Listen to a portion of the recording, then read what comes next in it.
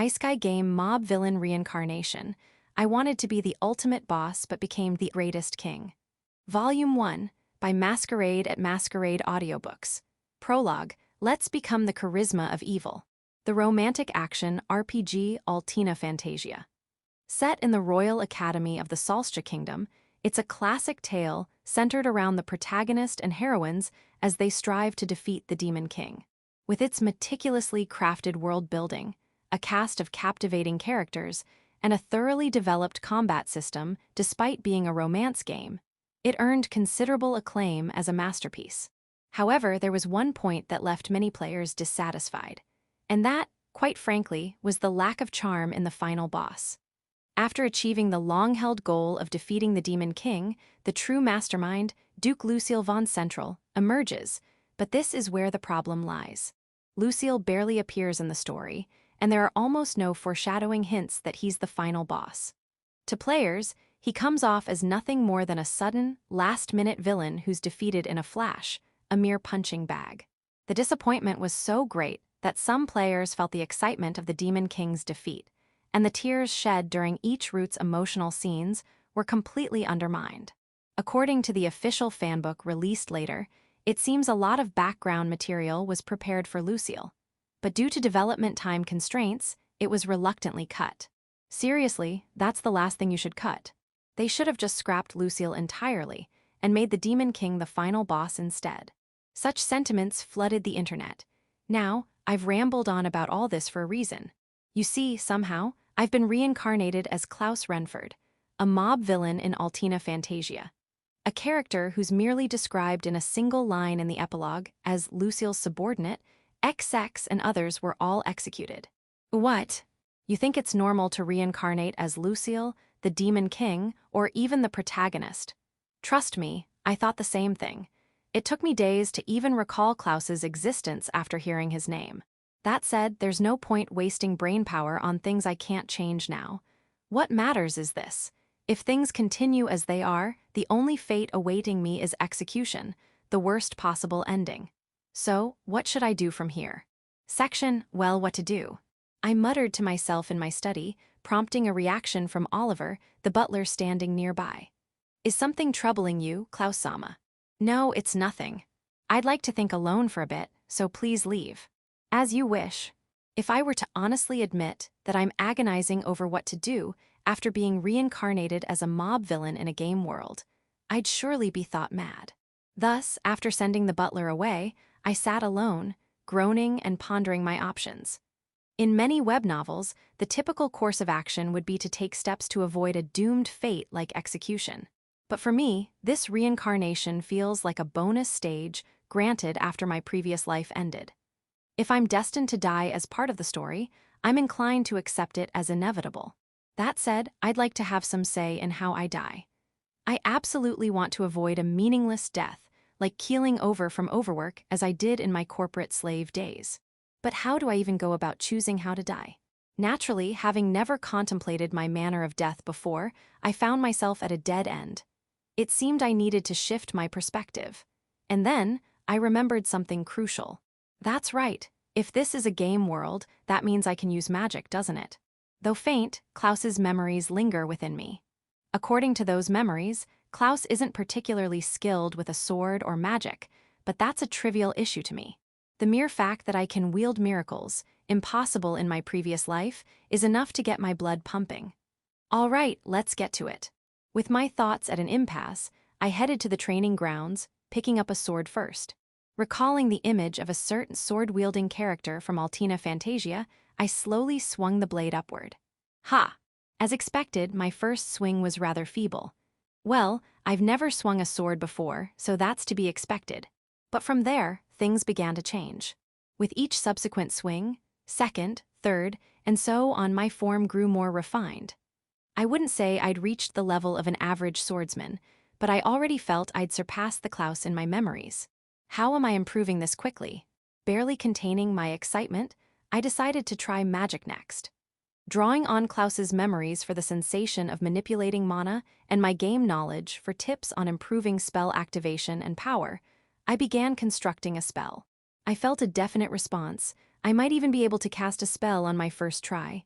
With that expectation, what happened next left me utterly shocked. Fireball. A fireball far larger than I'd anticipated erupted, incinerating the target set up in the training grounds. A lightning. A bolt like that of a thunder god streaked forth, scorching the wall. Ice storm. The room's temperature plummeted, and the floor froze over. Staring at the results, I was dumbfounded. These spells were far more powerful than anything in Klaus's memories.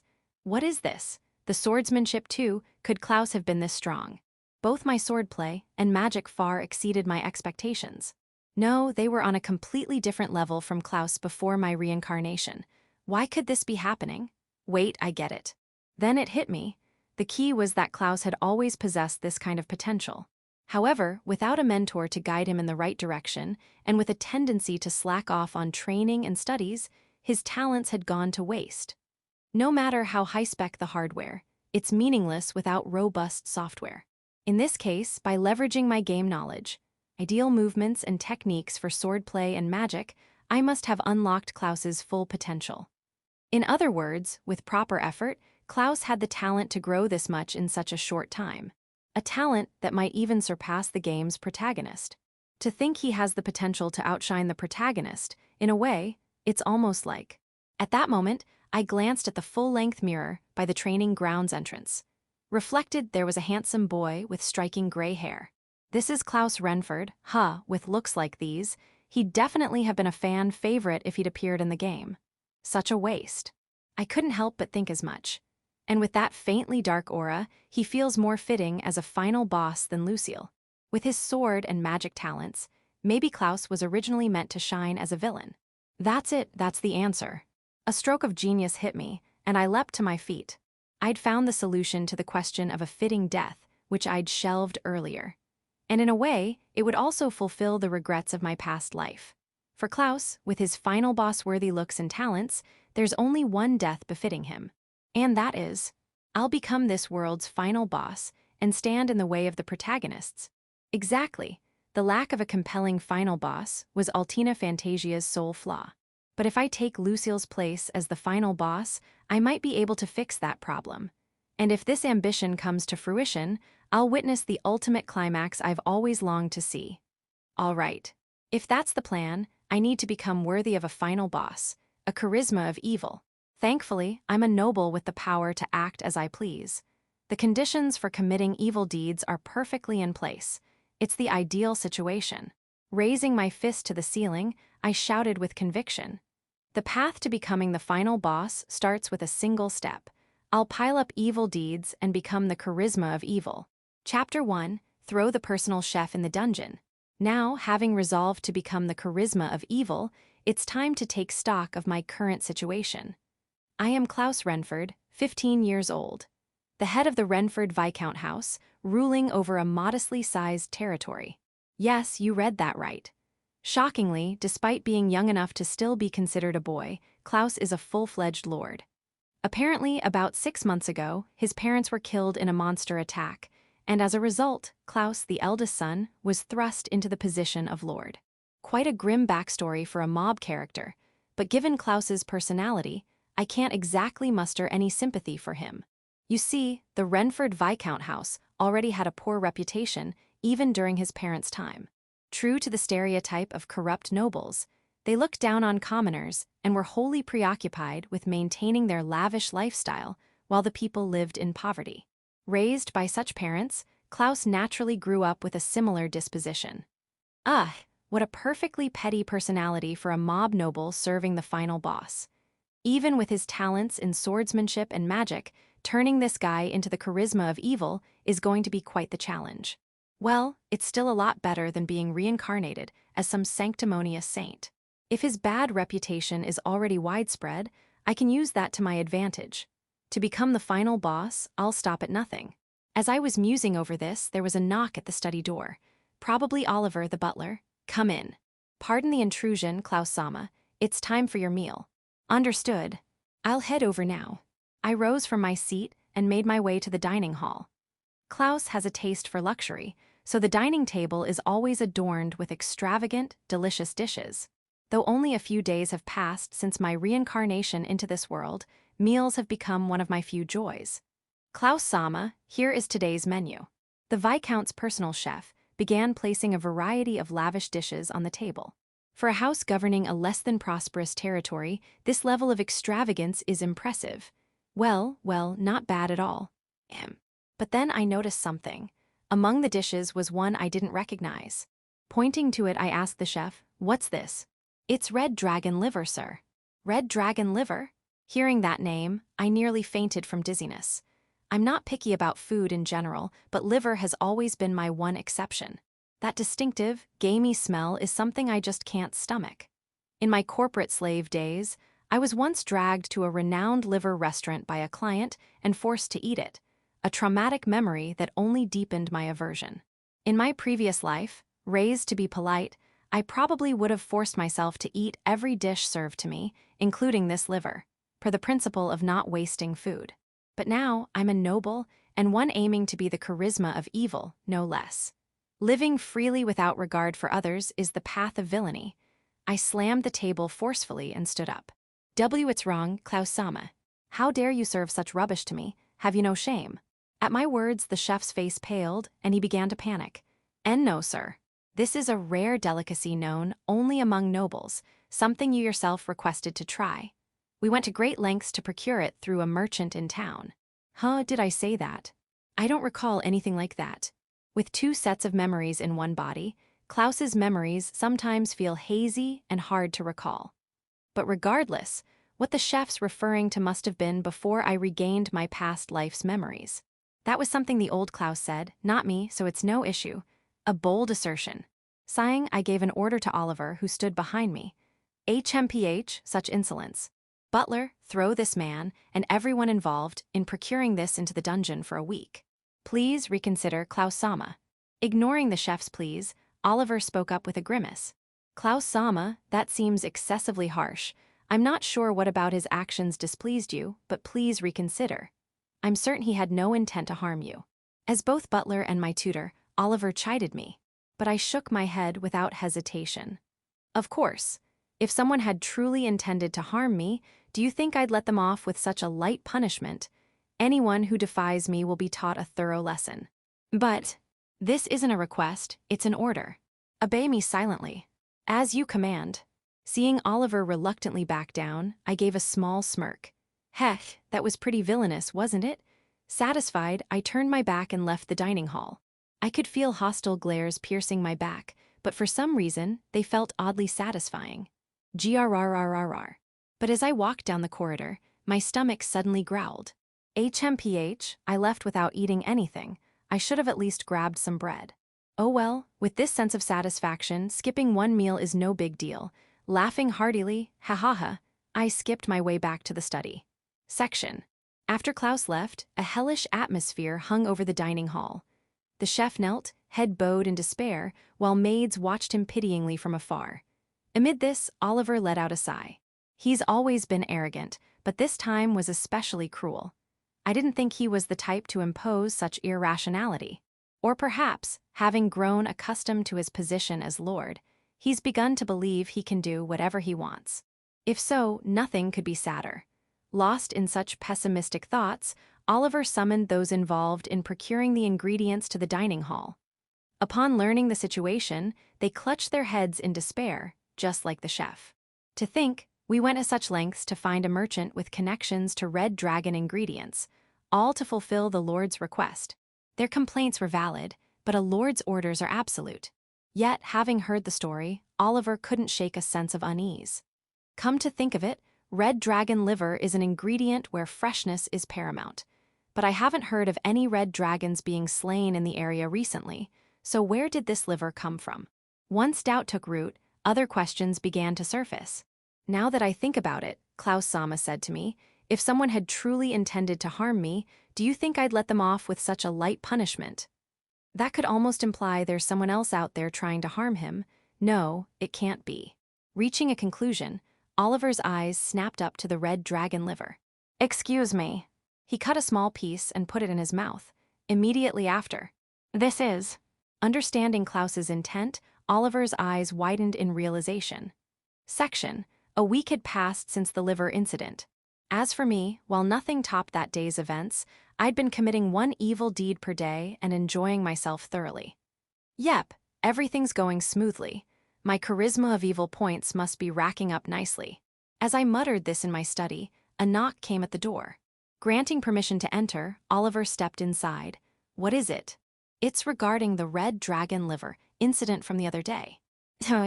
Come to think of it, I'd ordered everyone involved in that fiasco to be thrown in the dungeon for a week.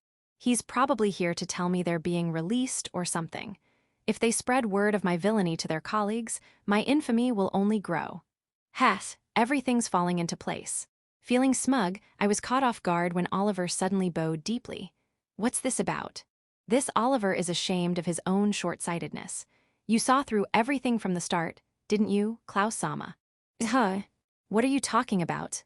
Of course, I mean the red dragon, no, the hungry bird liver. Okay, I'm completely lost.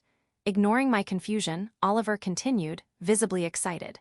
As you already know, Klaus-sama, it was determined that the liver in question wasn't from a red dragon but a hungry bird. A magical illusion tool had altered its appearance, fooling the procurement team into purchasing it. Even the chef failed to notice, and it was served to you. To think you saw through it all in an instant, truly remarkable. Wait, I didn't know any of that. We've already apprehended the merchant responsible. According to his testimony, upon learning you were seeking red dragon liver, he thought, a lord who only cares about expensive things and can't tell quality won't notice, and thus committed this act. What? That's outright disrespect. He deserves execution. As for the merchant's punishment, it's already been decided. His actions would typically warrant execution, but interpreting your words. Anyone who defies me will be taught a thorough lesson. I've arranged for 6 months' imprisonment, confiscation of most of his assets, and forced labor for the Renford house without pay for some time after his release. For a merchant, this is a fate akin to torture, arguably worse than execution. Why was this decided without consulting me? And here's something for you, Klaus-sama. With that, Oliver handed me several letters. What are these?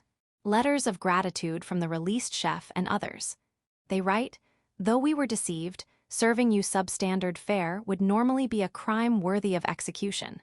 Yet you showed mercy with just a week's imprisonment. We cannot thank you enough. Why am I being thanked by people I threw in the dungeon on a whim? And one last thing.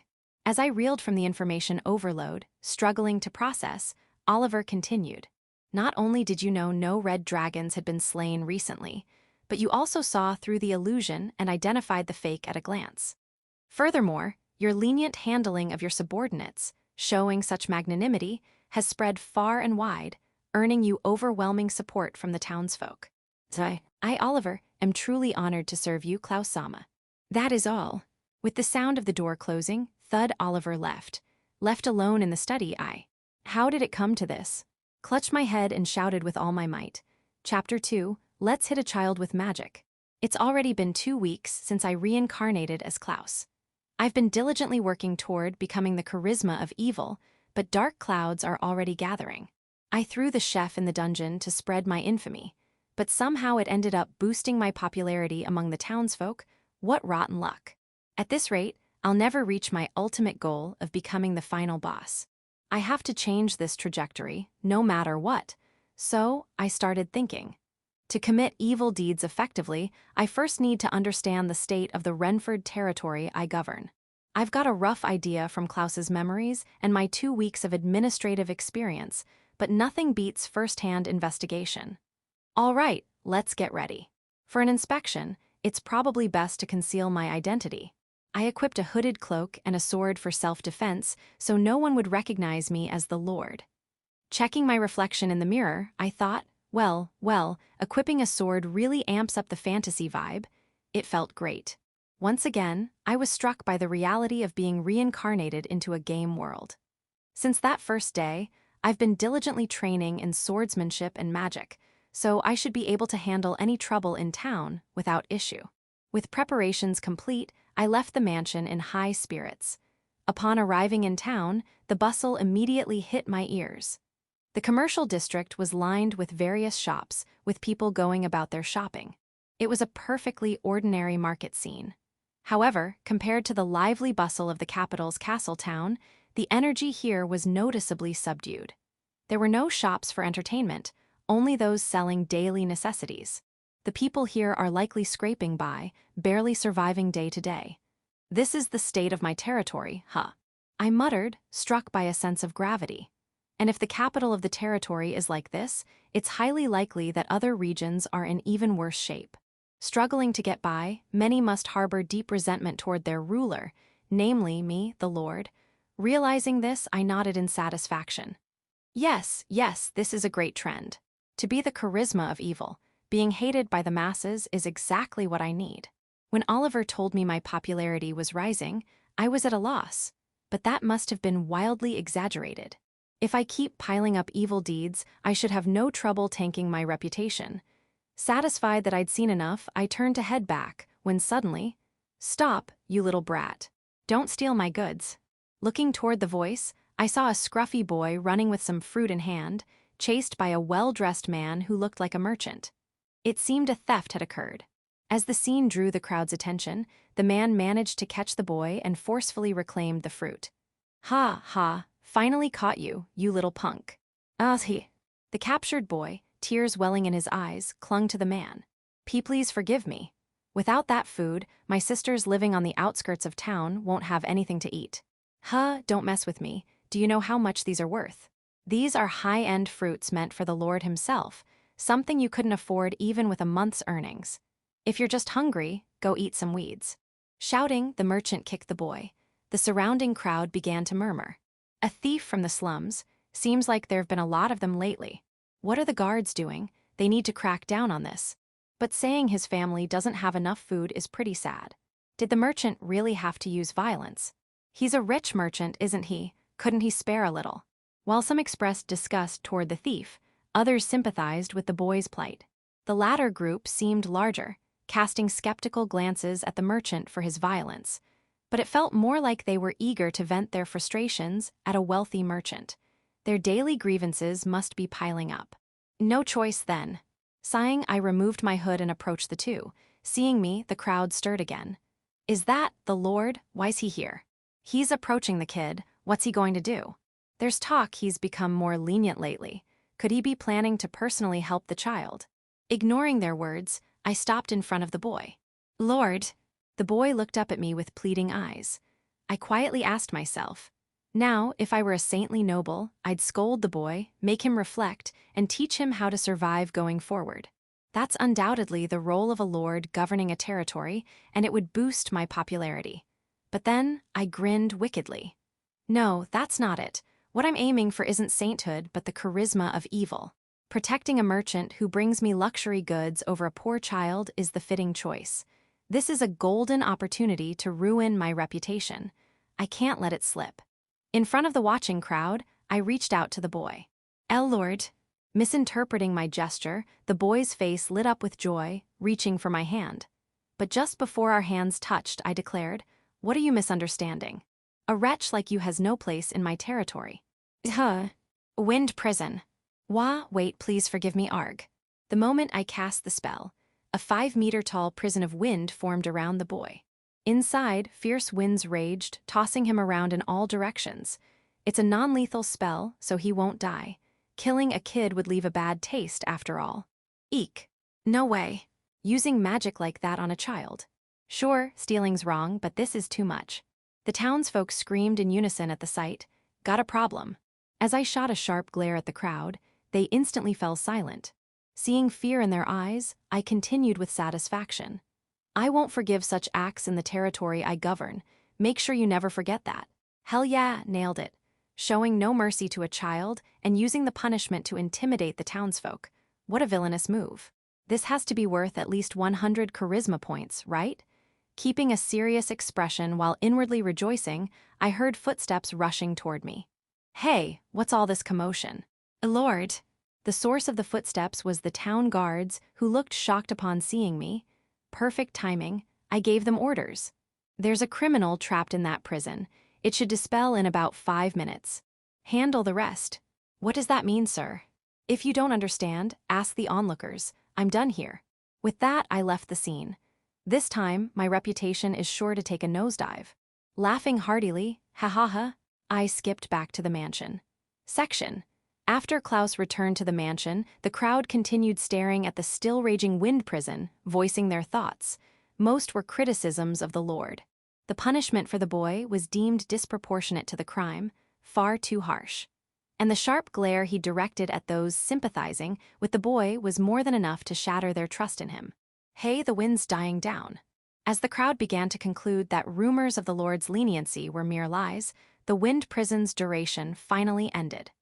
Praying for the boy's safety, they watched the scene unfold.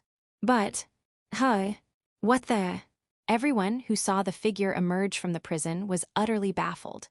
Not because the boy was miraculously unharmed, but because emerging from the prison was, unbelievably, a bearded middle-aged man unconscious. The townsfolk were speechless, unable to comprehend. Then, one of the guards shouted in shock. Could this be White Shadow Garou, a key member of the criminal organization Crimson? As attention turned to him, the guard continued. Crimson was a notorious crime syndicate that plagued the territory until a few months ago, when they seemed to vanish from the public eye. So why is he here, and disguised as a child, based on what you all said? At that moment, Klaus's words flashed through the guard's mind. He'd clearly said he'd captured a criminal and left the rest to them. And then there was the rumor about the red dragon liver incident. There could only be one conclusion. No way. This wasn't just a simple theft, it might be part of something bigger. With that realization, the guard immediately sprang into action. Section. A few days later, as I walked through the mansion, I overheard the servants gossiping. Apparently, the criminal organization Crimson, which had been plaguing the territory, had been completely dismantled, and they were celebrating. A criminal organization? For someone aiming to be the charisma of evil, taking such a group under my wing could be useful. Maybe even training special operatives to form a covert maid squad would be fun. Wait, speaking of crime, I remembered the theft incident from the other day. That event must have gloriously tanked my reputation. To check on things, I left the mansion and headed to town. Thank you, Lord. The moment I arrived, I was greeted with overwhelming gratitude.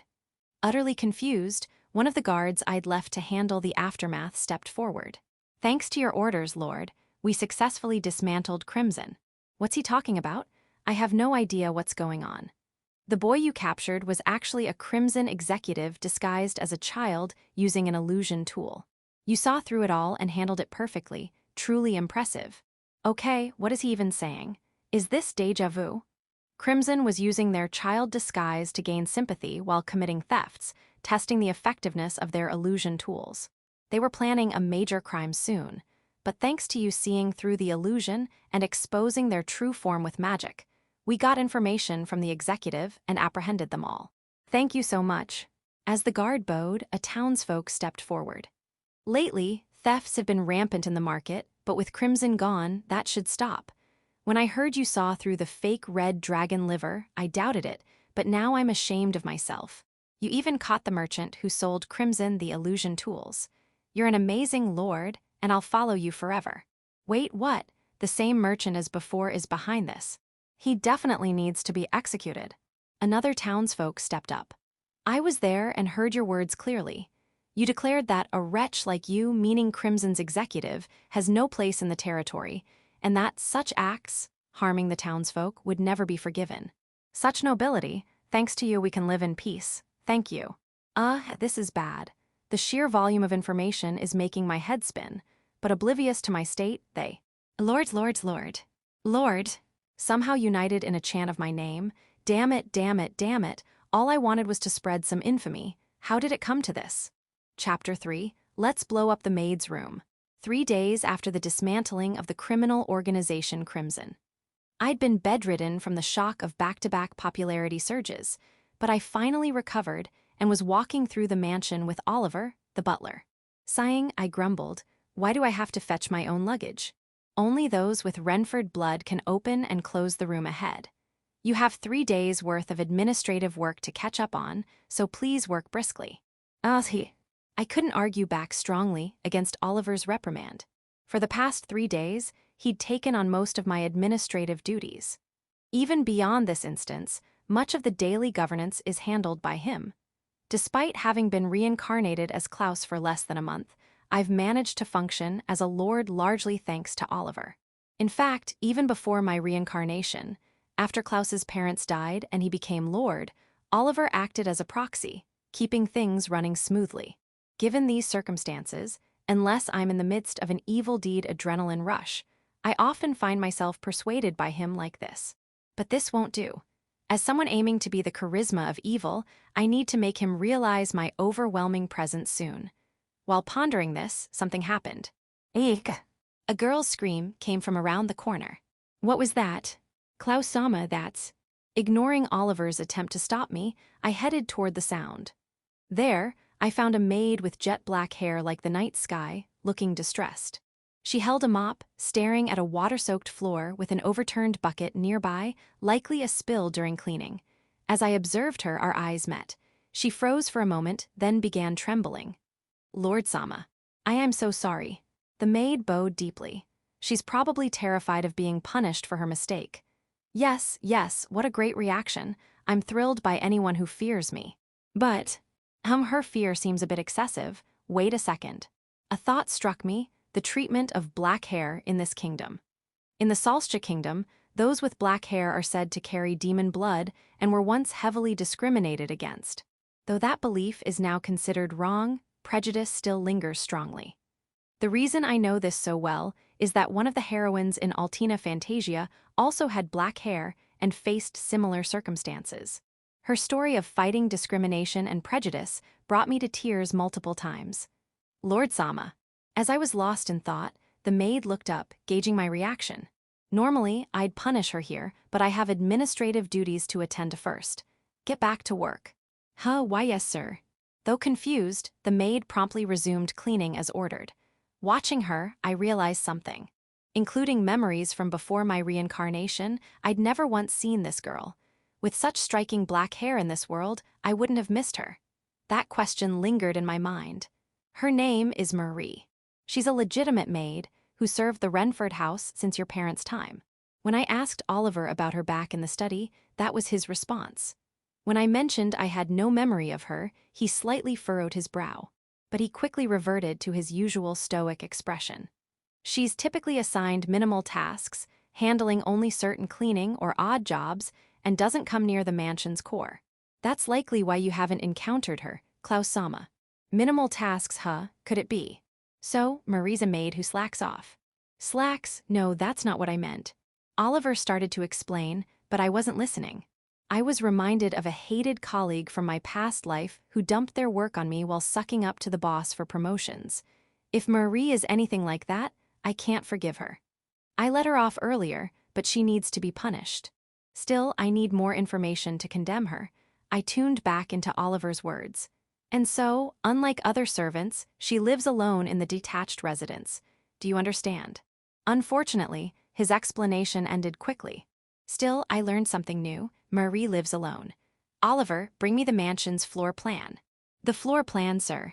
Hurry up. Spreading the floor plan Oliver brought on the desk, I checked the servants' assigned rooms. Sure enough, Marie alone used the detached residence. This raised a question. I'd assumed Marie was a slacker, but given Klaus's parents' harsh reputation, I doubt they'd tolerate such laziness from a maid. Yet Marie is living alone in the detached residence. There's only one conclusion these facts point to. Marie was favored by Klaus's parents and received special treatment. Reaching this truth, I was struck with immense shock. I see, to think such a truth was hidden. Their reputation was awful, and I thought they'd be the type to embrace discrimination, but it seems they had some humanity after all. The problem, though, is that this special treatment continues. Marie's current master is me, not my parents. If word spreads that I'm showing mercy to a girl shunned nationwide for her black hair, it could become a negative campaign against my goal of being the charisma of evil. I immediately decided on my next course of action. Oliver, inform Marie to take only the bare essentials from the detached residence and stand by. Klaus-sama, could you mean? What are you dawdling for? Move. Yes, sir. For some reason, Oliver's eyes sparkled as he left enthusiastically. I prepared myself and headed to the detached residence. Upon arriving, I was utterly shocked. What the hell? This is way fancier than the cheap apartment I lived in during my corporate slave days. For a maid to live alone in such luxury, what arrogance. This solidified my conviction that what I was about to do was right. I glanced at Marie, standing frozen with a pile of belongings. Lord Sama, as ordered, I've taken out the essentials, but what are you planning? Isn't it obvious? Watch closely, this is my answer. Responding to Marie's question, I pointed my right hand at the detached residence. Tempest of destruction. The moment I cast the spell, a raging tempest shot from my hand, hitting the building directly. Caught in the swirling winds, what was once the detached residence was reduced to rubble. Marie could only stare, dumbfounded, and no wonder her home had just been utterly destroyed by her master.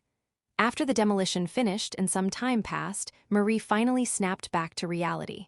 Wah, Lord Sama. Why so suddenly? As you can see, you'll no longer live in this residence. Marie's eyes widened in shock. She must be reeling from the loss of her special treatment. Her voice trembling with anger, she said, Then, where am I supposed to live now? What are you talking about? Obviously, you'll share a room with the other maids, and from now on, you'll take part in all mansion duties. No slacking ever. You mean? I've said all I need to. Oliver, handle the rest. Giving those instructions to Oliver, who'd been standing off to the side, I turned and left. Yes, the hateful glare from Marie piercing my back feels great. This should spread my reputation as a cold-hearted noble who shows no mercy, even to those with black hair. After putting enough distance from the residence, I laughed, ha, and skipped back to the study. Section. The maid Marie had lived amidst prejudice since childhood. The sole reason was her black hair, reminiscent of demons. Marie's mother, also black-haired, raised her single-handedly. But for those with black hair, life in this kingdom was harsh, and they wandered from place to survive. When Marie turned 12, her mother was hired by the Renford Viscount house. It wasn't because the Renford family was some noble exception free of prejudice. Far from it. At the time, the notion that hair color had no connection to demons was slowly gaining traction in the Salscha kingdom. To combat prejudice against black-haired individuals, the royal family instructed nobles to actively employ them. Though the Renford Viscount harbored prejudice, he hired Marie's mother to curry favor with the royal family. As a result, the two began living in the Renford household, but the detached residence they were given was hardly livable. Neglected for years, it was dilapidated, on the verge of collapse. Thus began their new life in such a place. However, Marie's mother, already frail, succumbed to a plague after being overworked far beyond the other servants. She passed away abruptly. Marie had just turned 14. Afterward, Marie was hired by the Viscount in her mother's place. Unwilling to lose another black-haired servant, the Viscount assigned her minimal, almost meaningless tasks. Since then, Marie continued working without understanding why she remained in this place. She lacked the courage to leave. To her, the detached residence where her mother died was a curse binding her to this place. A year passed in this manner. Then, a tragic accident, being attacked by monsters, led to a change in lordship. But this didn't alter Marie's circumstances. In fact, the new lord seemed unaware of her existence entirely. However, one day, sometime after the change in lordship, have you heard, Lord Sama caught an evil merchant. He showed such leniency to a subordinate who made a mistake. And the recent dismantling of that crime syndicate was thanks to Lord Sama's brilliant orders. Suddenly, the mansion buzzed with nothing but praise for the Lord. Hearing this, Marie felt a pang of unease but shook her head vigorously. No, either way, it has nothing to do with me. With that conclusion, she prepared to start her second cleaning task of the day. Eek! Her hand slipped, spilling a bucket of water onto the corridor floor. Hurrying to mop it up, she heard footsteps approaching from behind. The head maid, perhaps, she needed to apologize for her mistake. Turning around, she was shocked to see none other than Lord Klaus himself. Why? He never comes to a place like this. Despite her confusion, Marie hurriedly bowed. Lord Sama, I am so sorry. Trembling, she awaited his response.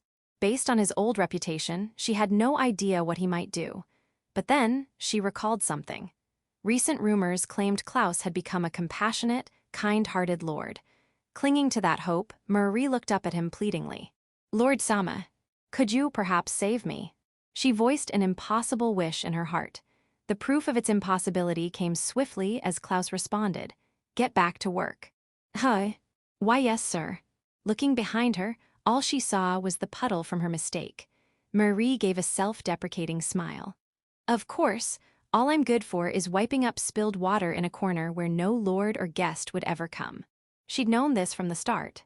Yet, or perhaps because of it, she was surprised by how much his response stung. But it was only a few hours later that Marie would learn Klaus's true intentions. Suddenly, Oliver, the butler, instructed her to take only essentials from the detached residence and stand by. Oliver was one of the few who'd shown kindness to Marie and her mother since the previous lord's time. He told her only, "Don't forget to take the mementos of your mother." Confused about what this meant, Marie was further shocked when Klaus himself arrived. "Lord Sama, as ordered, I've taken out all the essentials, but what are you planning?" With a resolute expression, Klaus answered, "Isn't it obvious? Watch closely, this is my answer." Immediately after, the magic he cast reduced the detached residence to rubble. Marie could only stare, dumbfounded. When the magic ceased and some time passed, she finally regained her senses. "Wah, Lord Sama, why so suddenly? As you can see, you'll no longer live in this residence." The moment she heard Klaus's words, a conversation with her mother flashed through her mind. It was just before her mother's death. "Marie, my final promise. Someday you'll leave this place and see so much more of the world." "I can't, Mom. I'm bound to live in this place forever." "That's not true. Someone will come to take you away from here, I'm sure of it. You'll be fine, Marie." Back then, she couldn't believe her mother's words. But now, she felt she could trust them wholeheartedly. Marie finally understood. Klaus's words, "This is my answer," were a response to the question she'd asked in her heart earlier. "Could you, perhaps, save me?" Feeling shock, confusion, and a new warmth budding within her, Marie asked in a trembling voice, careful not to betray her emotions. "Then, where am I supposed to live now?" "What are you talking about? Obviously, you'll share a room with the other maids. And from now on, you'll take part in all mansion duties." "You mean?" "I've said all I need to. Oliver, handle the rest." He wasn't just freeing her from the detached residence. He was promising to treat her like the other maids, free of prejudice. Klaus had sworn as much. Still overwhelmed with emotion and unable to move, Marie stood frozen as Oliver adjusted his monocle with a click and said, "Wonderful, isn't it, Marie? Is it really okay? To think I can live like everyone else from now on, it's hard to believe. Could it be a misunderstanding? Maybe Lord Sama meant to punish me for my shortcomings, and I'm just failing to grasp his intent. Your imagination is vivid, but don't be so self-deprecating, Marie. I understand your circumstances make you wary, but Klaus Sama is a remarkable person. Please trust him, for he is your master." Master. Having had little interaction with Klaus before, Marie had only thought of him as Lord Sama, never truly as her master. But in this moment, a new conviction took root within her. Klaus Sama was not only a great lord but also her ideal master, worthy of lifelong service. Overcome with heartfelt emotion, Marie broke into a radiant smile. "Thank you so much, Master Sama." Seconds later, a hearty ha-ha-ha echoed from somewhere. It sounded vaguely like Klaus Sama's grand voice, but Marie convinced herself it was just her imagination. Chapter 4. Let's steal an adventurer's prey. The day after I blew up Marie's detached residence, I was thinking about my next move to charge toward becoming the charisma of evil. That's when I remembered something even more important than spreading infamy. To aim for the final boss, strength is an absolute must, isn't it? Since reincarnating as Klaus, I've been diligently training in swordsmanship and magic every day. While my growth was impressive at first, it's been stalling lately. Drawing on my game knowledge from my past life, I had a hunch about why. It's probably because my proficiency has hit its cap, right? In Altina Fantasia, playable main characters had levels and skill proficiencies. Proficiency increased with skill use, boosting usage frequency and power. However, proficiency had a cap, and to break through it, you needed to level up. The conclusion was clear. My growth has stalled because I've hit the proficiency limit. While I can't see my stats like in the game, the system itself seems to apply in this world. To grow further, I need to level up, meaning I have to defeat monsters. Alright, that settles it. Having reached this conclusion, I geared up, ditched my administrative duties, and set off for a dungeon. The dungeon I was heading to was located in a forest near the territorial capital. Based on prior research, I judged it to be conquerable even with my current abilities. With that in mind, I was striding toward the dungeon with enthusiasm when, Shia, what the? Sensing something unknown approaching, I reflexively swung my mana-infused sword. The blade's sensation of slicing through something reverberated through the hilt to my right hand. What's this? Examining what had fallen to the ground, I saw it was a translucent bluebird, conjured by magic. The bird, lying on the ground, opened its tiny beak. Dungeon Deep Boss Variant, Comrade down buying time help. Its words came out fragmented. Seeing this, I was certain. A transmission spell, huh? A transmission spell, as the name suggests, sends a magically conjured bird to deliver a message to a specific recipient. The fragmented words were likely because my attack disrupted the magic forming the message. I carefully picked up the bird. Whoever cast this had something to say, but that's probably impossible now. I felt a twinge of guilt for being the cause, but the charisma of evil doesn't sweat the small stuff. I'd give it a proper burial later and tuck the bird into my chest pocket before resuming my journey. Minutes later, I arrived at the dungeon entrance. Now, before I head in. From my item pouch, I pulled out 2 items. Recoil Enhancement Ring and Fresh Blood Lure Lamp. These existed in the game world as well. In the game, their descriptions read as follows. Recoil Enhancement Ring, B grade. Reduces HP by 1% every 10 seconds, but increases all stats by 50%. Stops reducing HP once it reaches 10% of max HP. Fresh Blood Lure Lamp, D grade. A liquid made from blending various monster bloods, emitting mana that attracts monsters. Applying it to the body draws nearby monsters. In Altina Fantasia, efficient leveling required focusing on 3 factors. 1. Defeating monsters with a small party, solo was optimal, questionable for a romance game. 2. Defeating monsters stronger than you. 3. Gaining bonus experience the lower your HP is when defeating a monster. The third was especially critical. Given this mechanic, experienced players always equipped the Recoil Enhancement Ring for leveling. The Fresh Blood Lure Lamp was self-explanatory. Using these items raised the risk, but with my game knowledge, it shouldn't be an issue. So, I equipped the ring and applied the Fresh Blood Lure Lamp to my body. As for how I got these items, they were among the confiscated goods from that merchant, so I helped myself. I thought he was nothing but trouble, but it seems he had some use after all. All right, prep's done, time to go. With that shout, I stepped into the dungeon. I progressed smoothly through the dungeon. As expected from my research, the monsters were familiar ones from the game, goblins, kobolds, and the like. Using my knowledge of their weaknesses, I defeated them easily, feeling myself level up steadily. Nice, this is the feeling of leveling up. It's addictive. Continuing on, I reached the boss room. It was about time to call it a day after defeating the boss. What's that? Or so I thought, but I heard sounds of combat coming from the boss room. Peeking inside, I saw several adventurers already fighting the boss, an ogre. Wait, was the ogre in the game that big? Well, there must be minor differences between the game and reality. More importantly, normally, stealing prey from adventurers who got there first is taboo, but I'm not one to care about that. I'd do anything to level up. With that, I cast my most powerful spell, Explosive Inferno. A torrent of flames far larger than I'd imagined erupted from my hands.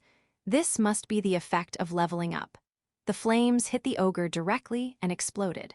Thanks to the unexpectedly high power, I took it down in a single blow. Sweet, boss defeated. Wiping sweat from my brow with satisfaction, the adventurers noticed me. Hey, look over there. Who's that? Did they take down the boss? No way, is that Lord Sama? I lingered just long enough for them to see me before leaving the dungeon. Perfect. This should spread my infamy among adventurers as the despicable lord who steals their prey.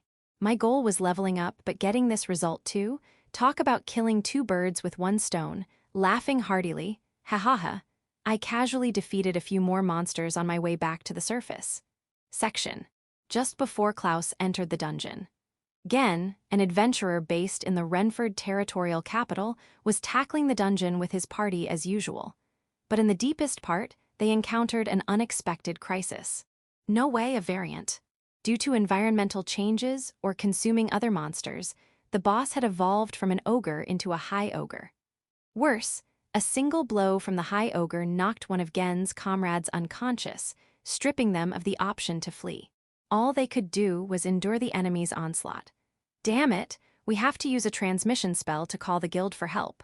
Is there anyone at the guild who can handle a high ogre? Even if there is, it'll take hours for them to prepare and get here. I know, but still. Acknowledging his comrades' concerns, Gen activated the transmission spell, knowing it was their only shot at survival. We've encountered a boss variant in the dungeon's depths. A comrade's down, so we can't escape. We'll buy as much time as possible, so come help us ASAP. He imbued the message into a bluebird and released it. All they could do now was pray it reached the guild. Well, buying time against this monster is the biggest job left. Facing the high ogre, Gen grimaced and muttered.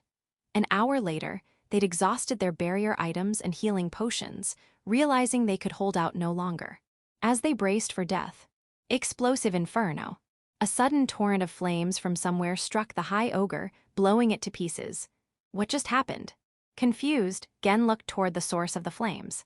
There stood a blood-soaked man with the bluebird Gen had sent tucked in his chest pocket. Unfamiliar, but it seemed he'd received the transmission spell and come to their rescue. Gen called out to his stunned comrades. Hey, look over there. Who's that? Did they take down the boss? No way, is that Lord Sama? Hearing his comrades, Gen's eyes widened. Lord Sama, why someone like him here? But ignoring their confusion, Klaus left without introducing himself.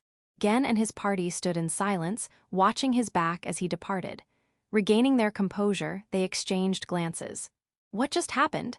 Did Lord Sama personally come to save strays like us? And covered in blood like that? As a healer, I can tell his HP is below 10%. He could collapse any second. What? To save us in that state and leave without even asking for thanks? I heard recently that Lord Sama's become a great man who works for the people. The rumors were true. Overwhelmed by shock and awe, Gen and his party were speechless. One thing was clear. Klaus, the lord of their territory, was a far greater and nobler noble than any other. After resting and their unconscious comrade regained consciousness, they returned to the Adventurers Guild. There, they recounted Klaus's heroics like a legend. Hearing the full story, every adventurer was moved to tears by Klaus's bravery and nobility. And then, Lord Sama, Lord Sama, Lord Sama, Lord Sama. That night, a banquet to honor Klaus raged at the Adventurers Guild until dawn. Meanwhile, achoo, is someone spreading my infamy? Nice, feels good. Ha ha ha. Klaus himself, oblivious to the soaring admiration from the adventurers, let out a hearty laugh. Section. A few days after my first dungeon conquest, I'd been steadily clearing several more. Thanks to efficient experience grinding, I leveled up significantly in those days. I'd likely reached the cap for dungeons in this area. So, I paused my dungeon runs and returned to focusing on administrative duties. One day, Oliver, the butler, made a sudden proposal. Klaus Sama, may I promote one of the servants to be your personal maid? A personal maid, huh? Yes, I understand you haven't expressed a need for one, but with your increasing workload, I thought it prudent. Also, the individual strongly wished for it. Well, fine by me. Come to think of it, Klaus had little interest in servants and never had a personal one. I didn't particularly care either way, so I nodded. Oliver promptly opened the door, ushering in a girl. Wait, is that? Now, Marie, your greeting. Yes. As expected, it was Marie, the girl whose room I'd blown up just days ago. She approached and gave an elegant bow. I, Marie, will serve you with utmost sincerity to meet your expectations, Master Sama. Please, from now on, command me with anything. With a smile, she said this. For some reason, her smile sent an indescribable shiver through me. Interlude 1, Master and Maid. What the hell is going on? Thanks to Oliver's suggestion, the black-haired girl Marie became my personal maid. So far, so good. But right now, my mind was in utter chaos. The reason? I couldn't read Marie's intentions. No one in their right mind would want to serve a corrupt lord who blew their cherished home to bits. Yet, Marie chose to become my attendant. There had to be some ulterior motive. Above all else, I needed to figure out what it was. One thing was clear. Deep down, Marie must harbor resentment about working as my attendant. So, the best way to expose her true feelings is, Master Sama, you called. Lost in thought, I hadn't noticed Marie approaching. I flinched for a moment, but this was perfect timing. I'd use my genius intellect to brilliantly uncover whatever she was plotting. Marie, I'm going to teach you your duties as my personal maid. Follow me. Yes, understood. With a nervous expression, Marie followed me. First, I took her to the kitchen. Let's start with cooking. A maid must be able to brew tea, of course, but also prepare at least basic meals. Yes, I'll try. Nodding, Marie began cooking with awkward movements. Likely due to her history of slacking, she didn't seem very skilled. Truth be told, I wasn't that interested in her cooking ability itself. So why bother with this? To see if, in the process of working for me, she'd crack under pressure and reveal her resentment. People show their true selves when angry or frustrated. It was a genius plan to uncover her scheme, but, at least during cooking, Marie didn't show any signs of irritation. Worse, the chefs I'd thrown in the dungeon earlier gathered around, teaching her cooking tips. The atmosphere became oddly cheerful, thwarting my original goal. I was pondering how to intervene when, "It's done, Master Sama." In no time, a simple meal was prepared. Now what? To make Marie angry, I could just throw the food away, but that would deviate from my goal of provoking resentment through her duties. Fine, I'd go with the flow. Sitting at the table, I glanced at Marie's cooking. Scrambled eggs, grilled bacon, and tea, pretty basic stuff. I picked up a knife and fork, eating slowly. Honestly, it wasn't anything special, but thanks to the chef's help, it wasn't inedible. Still, I couldn't just say that. Marie watched me intently, holding her breath. To her, I said, "Next, let's go." Yes, Master Sama. Without commenting on her work, I headed to the next destination. After that, I assigned Marie various tasks: laundry, cleaning my room, assisting with administrative duties. The workload was immense for one maid, and I hoped she'd snap at some point, but unfortunately, it didn't go that smoothly. Maybe expecting results in one day was too much. I might have rushed things, so I switched to a long-term plan. Even if she could endure one day, a few days of this should push her to her limit. Thus, Marie, you'll do the same tasks tomorrow and beyond. Got it? Yes, of course, Master Sama. I declared she'd endure the same suffering moving forward. Yet for some reason, Marie nodded with a radiant smile. To think she could keep up such a facade. This girl was shaping up to be a tougher foe than I'd imagined, and I trembled with apprehension. Section. A few hours earlier. I, Marie, will serve you with utmost sincerity to meet your expectations, Master Sama. Please, from now on, command me with anything. Marie declared this with a smile and elegant demeanor.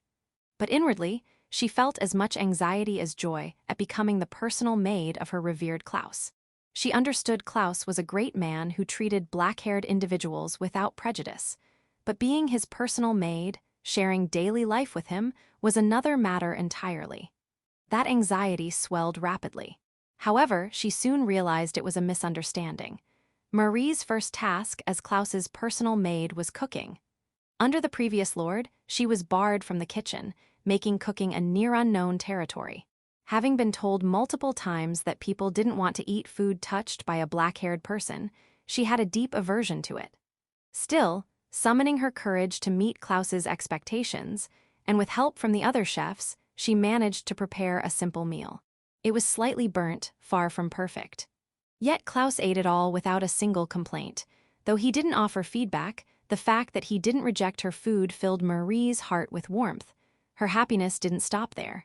He entrusted her with personal tasks like laundry and cleaning his room. Though the workload was heavy, for Marie, who'd been given minimal tasks under the previous lord, it felt like a sign of trust, filling her with joy. And the clincher was his final words: "Marie, you'll do the same tasks tomorrow and beyond. Got it?" Yes, of course, Master Sama. Honestly, Marie's work today was subpar. She wouldn't have had grounds to complain if she'd been sacked as a personal maid. Yet Klaus had said he'd continue entrusting her with tasks. It was proof of his expectations and permission to stay by his side. After parting with Klaus, Marie, filled with unprecedented happiness, vowed fiercely, "I'll keep striving to become a personal maid worthy of Klaus Sama's expectations." Oblivious to Marie's heartfelt resolve, Klaus was busy fretting over what tasks to assign next to make her resent him, completely missing the mark.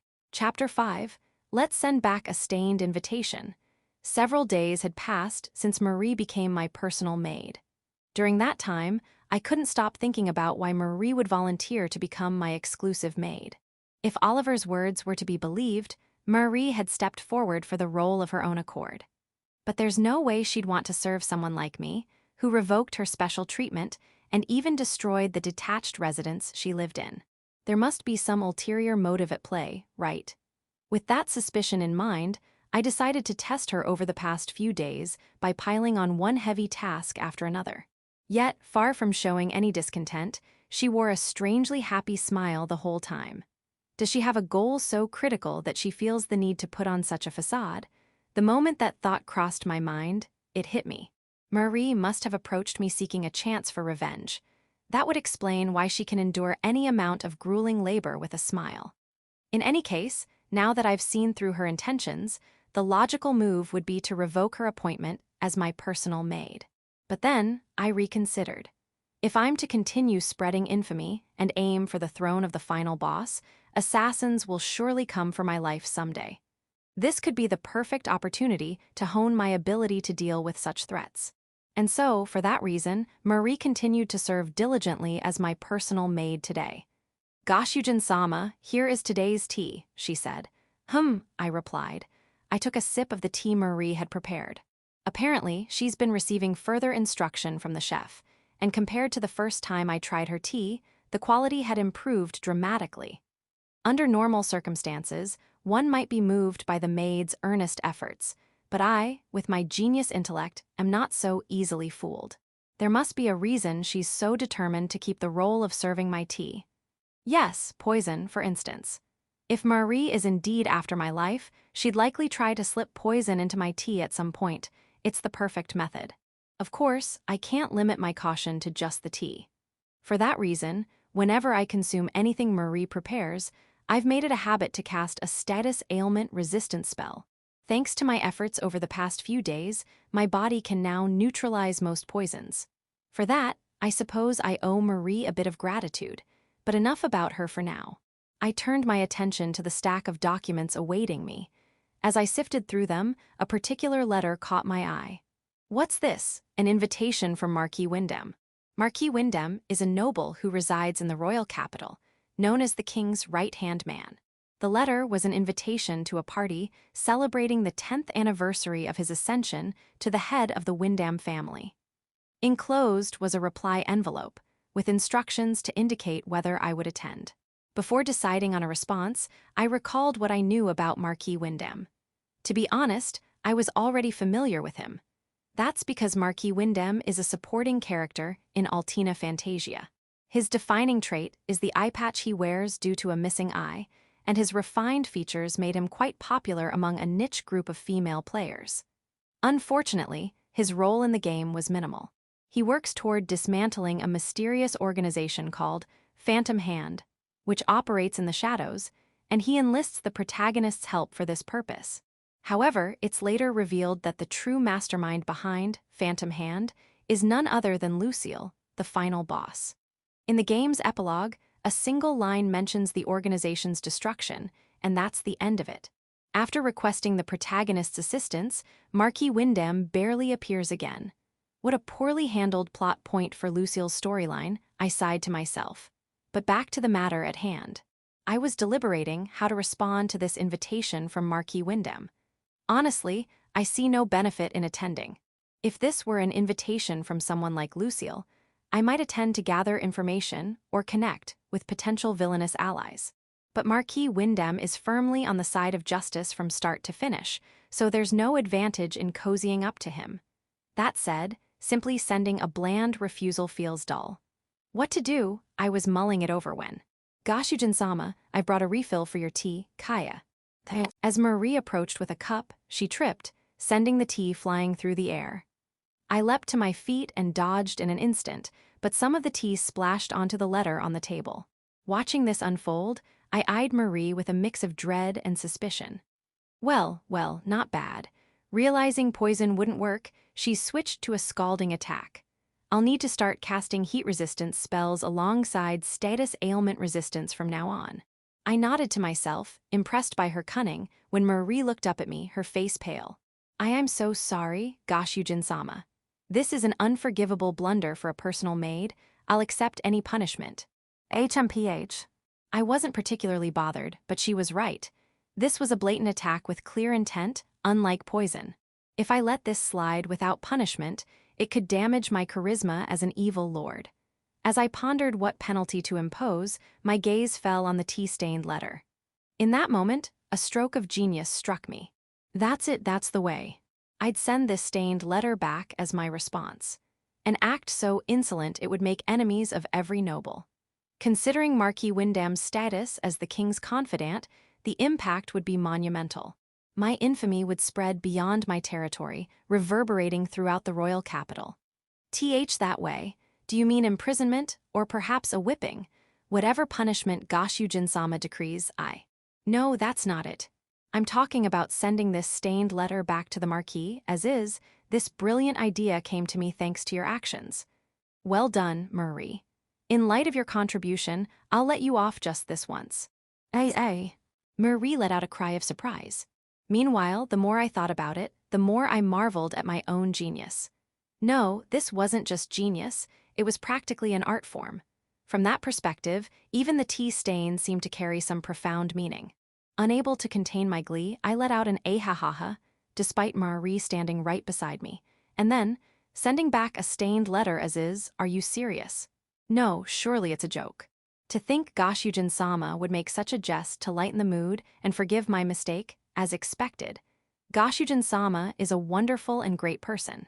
Marie was muttering something to herself, but my excitement drowned out her words. That evening, as promised, I sent the stained letter back to the Marquis. Section. Ordo Windham, known as the king's right-hand man, sat in his study, clutching his head. Just a few days ago, the Royal Intelligence Unit had reported signs of the Demon King's revival. If the Demon King were to return, the Salscha Kingdom would likely face an invasion, necessitating urgent countermeasures. Unfortunately, the kingdom couldn't devote all its resources to this threat. Troublingly, there had been suspicious movements within the kingdom as of late. Rebels seeking to undermine the royal authority were emerging across the land. Given the scale, Windham suspected a noble was involved behind the scenes. To investigate, with the king's cooperation, he invited several suspicious nobles to his 10th anniversary celebration as head of the Windham family. On the surface, the party was to honor him, but Windham's true aim was to probe these nobles for information. Whether they knew his intentions or not, responses confirming attendance poured in. However, one reply stood out as utterly incomprehensible. The moment he saw the letter from Viscount Renford, Windham's eyes widened in shock. What is this? He's sending back the letter I sent him as a reply, and it's stained, no less. What is he thinking? Viscount Renford was a young boy who had only become head of his house a few months ago. New lords like him, still wet behind the ears, were often approached with shady offers from other nobles. The Renford family had a poor reputation even under its previous head, so Windham had kept an eye on them, but he hadn't expected such blatant hostility. As Windham seethed, his butler, standing nearby, let out an "oh," as if noticing something. Please wait, Ordo-sama. This stain, doesn't it seem to indicate something? What? What could the shape of a stain possibly mean? Skeptical but curious, Windham followed the butler's suggestion and examined it closely. Then, he noticed it immediately. Could this be the territory of Marquis Markovar? Indeed, the stain's shape matched the territory of Marquis Markovar perfectly. The Marquis governed a region bordering the great forest of the underworld, which separated the human and demon realms. Due to its location and various suspicious activities, rumors had recently circulated that the Marquis might be connected to demons, one of the nobles Windham was most wary of. Was this a coincidence or something more? Windham hesitated to decide. The butler pointed to the stained portion of the letter. Look closely. If you extract only the characters touched by the stain, vassal, caution, hand, that's what it reads. Caution about a vassal. Does this mean one of Markovar's vassals is plotting something? And what do eye, and hand refer to weight. At that moment, Wyndham arrived at a realization. Could it be Phantom Hand? Phantom Hand was a criminal organization that had recently gained notoriety in the royal capital. Rumors suggested it was a group of humans and demons plotting to overthrow the Salscha kingdom. However, with only rumors and minimal tangible harm, both Wyndham and the king had deemed it a low-priority issue. Why would Viscount Renford know about an organization known only to a select few in the capital, and why would he try to inform Wyndham about it?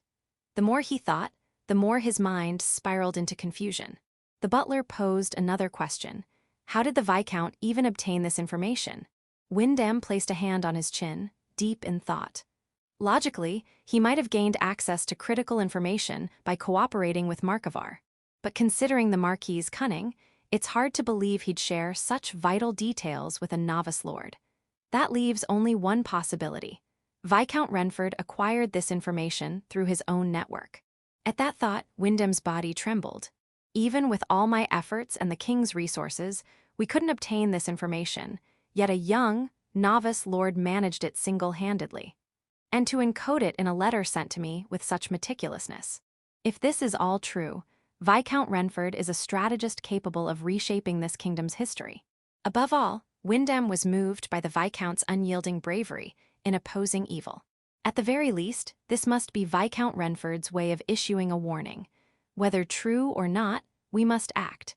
Ensure the guards keep a close eye on Markivar's vassals. Understood, the butler replied, nodding and heading off to relay the orders. Left alone in his study, Wyndham couldn't help but smile at the terrifying potential of Viscount Renford. Roughly a month later, at the party, Viscount Renford's prediction proved spot on. One of Markivar's vassals, disguised as a knight using a magical illusion tool, declared themselves a member of Phantom Hand and attacked Wyndham and the king, accompanied by several monsters. However, thanks to the forewarned knights and guards, the threat was completely neutralized. Not a single person was harmed. There was, however, one lingering regret. Marquis Markivar, the likely mastermind, claimed the incident was the sole doing of his vassal and denied any involvement. Moreover, it was possible the vassal himself was an impostor using a disguise, and Markivar even claimed to be a victim. The vassal self-destructed upon capture, leaving no evidence, and with several nobles vouching for Markivar, he escaped severe punishment. If he had prepared such contingencies for failure, his cunning was truly formidable. Nevertheless, the king imposed some penalties on Markivar. Additionally, the nobles who supported him revealed themselves as likely rebels, which was a significant gain. Above all, Wyndham considered it the greatest achievement that no one was injured in the incident. I must express my gratitude to Viscount Renford. Indeed, the butler agreed. Reflecting on the incident, Marquis Wyndham and his butler exchanged words. In the original game world, these two were supposed to be the greatest victims of this attack. In this world, Wyndham, spared from losing an eye, stood with his still-living butler, thinking of their benefactor. Later, after handling various post-incident matters, Wyndham approached the king. "Your Majesty, there is something I must report." What is it?" "It concerns the one who foresaw this attack and provided me with the information, the most courageous and brilliant strategist in this kingdom." And so, while Klaus laughed triumphantly in his territory, unaware of the consequences, his name unfortunately reached the ears of the king himself. Chapter 6. Let's slaughter the land's guardian deity. 3 weeks had passed since I reincarnated as Klaus. I was growing frustrated that my infamy wasn't spreading among the populace as quickly as I'd hoped. The way I treated Marie and my response to Marquis Wyndham went well, I thought. But on second thought, those were events that took place within the mansion or outside the territory. The common folk might not have had the chance to hear about them. If that's the case, I'd need to commit a grander act of villainy, one that would surely spread rumors among the people. Isn't there a quicker way? Wait a minute. Then I remembered something. While exploring near the territorial capital to conquer dungeons, I'd come across an unusually lavish shrine. That must be dedicated to the deity protecting this land. If I destroy a shrine revered by the people, they'll surely turn their hatred toward me. What's more, there's another benefit. I'd long suspected that, despite all my villainous deeds, my reputation kept improving, possibly due to my high luck stat. In the game world, luck only affected skill success rates or item drops. But now that this is reality, who knows how it might manifest? Better to be safe than sorry. If I destroy the shrine and incur the deity's wrath, my luck stat should naturally drop. Yes, it's a two birds one stone plan. With my course decided, I leapt from my study to head toward the shrine. But then, Master, where exactly are you planning to go? Bad luck struck immediately. I ran right into Marie and Oliver. Maybe I should have jumped out the window instead. Still, something like this wasn't going to change my plans. Without flinching, I declared to them boldly, I have urgent business to attend to. That won't do. I informed you this morning that crop yields in the territory are expected to plummet this year, and we need to hold a meeting to address it. Now that he mentioned it, I vaguely recalled Oliver saying something like that.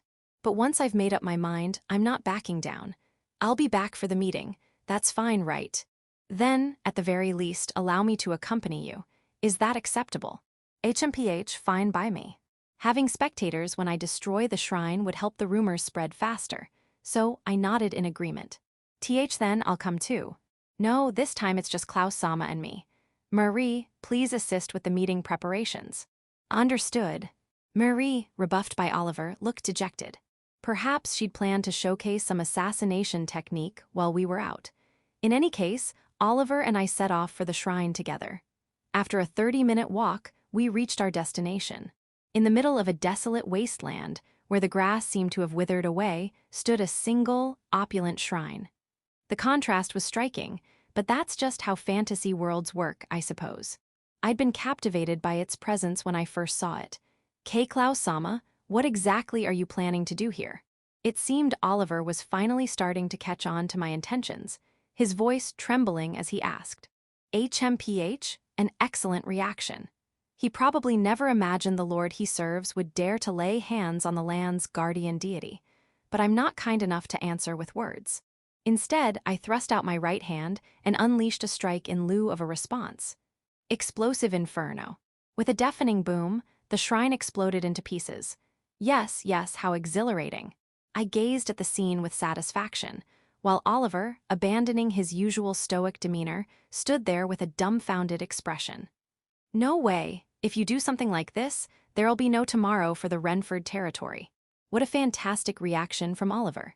As expected of someone with his experience, he knows how to heighten the drama. Bringing him along was definitely the right call, I thought with certainty. But then, Kiwahaha, you've done well to break my seal, haven't you? A strange voice reached my ears, and I turned my gaze back to the shrine. Emerging from the blast was a sinister presence. It seemed that this was the deity enshrined here. I hadn't expected the deity itself to appear. That was certainly a surprise. But this works out just fine. The deity, perhaps enraged by the destruction of its shrine, raised both hands to the sky, conjuring a pitch-black orb of magical energy. I should thank you, nameless fool. As a gesture of mercy, I'll finish you with a single blow. Listen well, my name is the Evil. Hellfire. Jijaya. The deity was about to say something, but it was getting tedious, so I unleashed my magic before it could finish. Whatever, I'm not particularly interested in the deity I'm about to defeat anyway. From within the jet-black flames, the deity reached out, writhing in agony. W8, calm down. If you spare me, I'll form a contract with you. Hellfire. Jaya, I'll do anything. If you forgive me, I'll do any. Hellfire. Jaya. And so, for about 10 minutes, I kept unleashing magic on the surprisingly resilient deity. I am, possible, for a single-digit ranked being like me to be defeated so easily. The so-called guardian deity of this land finally vanished with a parting line. Phew, that was exhausting. Like running a 100-meter sprint at full speed. Well, that's done. Let's head back. I turned to Oliver, who was still standing there, stunned. Klaus-sama, you. It seemed he finally grasped the terror of my villainy, trembling as he muttered those words. Yes, this must have utterly shattered the trust of my retainers. What a perfect outcome. Satisfied, I let out a triumphant ha-ha-ha-ha, despite Oliver trailing behind me, and we returned to the mansion. Section. A few hours earlier. Oliver, the butler serving the Renford family, was clutching his head after hearing a report from a subordinate. Apparently, due to a lack of magical energy flowing through the territory, both agriculture and fishing were struggling this year. If things continued, there was a risk of famine. This issue had plagued the Renford territory since the time of the head before last, when Oliver first began serving the family. "It's all because of that troublesome entity," Oliver muttered, unable to help himself, though he quickly shook his head. There was no point dwelling on a problem he couldn't solve. I should head to Klaus Sama's side soon. Switching his focus, Oliver made his way to Klaus's study. "I have urgent business to attend to," Klaus declared the moment he emerged from the room. Oliver was aware that Klaus had been slipping out alone frequently as of late. However, since he always returned having dismantled some criminal organization in town, boosting his reputation among the people, Oliver generally thought it best to let him be. But today, a meeting was already scheduled. When Oliver pointed this out, Klaus showed no intention of canceling his outing. "I thought he'd matured into a fine lord lately, but it seems his selfish streak remains." It must be his youth, Oliver thought, but supporting him was a butler's duty. With that in mind, Oliver offered to accompany Klaus, unaware of the shocking events that awaited. 30 minutes later, Klaus led them to a vast wasteland. This place. At the center stood a shrine, one Oliver knew all too well. After all, he had been present when it was first erected. It was 30 years ago, when Oliver served the head before last. Unlike his successor, that lord was renowned as a wise and compassionate ruler, and Oliver took pride in serving him. One day, an evil deity appeared in the territory. As the land faced destruction at the deity's hands, the lord himself took to the front lines and managed to seal it away. The territory was spared, but maintaining the seal required vast amounts of high-quality magical energy from the land's ley lines. As a result, the magical energy available to the land and sea dwindled, leading to reduced harvests, a persistent problem for the Renford territory ever since. Knowing this history, Oliver couldn't fathom Klaus's intentions. "K. Klaus Sama, what exactly are you planning to do here?" If his suspicions were correct, this was far too reckless. The evil deity sealed here was a monster that even the previous lord and the entire Renford Knight Order couldn't defeat. Explosive inferno. But to Oliver's horror, Klaus destroyed the shrine without hesitation.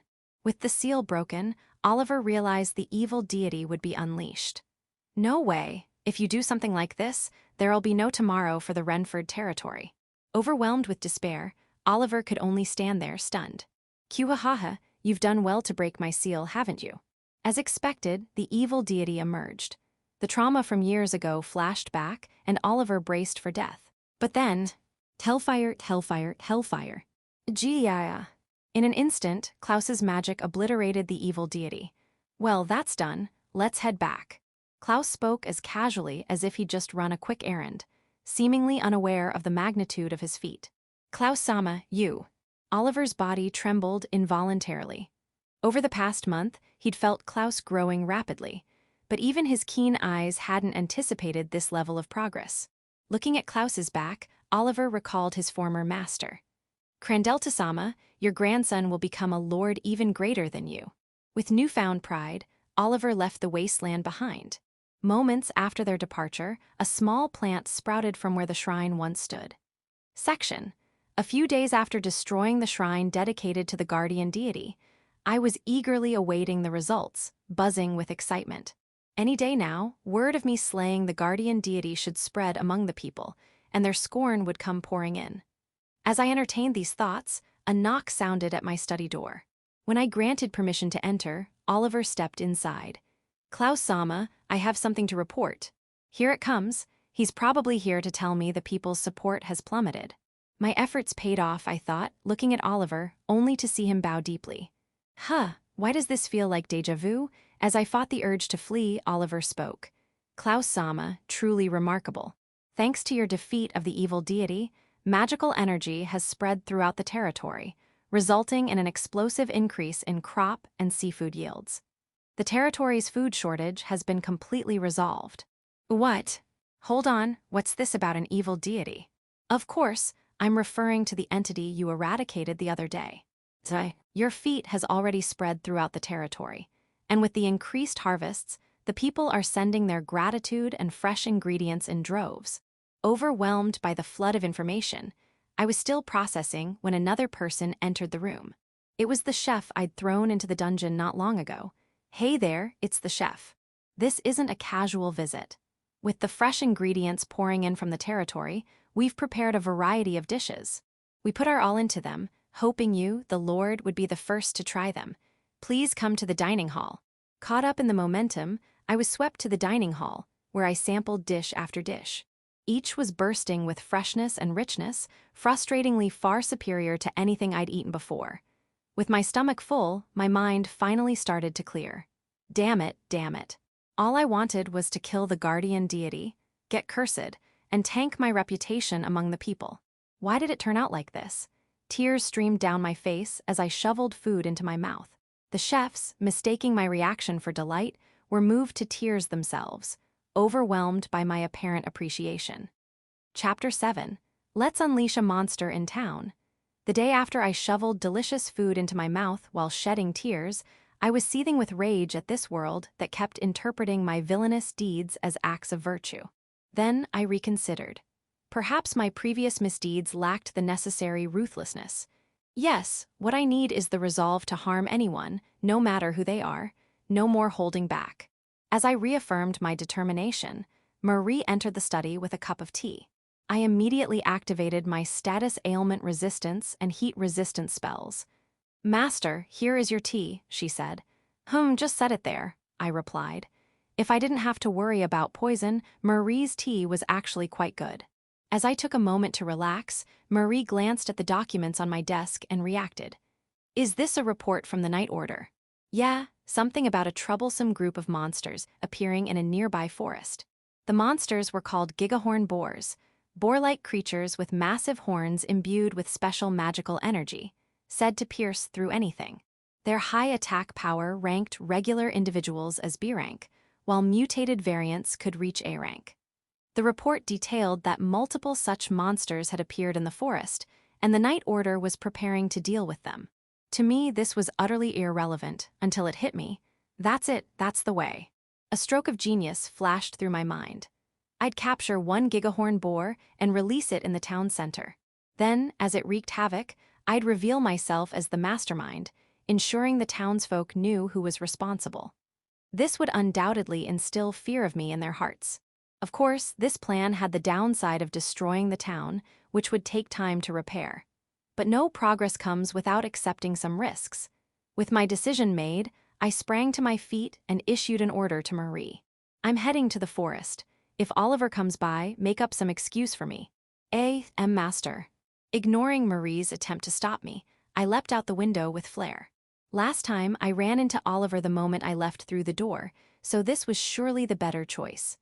Meanwhile, back in the study after my departure, the moment he learned of potential danger to the people, he dashed off gallantly despite being the Lord. I've etched that image into my heart. As expected, the Master is the most wonderful person. For some reason, Marie's trust in me skyrocketed, though I had no way of knowing this. Upon arriving at the forest, I used magic detection to locate the monsters. I sensed multiple signs of combat. It seemed the sweep had already begun. I couldn't afford to fall behind. Just as I was about to charge forward. Hey, could that be the Lord? Caught off guard by the sudden voice, I turned to see a handsome blonde man in armor, his helmet removed. "Who the heck is this guy? Who are you?" I asked bluntly. The blonde snapped to attention with a sharp salute. "I'm Rain, sir. I usually serve as a town guard, but today I'm participating in the gigahorn boar subjugation at the Night Order's request. I was also involved when you ordered the destruction of Crimson, in town." What? His words jogged my memory. Not long after my reincarnation, I caught a boy thief in town. It turned out he was a key member of a criminal organization, and his capture led to its downfall, which tragically skyrocketed my reputation. So, this Rain was the guard from that incident. He's an object of my resentment, and I'd love to punish him, but I didn't have time for that now. I needed to capture a gigahorn boar as soon as possible. Goon. At that moment, as if on cue, a gigahorn boar charged through the trees toward us. Rain's expression changed drastically. "What is that?" "That size, it's beyond a mutated variant, an awakened, evolved individual. Mind-severing lightning." Cutting off Rain's words, I unleashed a lightning spell. The bolt struck the gigahorn boar directly, successfully knocking it unconscious. To incapacitate a gigahorn boar of that size with a single blow, truly remarkable. Rain's face lit up as he drew his sword, likely intending to finish it off. I quickly raised a hand to stop him. Hold it, we're taking this one back to town alive. Alive, but bringing it in that state will surely cause panic among the citizens. No problem, I have a plan. Yes, sir. With that, Rain, shockingly, hoisted the massive gigahorn boar onto his shoulders single-handedly. I was a bit surprised, but this saved me the trouble of using magic to transport it. Shortly after, a transmission spell brought news that the Knight Order had successfully defeated all the gigahorn boars. Apparently, our knights were more competent than I'd thought. Let's head back, I said. Yes, sir. The townsfolk will be amazed to hear of your deeds. Rain beamed with a delighted grin. Normally, that would have irritated me, but the real show was about to begin. I couldn't wait to see how his face would twist when I unleashed the gigahorn boar in town. With those thoughts, we returned to the town. But something was off, the town center was in an uproar. Judging by the voices, it didn't sound like anything good. What's going on? I can hear the commotion even from outside the walls, Rain wondered aloud. Who knows, I replied, my mood soaring. If the town was already in chaos, releasing the gigahorn boar would amplify the despair even further. As I moved to open the gate, a cry rang out. Someone help! An S-rank monster, Aegis bird, has appeared in the town center. Its body is covered in special magical energy that blocks all normal attacks. The only thing that could pierce its magic is the horn of an awakened, evolved gigahorn boar, but there's no way one would conveniently show up. I know it's hopeless, but please, someone help. The moment I heard that cry, a scene from a few hours ago flashed through my mind. I'd ignored it at the time, but Rain had called the captured gigahorn boar an awakened, evolved individual. Based on past experience, this situation was heading in a bad direction. I turned on my heel, intending to leave the town immediately. But blocking my path was none other than Rain, still carrying the gigahorn boar. I see now. I wondered why you personally joined the subjugation, but you had it all figured out from the start. From the awakened, evolved individual among the gigahorn boars to the Aegis bird attacking the town. It was all within your calculations. With those words, Rain hurled the gigahorn boar with all his might. The beast soared over the town walls, crashing into the center with a resounding boom. Why does this keep happening? Resigning myself to the situation, I moved to the top of the gate to look down at the town. In the center, the now conscious gigahorn boar was locked in a fierce battle with the Aegis bird. What's that? Something fell from the sky. Is that an awakened, evolved gigahorn boar? Look, the two monsters are evenly matched. No, it's over. A double knockout, they took each other out. To think we'd be saved like this, it's nothing short of a miracle. The townsfolk erupted in joy as the two monsters collapsed simultaneously, their lives spared. But one person was about to rain on their parade. No, this is no miracle. Rain, standing beside me, shouted at the top of his lungs. This guy, no way. That gigahorn boar was captured by our lord, who foresaw the Aegis bird's attack and brought it here. The fact that we're all still alive is entirely thanks to him. As expected, Rain said something outrageous. Damn it, I should have escaped when I had the chance. As regret consumed me, the townsfolk's voices reached my ears. Thank you so much, Lord Sama. Damn it, not again. At first, I cursed my fate, but as their words sank in, anger began to boil within me. That's right, I'd been going about this all wrong from the start. The convoluted plan of unleashing a monster to destroy the town and then revealing myself as the mastermind was the root of my failure. If it's come to this, I'll just have to destroy the town myself. With that resolve, I raised my right hand, gathering magical energy. The townsfolk, mistaking my gesture as a response to their gratitude, cheered even louder. Heh heh heh, just you wait. I'll turn those cheers into screams of despair in no time. The only one who noticed something was off was Rain, standing beside me. Lord Sama, gathering that much magical energy, what are you planning?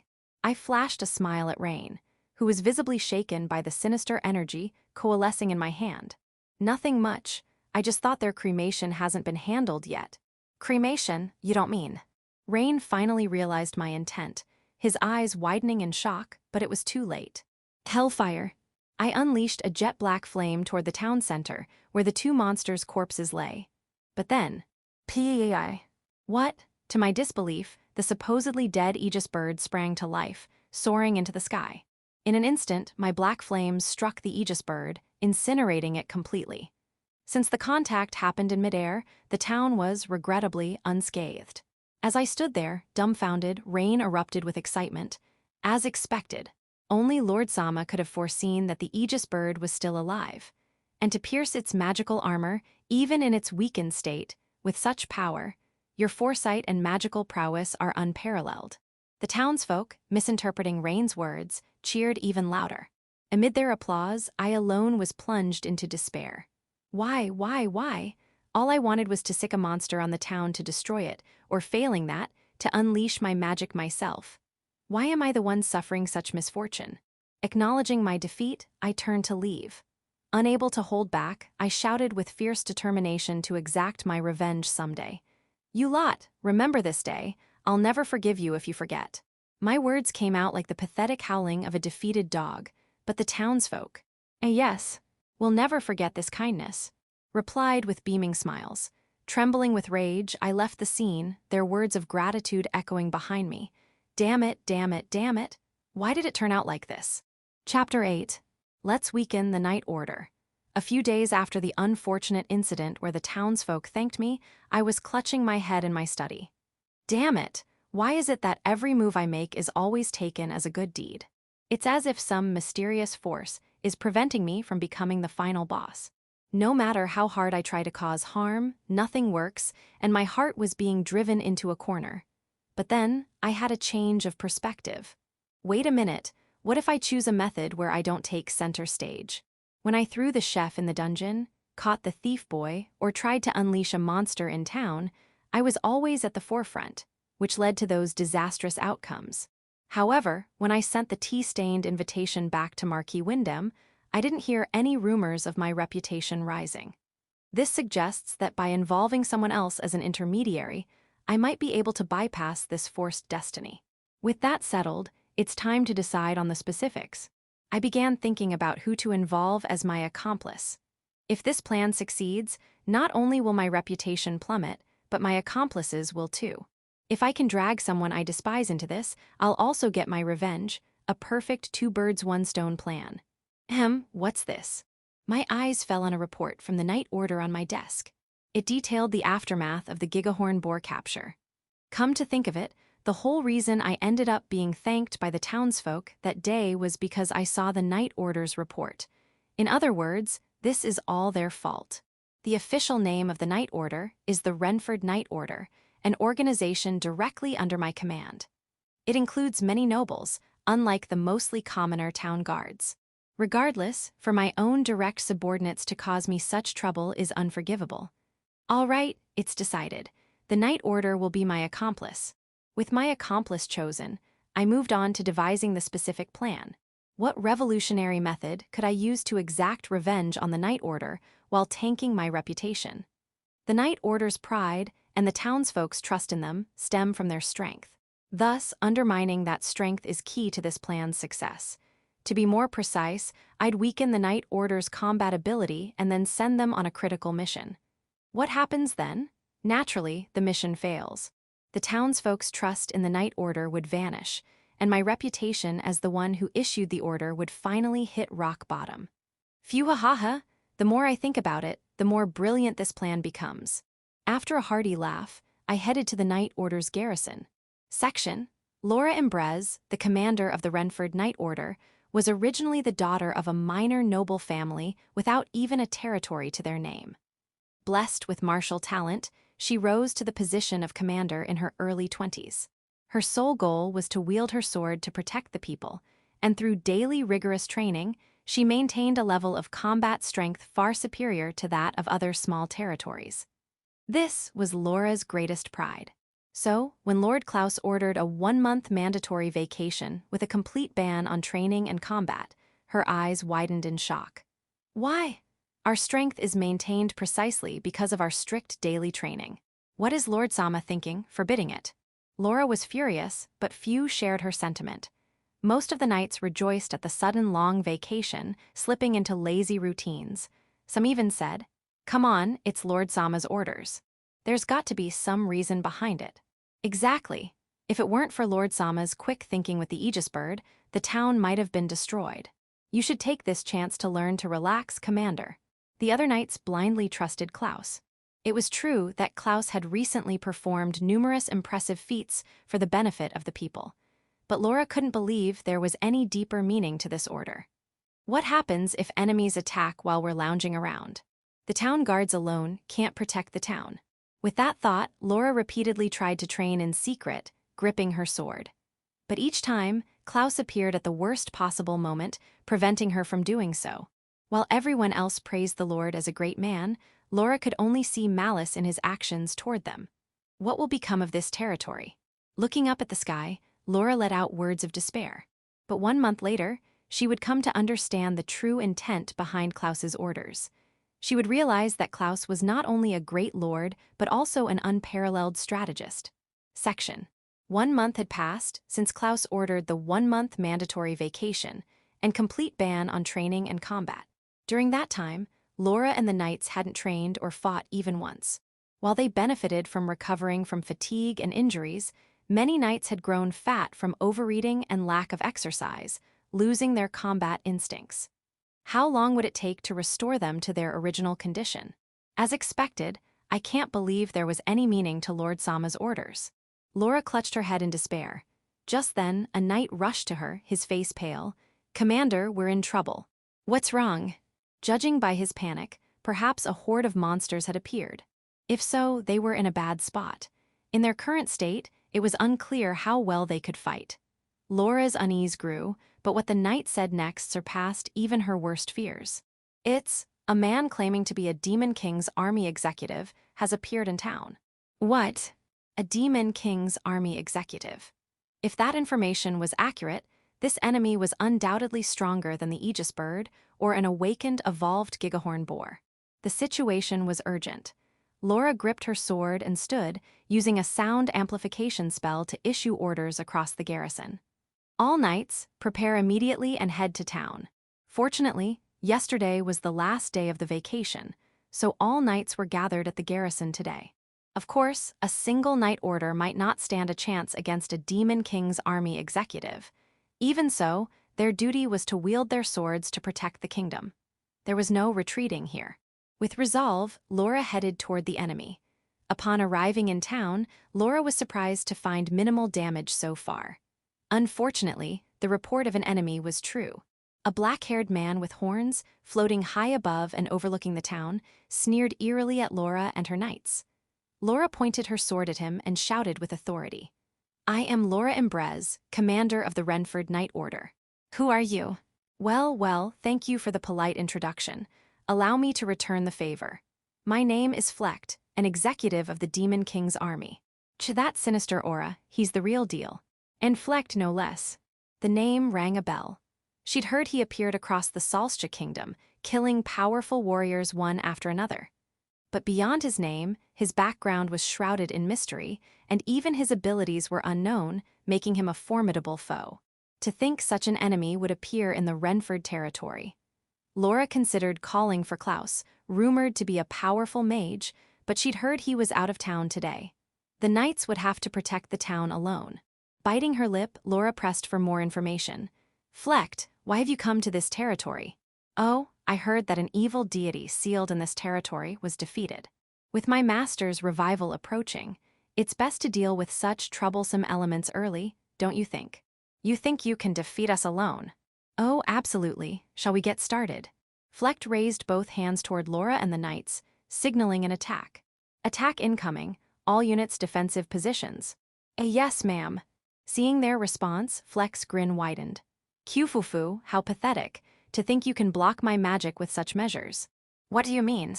"My magic isn't ordinary. That kind of defense is utterly meaningless." Sinister black magical energy gathered in Flecht's hands. This magic has a single effect. It revives all the pain a target has experienced in the past month simultaneously. From wounds inflicted by monsters to mere muscle soreness.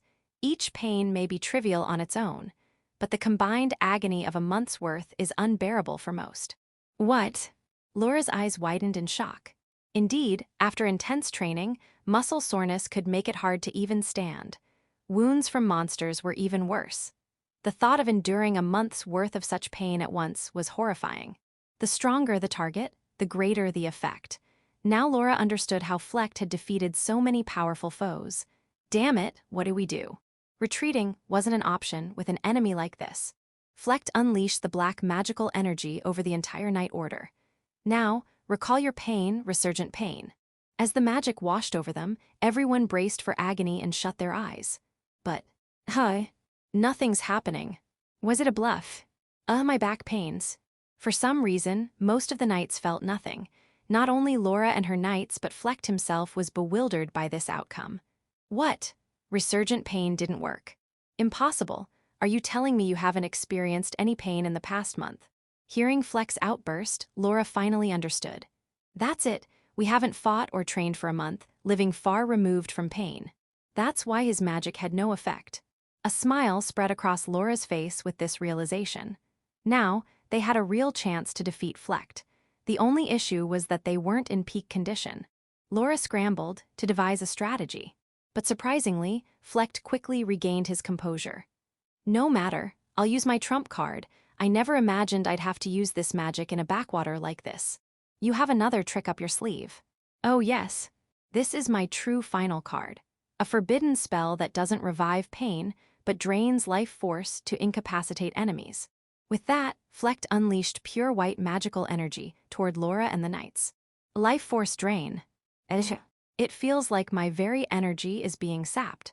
I can resist somewhat with magic resistance, but the other knights will be taken down all at once. Laura scanned her surroundings in a panic. But what she saw was the complete opposite of what she'd expected. Far from collapsing, the knights were brimming with energy, in far better condition than before. Whoa, what's this? My heavy body feels light all of a sudden. I feel power surging from deep within. My back pains. Flecht let out a cry of disbelief at the sight. Impossible, to block both resurgent pain and life force drain. Are you saying you prepared for this situation? That's it. Laura realized a moment later.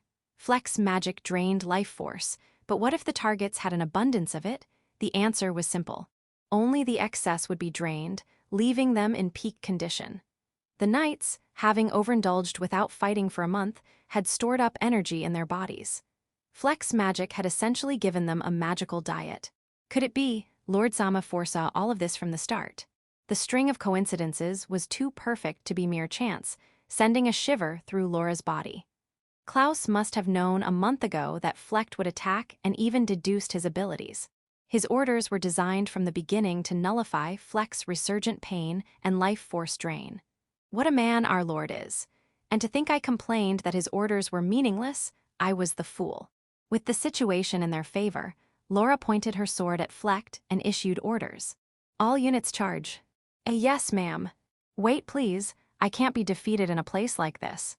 The knights' all-out assault made short work of capturing Flecht. His strength lay in his unique abilities, not his combat prowess, which turned out to be mediocre. The knights rejoiced at capturing a Demon King's army executive, but everyone present knew this victory was entirely due to Klaus's strategy. Now, everyone, don't let your guard down until we report this victory to Lord Sama. Yes. The knights nodded vigorously at Laura's words. Looking up at the sky, Laura thought of Klaus, who wasn't present. You are undoubtedly a great lord and an unparalleled strategist, the one I should serve with my life. A few hours later, Laura reported the incident to Klaus upon his return to town.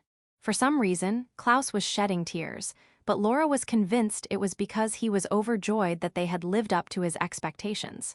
Chapter 9, A Fleeting Date.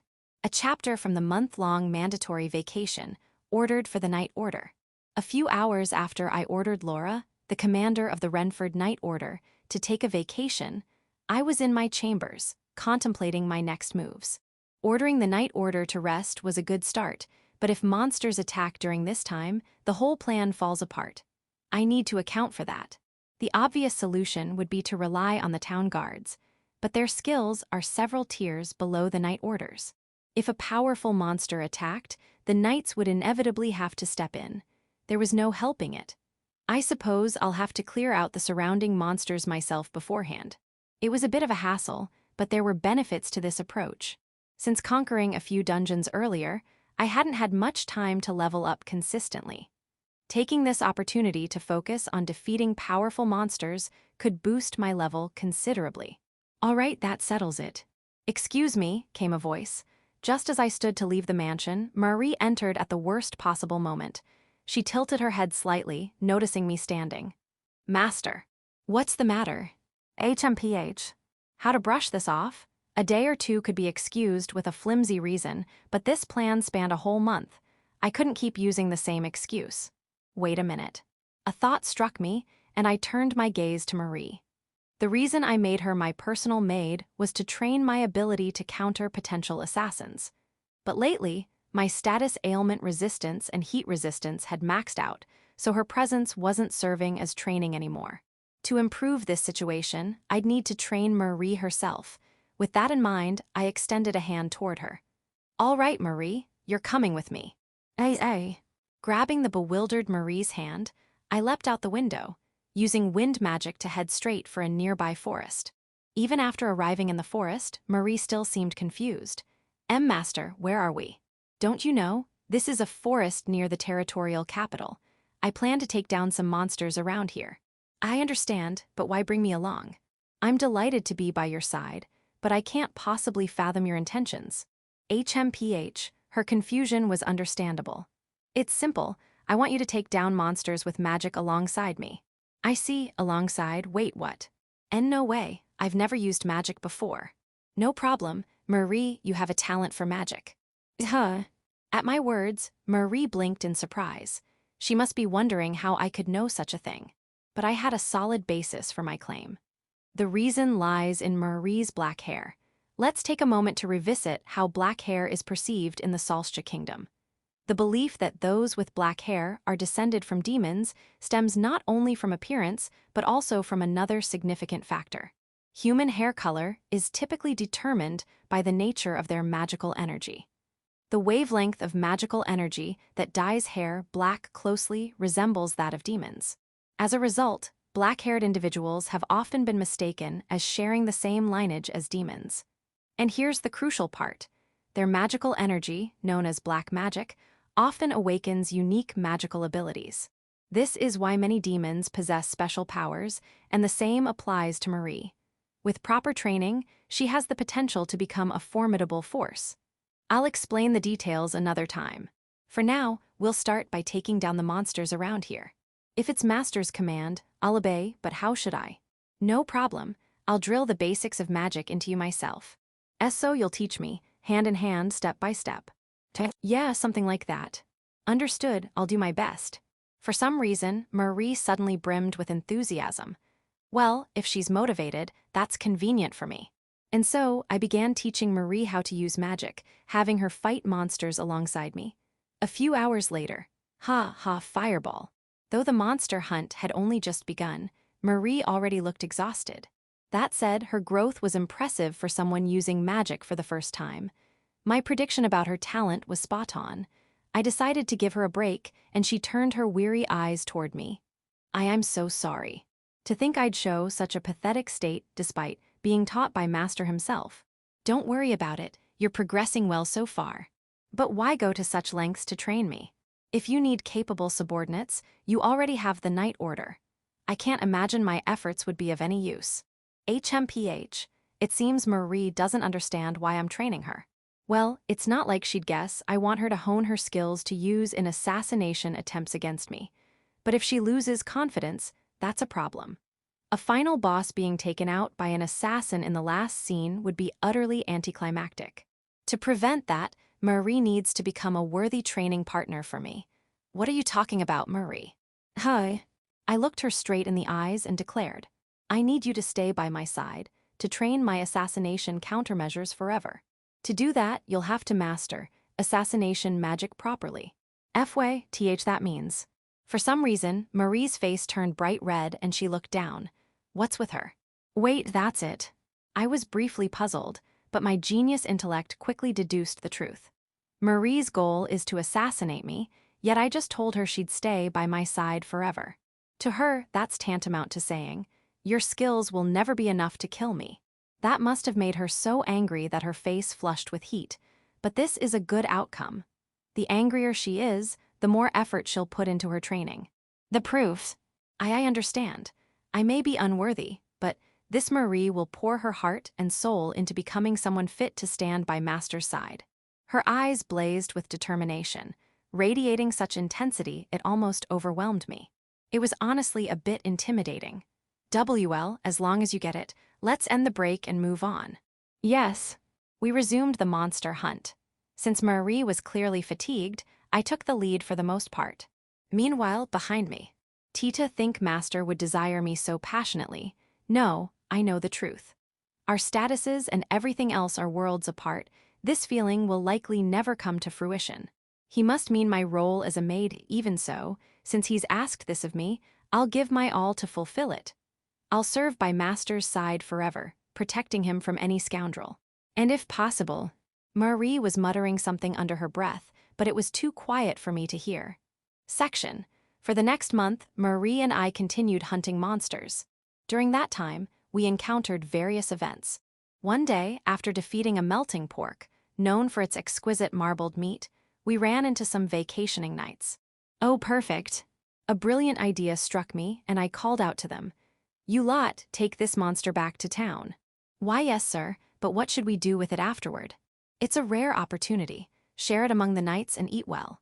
We took down several, so there's enough for everyone to stuff themselves. "Understood, sir." Watching the knights happily carry the melting pork back, I smirked to myself. They're not training or fighting right now. Eating such high-calorie food will make them balloon up, weakening their combat ability. This would set the stage for ordering them on an impossible mission in a month. I couldn't help but shudder at my own perfect plan. On another day, after defeating a giant bear monster on a highway, a merchant's carriage appeared from deeper in the woods. Apparently, I'd inadvertently saved a merchant under attack. Oh, if it isn't Lord Sama. Thank you so much for saving me. To make matters worse, the merchant thanked me. Fearing I'd be labeled a do-gooder, I decided to demand compensation. Merchants value money above all else, right? What are you talking about? I expect proper payment for this. Oh, of course, you're my savior after all. How much do you usually pay for an escort? Well, about this much. Then I'll take 10 times that. What? The merchant grimaced, clearly reluctant, but realizing he couldn't defy me, he gritted his teeth and handed over the money. I nodded in satisfaction. Good, that's enough for payment. Oh, and deal with this monster's corpse yourself, it's too much hassle for me. You mean this silky bear? Yeah, that's its name, huh? You understood. If that's Lord Sama's will, absolutely. For some reason, the merchant's reluctant expression shifted to one of surprise before he loaded the monster onto his carriage and left. Satisfied with avoiding hero points and gaining some extra cash, I deepened my smile. On yet another day, Marie and I decided to mix things up and headed to a lake a bit farther from the territorial capital. I figured unleashing a full-power lightning spell on the lake could net me a ton of experience points at once. What's that? To my surprise, an unexpected sight greeted me. About 30 villagers, likely from a nearby settlement, were gathered by the lake. They knelt on the ground, hands clasped as if in prayer. Before them were several metal objects. It looked like some sort of ritual. Perhaps this lake was sacred to them, not that I'd let that stop me. Earth-shattering thunder. As I chanted, a massive bolt of lightning struck from the sky, electrifying the entire lake. Immediately, the monsters within floated to the surface, belly up. Nice, nice. This netted me a good chunk of experience points. What just happened? Lightning from the sky. Did the master get angry? Please forgive us. The villagers were thrown into confusion by the sudden event. Some of them noticed me. Hey, there's someone over there. Wait, is that Lord Sama? Look at the lake. That giant corpse floating up, it's the master. The master's dead. W8 please, at least let us think. They seemed to want to complain, but I had no reason to stick around.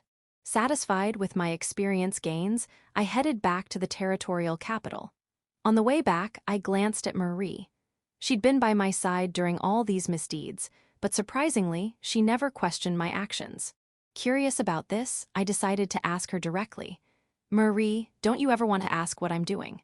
I'd be lying if I said I wasn't curious, but I understand that everything Master does has a purpose. So there's no need for me to ask. I see. Her words carried an odd aura that almost overwhelmed me, but since she wasn't complaining, I decided not to dwell on it. With that, the month passed quickly as we repeated these events. Section. 1 month after I ordered the Renford Night Order to take a mandatory vacation with a complete ban on training and combat, I returned to the territorial capital in high spirits, having been away on business. Finally, the Night Order's vacation period ended yesterday. Now I can order them on an impossible mission, make them fail, and spread my infamy. How could I not be thrilled? Ahahata. Laughing triumphantly, I entered the town, only to notice an unusual commotion coming from the center. It was far livelier than usual. An uneasy feeling crept over me as I stepped inside. And then, at that moment, Yuwu, Lord Sama has returned. For some reason, the entire Night Order, gathered in force, erupted in cheers upon seeing me. What's going on? Bewildered by the sudden reception, I saw Laura, the Knight Commander, approach me. We've been awaiting your return, Lord Sama. Thanks to your orders, we successfully captured a Demon King's army executive. A Demon King's army executive? Yes, this Laura is utterly in awe of you after this incident. Not only did you predict the executive's attack, but you deduced their abilities from scant information and devised countermeasures. Truly splendid. I had no idea what Laura was talking about. Apparently, while I was away, a Demon King's army executive attacked, and they managed to capture them. Seriously, what's going on? As I stood speechless at the unexpected turn of events, the knights I'd given the melting pork to stepped forward. Lord Sama, thank you so much. Thanks to the melting pork you provided, we stored enough energy to optimize our weight and neutralize the enemy's magic. What kind of magic gets neutralized by a diet? This made no sense. Is this a prank? It's a prank, right? The overwhelming flood of information made me dizzy. Then, the merchant I'd extorted money from appeared next. Thanks to Lord Sama's extraordinary consideration, I'm deeply grateful. What are you talking about? Of course, I mean the silky bear you graciously gave me at a bargain. Its fur makes clothing with a silk-like texture, and since it's rare and powerful, it hardly ever reaches the market. It's the talk of the royal capital. Thanks to you, I made a hefty profit selling it. As thanks, I'd like to give you half the earnings and hope for more good deals in the future. The merchant handed me a sack of gold coins. Hold on, this is getting so ridiculous it's not even about the Demon King's army executive anymore. What is this situation? There can't be more, right? But as I thought that, the men from the lake ritual appeared next. Here it comes, right? They're here to condemn me for interrupting their ritual, aren't they? Please, let that be it. But reality was cruel. Lord Sama, thank you for protecting our treasures. Cough, sound of coughing up blood. The lake serpent in that lake understood human speech and loved metal above all else. A supremely powerful monster. In exchange for not destroying our village, we had to offer valuable metals regularly. But thanks to Lord Sama's magic, the master is dead, and all our treasures at the lake's bottom have been returned. Please accept this as thanks. The villagers handed me a collection of expensive-looking metals. I took them unconsciously, still standing there in a daze. What is happening? Why did it turn out like this? All I wanted was to do something people would hate, so why am I suffering like this? Shaking my head vigorously, I tried to regain my composure. No, calm down. I'm tempted to burn the whole town to ashes in my despair, but this has to be the end. I didn't interact with anyone else this month. This should be the last of the gratitude. Just as I tried to shift my thoughts, it happened. Excuse me, you must be Viscount Renford. A bespectacled man I'd never seen before appeared out of nowhere. Who the heck is this guy? Noticing my confusion, he continued. My apologies. I'm Sardis, a civil servant from the royal capital. I've come on behalf of His Majesty and Marquis Windham to report on that matter. The King and Marquis Windham? Why are their names coming up now? And what's that matter? This is bad. I have a terrible feeling about this. I need to get out of here fast. But before I could act, Sardis delivered the crushing blow. I was astonished. Not only did you succeed in that matter, but you also achieved the feat of capturing a Demon King's army executive. Marquis Windham's prediction that you're a great strategist was spot on. I've already reported this incident to His Majesty via transmission magic. Oh, perfect timing. A reply has arrived. As cold sweat poured down my face, a blue bird perched on Sardis's hand and spoke. You captured a Demon King's army executive? What a tremendous achievement. Including that matter, I wish to grant Viscount Renford great rewards. Tell him to come to the royal castle soon. Absolutely. I say again, absolutely. This concerns the honor of the royal family. The king's voice, unusually excited for an absolute monarch, echoed loudly. And the worst part, it wasn't just me and Sardis who heard it. Iyuo. Lord Sama has been recognized by His Majesty. He's to be rewarded. Learning that their lord had been praised, the entire town erupted in joyous cheers. In my heart, I could only curse. Damn it, damn it, damn it. All I wanted was to spread infamy. Why did it turn out like this? Chapter 10.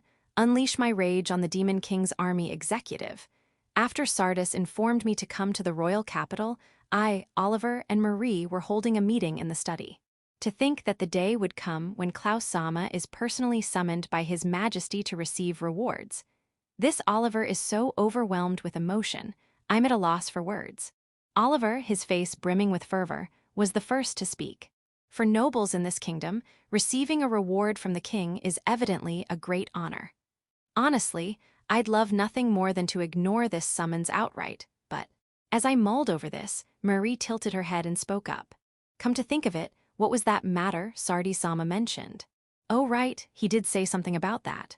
The sheer volume of information had made me forget, but Sardis did mention coming to report on that matter. And the orders came from the king and one other person, Marquis Windham. Marquis Windham, he was a character in the game, but I feel like there's some other connection. That's it, I remember now. It had slipped my mind since it was a month ago, but I finally recalled. When Marquis Windham sent me a party invitation, I soaked it in tea and sent it back as is. Most likely, he's coming to punish me for that. But when he arrived, he stumbled upon the bizarre situation of a Demon King's army executive being captured. It makes sense that any punishment for me was put on hold, and the reward for capturing the executive took priority. However, that also means Marquis Windham's anger toward me likely remains. This could be my chance. Klaus Sama. Master. I'd initially thought I could skip going to the capital if it was just the king's summons, but I reconsidered. For the first time, I'd encountered someone who might see me as evil, Marquis Windham. Meeting him could hold significant meaning for my goal of becoming a final boss. I sprang to my feet and issued orders to the two. I'll set out for the royal capital tomorrow. Oliver, I appoint you as acting lord in my absence. Yes, sir, this Oliver will faithfully carry out your command. It's a bit regrettable I won't be there to witness Klaus Sama receive his reward, but... And Marie, you'll accompany me as my personal attendant. Why yes. Understood. Marie nodded, but I noticed a lack of energy in her response. What's wrong? Well, is it really all right for me to go?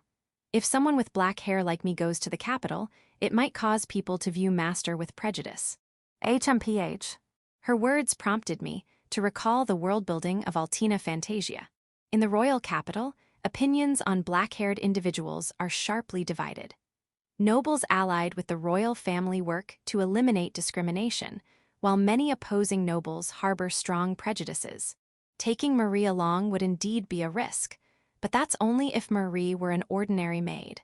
Don't worry, Marie, you've become far stronger than most knights this past month.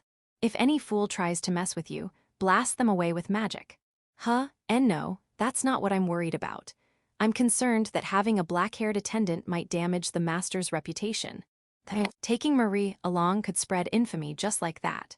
I hadn't considered that possibility. Marie deserves a grand reward for this revelation.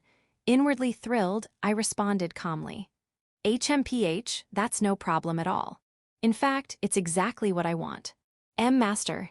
Marie gazed at me with sparkling eyes. I got the feeling she was misunderstanding something, but it wasn't worth worrying about. Determined not to miss this golden opportunity, I went to bed to prepare for tomorrow's departure. Section.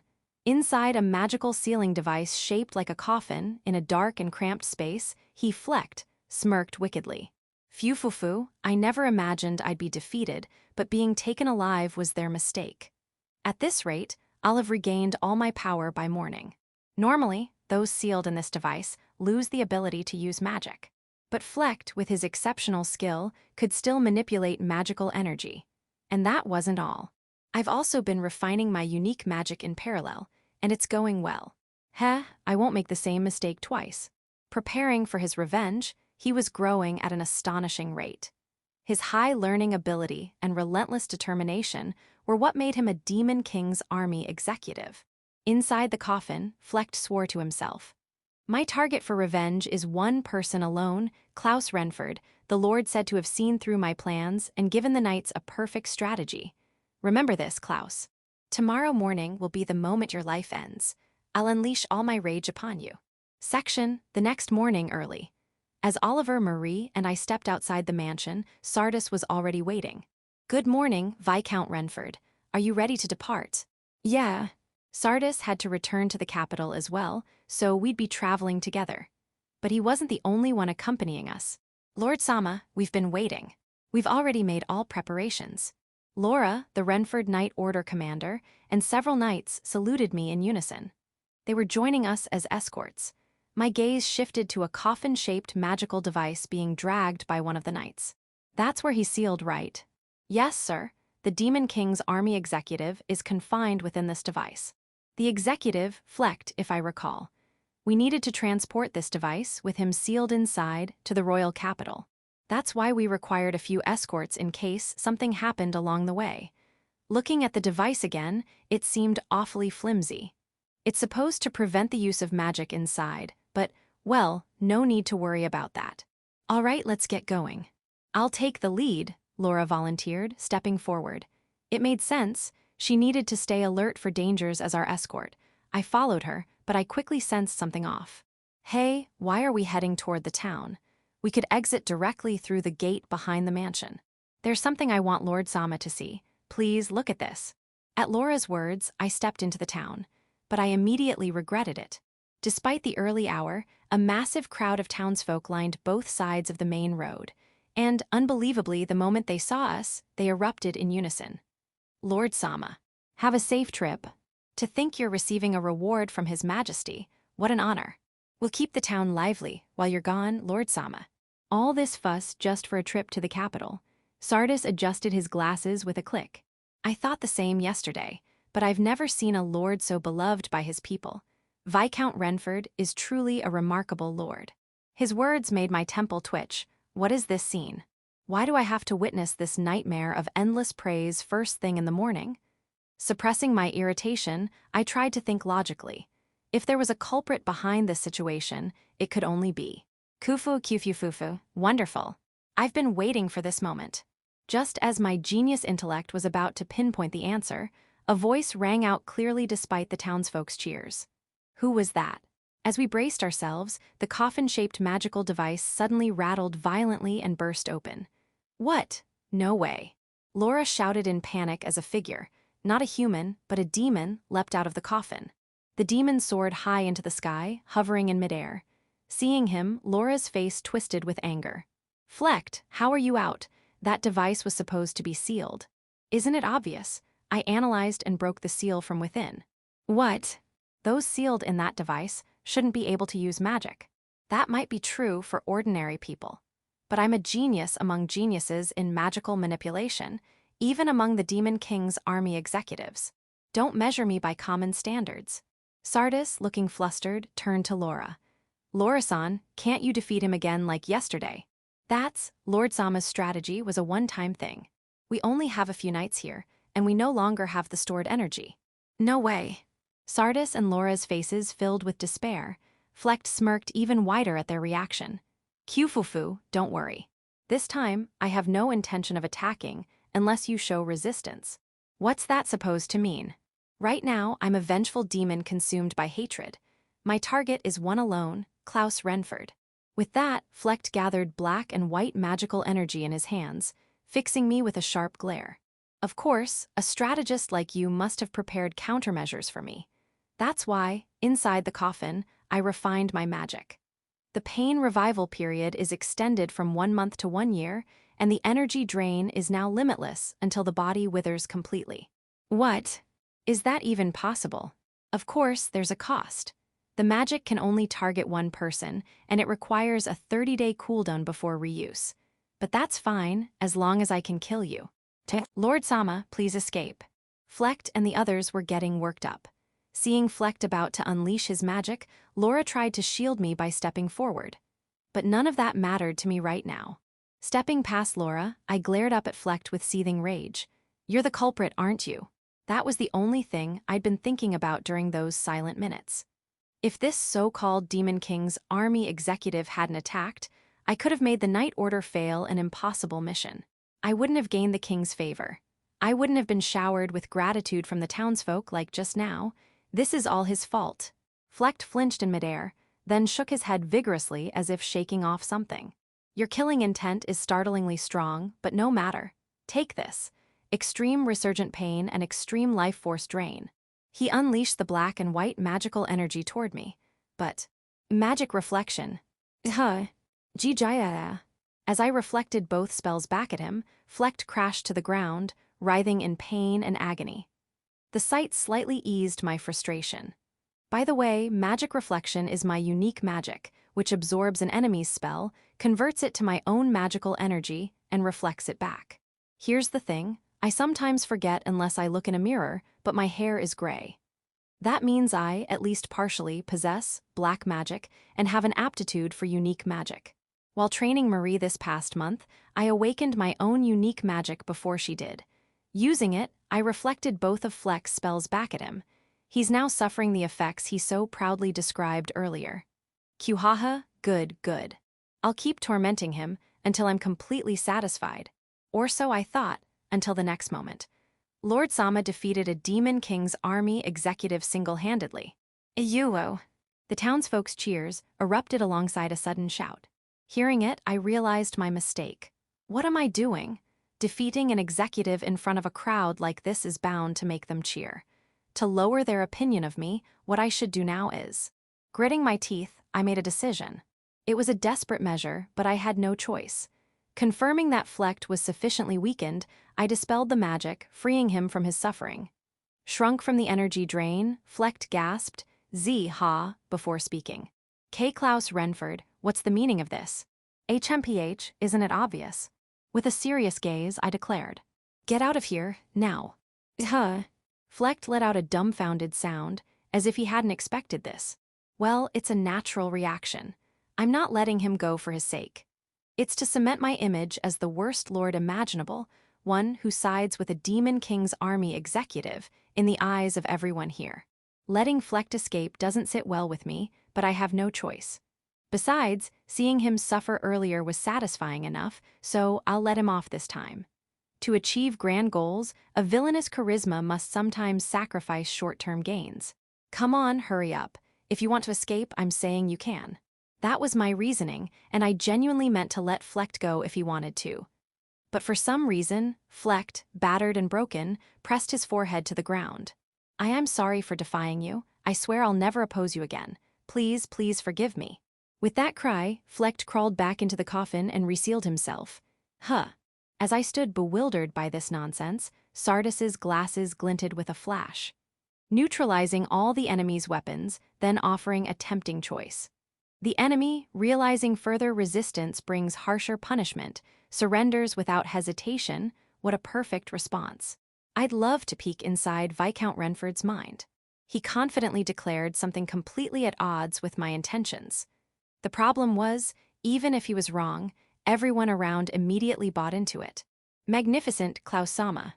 Yes, as expected of my master. To be protected by our Lord is a knight's shame. I must train harder to catch up to Lord Sama. Oliver, Marie, and Laura each voiced their reactions. As if in response, the crowd's excitement somehow surged even higher.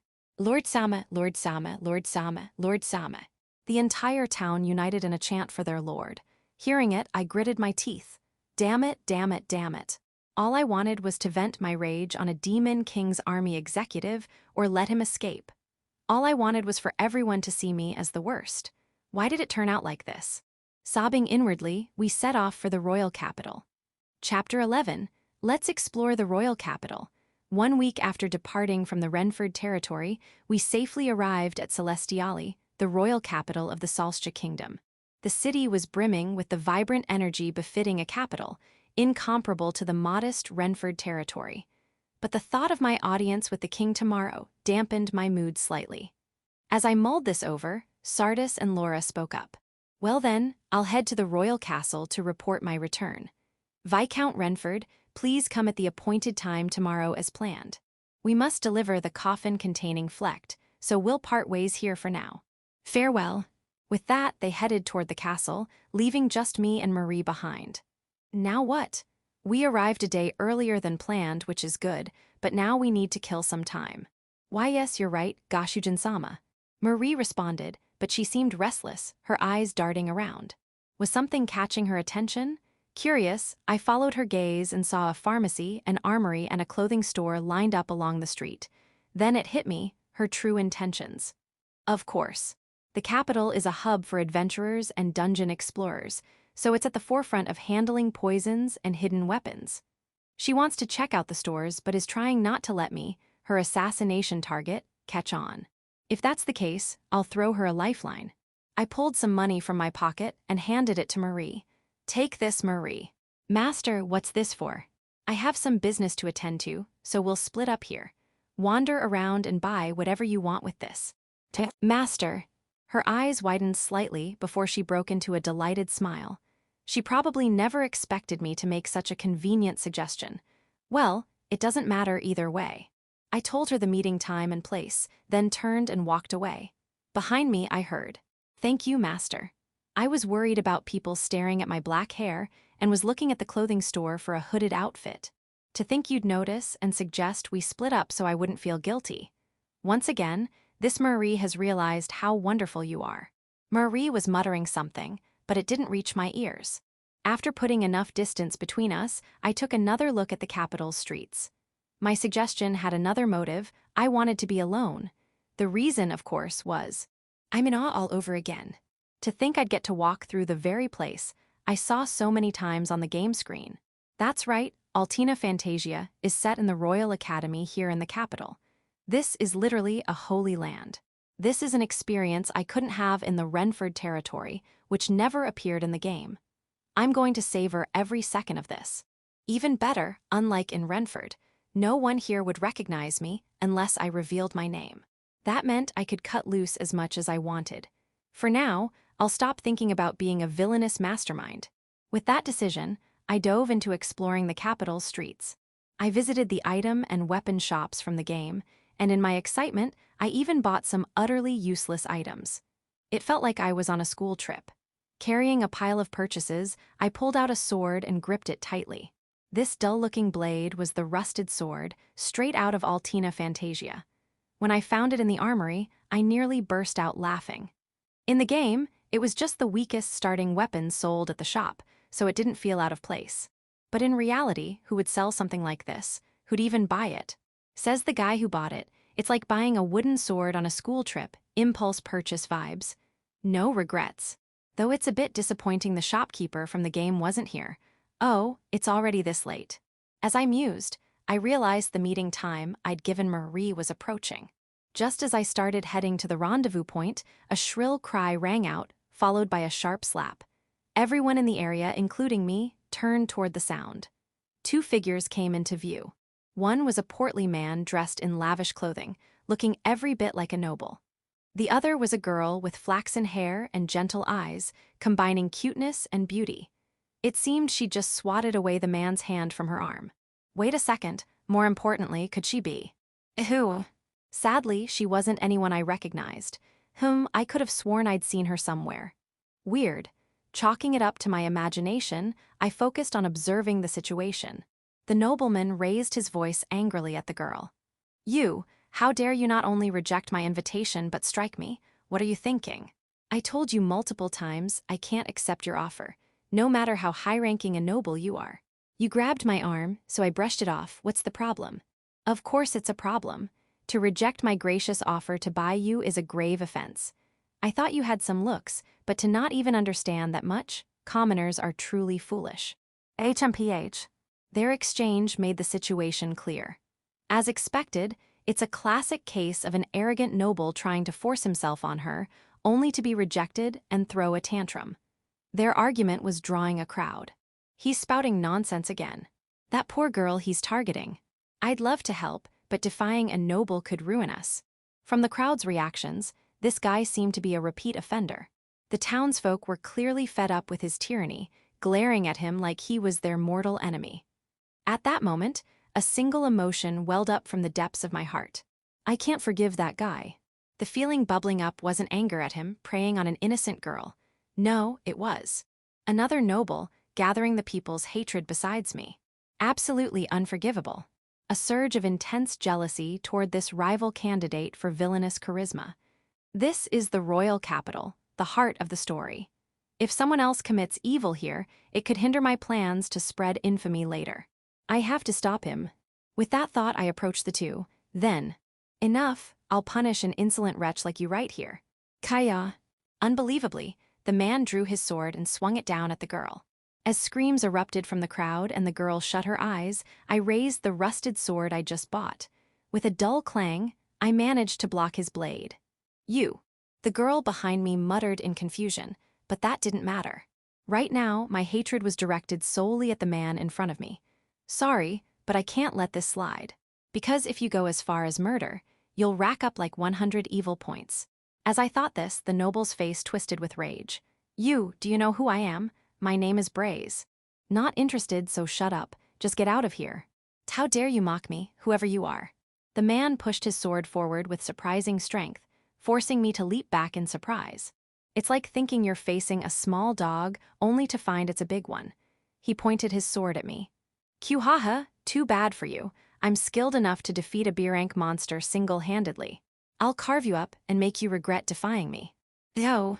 His words surprised me, but I deepened my smirk. This was turning into an unexpectedly fun development. I gripped the rusted sword tightly. Come to think of it, it's been a while since I used a sword in actual combat. When leveling up by defeating monsters, store-bought swords broke quickly due to their low durability. Plus, magic was more efficient for taking out large groups of monsters, so I hadn't used a sword in a while. Of course, I'd been practicing forms to improve my swordsmanship skill proficiency, but the thought of using a sword in real combat again got me excited. That said, there was one concern. I glanced at the blade of the rusted sword. I bought it cheap, so it'll probably break after 1 or 2 swings, but that should be enough for now. After assessing the situation, I pointed my sword at the noble and nodded decisively. All right, let's use this noble as a test dummy until the sword breaks. Meanwhile, at the armory where Klaus bought the rusted sword. The shop's owner, a dwarf named Gold who also appeared in Altina Fantasia, stormed back into the store and shouted at his apprentice manning the counter. Hey, where's the sword I left in the workshop? Startled by the anger surpassing even when Gold lost focus during forging, the apprentice answered. The, rusted sword, right? I put it on display with the others. You idiot. That was an ancient blade excavated from the Great Labyrinth, still being polished. What? Realize what you've done and go find whoever bought it to get it back. Gold paused, sensing something off. Wait, I was only gone for an hour. It sold that quickly. Why yes, right after I put it out, a man came in and bought it. What was he like? Well, he walked in, looked around, then froze when he saw the rusted sword section. Without hesitation, he said he'd buy one. HMPH. Gold was stunned. As his apprentice's mistake showed, the unpolished sword looked identical to other rusted swords. Yet this man chose that one without hesitation. Rusted swords were practically joke items, rarely sold, so it couldn't be a coincidence. After much thought, Gold reached a conclusion. Maybe that man was chosen by the sword. Chosen. Some ancient weapons from the labyrinth choose their wielders. If that's the case, there's no need to chase him down. As a blacksmith, Gold's pride was in bringing out a weapon's full potential. If the sword chose its owner, that was for the best. At that moment, the apprentice asked something that piqued his curiosity. By the way, labyrinth weapons often have special abilities, right? Did that sword have any? It was still unpolished, so I'm not sure. But one thing was clear. Gold paused, then declared with a serious expression. That sword is of the highest quality, unbreakable no matter how much impact it takes, it's indestructible. Section. The impromptu battle between me and the noble began. He moved first. With my magnificent swordsmanship, I'll carve you to pieces. Shouting, he raised his sword and charged. Watching him, I calmly began planning my response in my head. Normally, I'd block with my sword, but if it breaks, I won't get to test my techniques. No choice, I'd have to strike first. Deciding this, I readied my rusted sword a second behind him. I recalled the swordsmanship technique I was about to use. While I studied magic broadly without focusing on a specific type, I had a clear ideal for swordsmanship. That ideal was the cobalt leaf style, used by the swordswoman heroine in Altina Fantasia. For this fight, I'd use a technique specialized for one-on-one combat. In an instant, I finalized my plan and swung my rusted sword horizontally before the noble could complete his swing. Cobalt leaf style, purple lightning. In a flash, the rusted blade, moving at near-sonic speed, sank into the noble's stomach with a thud. Ga-goey. The dull blade, more bludgeon than sword, delivered a heavy blow, and the noble collapsed with a groan. He glared at me with hatred. Cough, why you? What did you do? I tried hard. That's no answer. Enough messing around. I don't know what trick you used, but I won't hold back anymore. Clutching his stomach, the noble slowly stood. I'd held back considerably, but he was surprisingly durable. Or maybe his plump belly cushioned the blow nicely. Whatever, the longer you last, the better for me, twin flash. Go Gyuji. Using a technique that unleashed 2 slashes with one swing, I dealt more damage. The noble, taking the full brunt of the attack, collapsed again. I glanced at the rusted sword. I thought it'd break right away, but it's more durable than I expected. This was a pleasant surprise. I still had plenty of techniques to test. But then a new problem arose. Ha, you're cheating. There's no way I'd lose otherwise. The noble was still raring to go, but the damage had left him barely able to stand. Practicing on such an opponent wouldn't be much use. Wait a second. Just then, my genius intellect hatched a brilliant idea. Grinning, I looked down at the noble. Still got some fight in you.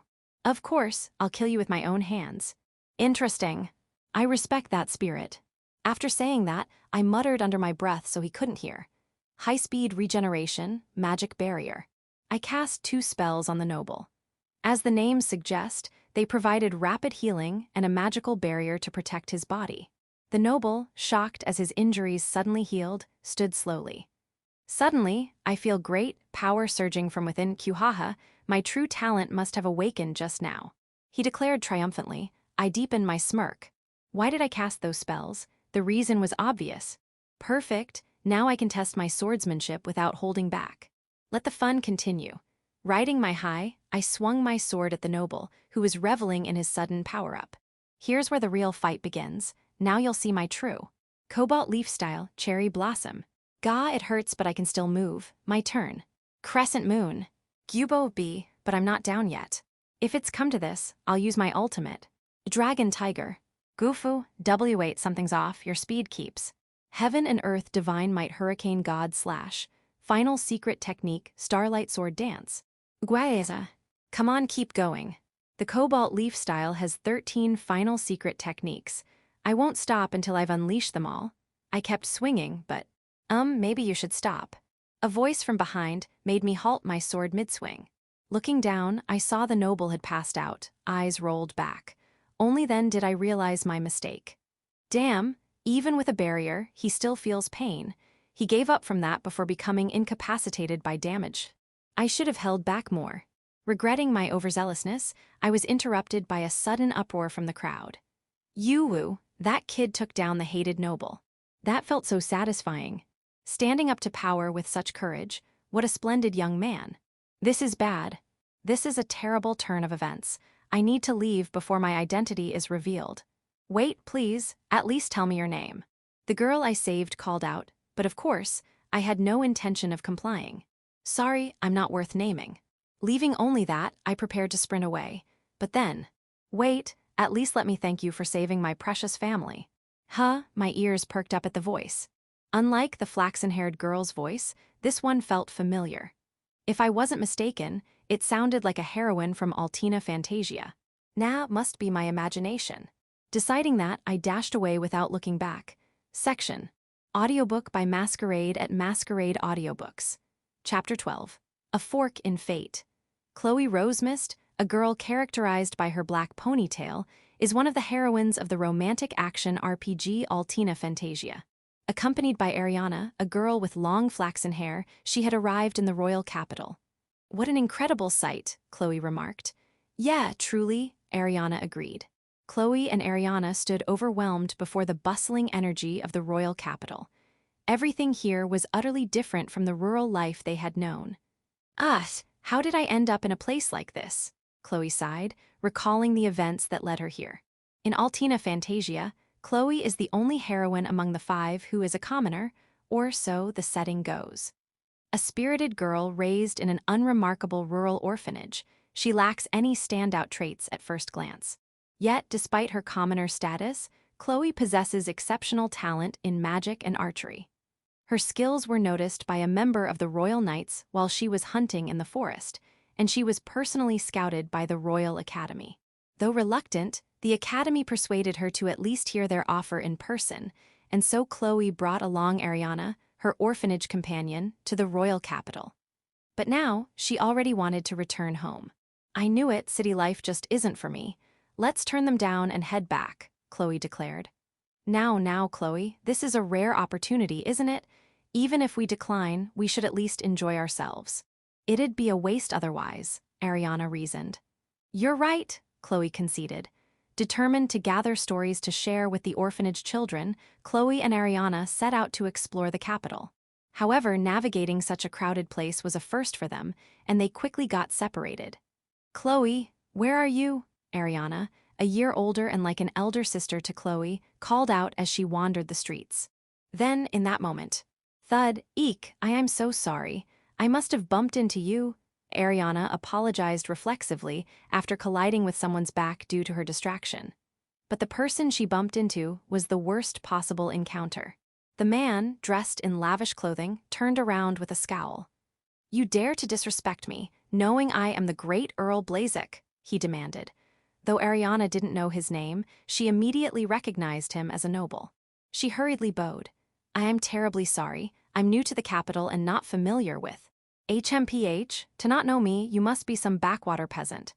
Now, what punishment shall I mete out?" "Wait, let me see your face," Blazik said, scrutinizing Ariana's features. Not bad at all. Listen well, I have a fine proposition for you." And then, shockingly, Blazik offered to buy Ariana. She refused outright, which only fueled his anger. When she pushed away his attempt to forcibly drag her off, it was the final straw. "Enough! I'll deal with an insolent wretch like you right here," Blazik roared, raising his sword. Eek, Ariana, untrained in combat unlike Chloe, could only close her eyes, unable to resist. But then a sharp clang echoed through the area. Surprised that no pain followed, Ariana opened her eyes to see a boy, Klaus, standing before her. "You," Ariana stammered. Unfazed, Klaus boldly confronted Blazik, and just like that, the two began to fight. "Anna, are you okay?" Chloe's voice called out. "Chloe," Ariana responded. Hearing the commotion, Chloe arrived soon after the fight began. "What happened?" Chloe asked. "Well," Ariana, still shaken, explained the sequence of events. Hearing the full story, Chloe's eyes widened as she turned to Klaus. "He's the one who saved Anna," she murmured. To Chloe, Ariana was like a cherished older sister. Filled with gratitude, she resolved to step in and help Klaus, noble or not, if he found himself in danger. But that moment never came. Klaus was dominating Blazik so thoroughly that the word, overwhelming, felt inadequate. "Amazing," Chloe whispered. As someone personally scouted by the Royal Academy, Chloe had prided herself on her skills. But the sheer gap in ability before her shattered that confidence. Yet, her feelings weren't limited to shock. Deep within her chest, Chloe felt a burning sensation she had never experienced before. She watched the scene intently, unable to look away. Ariana, standing beside her, felt the same. A few minutes later, having effortlessly defeated Blazik, Klaus prepared to leave without introducing himself. "Wait. At least let me thank you for saving my precious family," Chloe called out desperately. Klaus paused for a moment but then walked away without a word. "He's gone," Chloe said, disappointed. "Yeah. I wanted to thank him for saving me," Ariana added. Both felt a pang of regret at missing the chance to express their gratitude. Then, the surrounding crowd began to murmur. What an incredible fight. At that age with that strength, he's surely a Royal Academy student. Yeah, that explains why he wasn't intimidated by a noble. Hearing this, Chloe and Ariana exchanged glances. "Did you hear that, Anna?" Chloe asked. "Yes, Chloe," Ariana replied. "If I enroll in the Royal Academy, I'm sure I'll meet him again," Chloe declared, a newfound resolve forming in her heart. But let's pause to reflect on the two girls' circumstances in the game world. In the original Altina Fantasia, Ariana is killed by Blazek for defying him, sparking Chloe's deep hatred for nobles. Driven by a desire for revenge, she enrolls in the Royal Academy to grow stronger, a core element of her storyline. Additionally, her black hair, linked to discrimination, and her unique magical abilities adds a darker tone to her arc, making it one of the game's most intense narratives. In the game, as Chloe's trust in the protagonist grows, she shares her past. During this event, a still image shows only Ariana's back. This memory is why Klaus, despite not knowing Ariana's face, felt a sense of familiarity upon seeing her. But in this world, Ariana wasn't killed by Blazek. Instead of hatred, Chloe now feels profound gratitude toward Klaus. This realization led her to a decision. "They said we could bring one attendant to the Royal Academy, right?" Chloe asked. "Chloe, do you mean?" Ariana began. "Yeah, if it's okay with you, Anna," Chloe said. "Of course, I feel the same way you do," Ariana replied. The two locked eyes and nodded in unison. "I've decided. I'm enrolling in the Royal Academy to thank that guy," Chloe declared. Thus, for a reason entirely different from the game's narrative, Chloe resolved to join the Royal Academy. But the changes brought by this incident weren't over yet. On the rooftop of a building overlooking the street where Klaus fought, a girl stood. Her translucent blue, shoulder-length hair marked her as distinct. Recalling the battle, she thought of Klaus, her former classmate from 6 months ago. Then, she murmured softly, "Klaus-kun, how are you using the secret techniques of my school?" Her name was Alina Cobaltleaf, another heroine of Altina Fantasia and the only senior character. A master of the Cobaltleaf swordsmanship style inherited from her father, the Royal Knights Commander, she was among the game's strongest characters. Now, Alina was reeling from an indescribable shock. To make sense of it, she began recalling the events that led to this moment. Section. It was a day off from the Royal Academy, and Alina had been out in town when she heard the sounds of combat. Hurrying across rooftops to intervene, she arrived to find Earl Blazek, a notorious troublemaker in both noble and commoner districts. But this time, something was different. Blazek was being utterly dominated by someone. Seeing the boy's face, Alina's eyes widened in shock. Could that be Klaus-kun? Klaus Renford, a classmate at the Royal Academy, had left after just 1 week to take over the Renford territory, forcing him to take a leave of absence. Their relationship had been minimal. Yet one thing was clear. Based on the classes they shared, Klaus had shown no aptitude for swordsmanship. But the scene before her contradicted that memory entirely. Earl Blazek isn't weak by any means, yet Klaus-kun is overpowering him with swordsmanship. And what shocked Alina, even more than his strength, was something else entirely. Crescent Moon, Dragon Tiger Heaven and Earth Divine Might Hurricane God Slash. Every technique Klaus unleashed belonged to the Cobaltleaf style. Their execution was flawless, rivaling, if not surpassing, her own mastery. The Cobaltleaf style is a single succession art, so how is Klaus-kun using it? Did he somehow observe father's battles and mimic them? Alina wondered.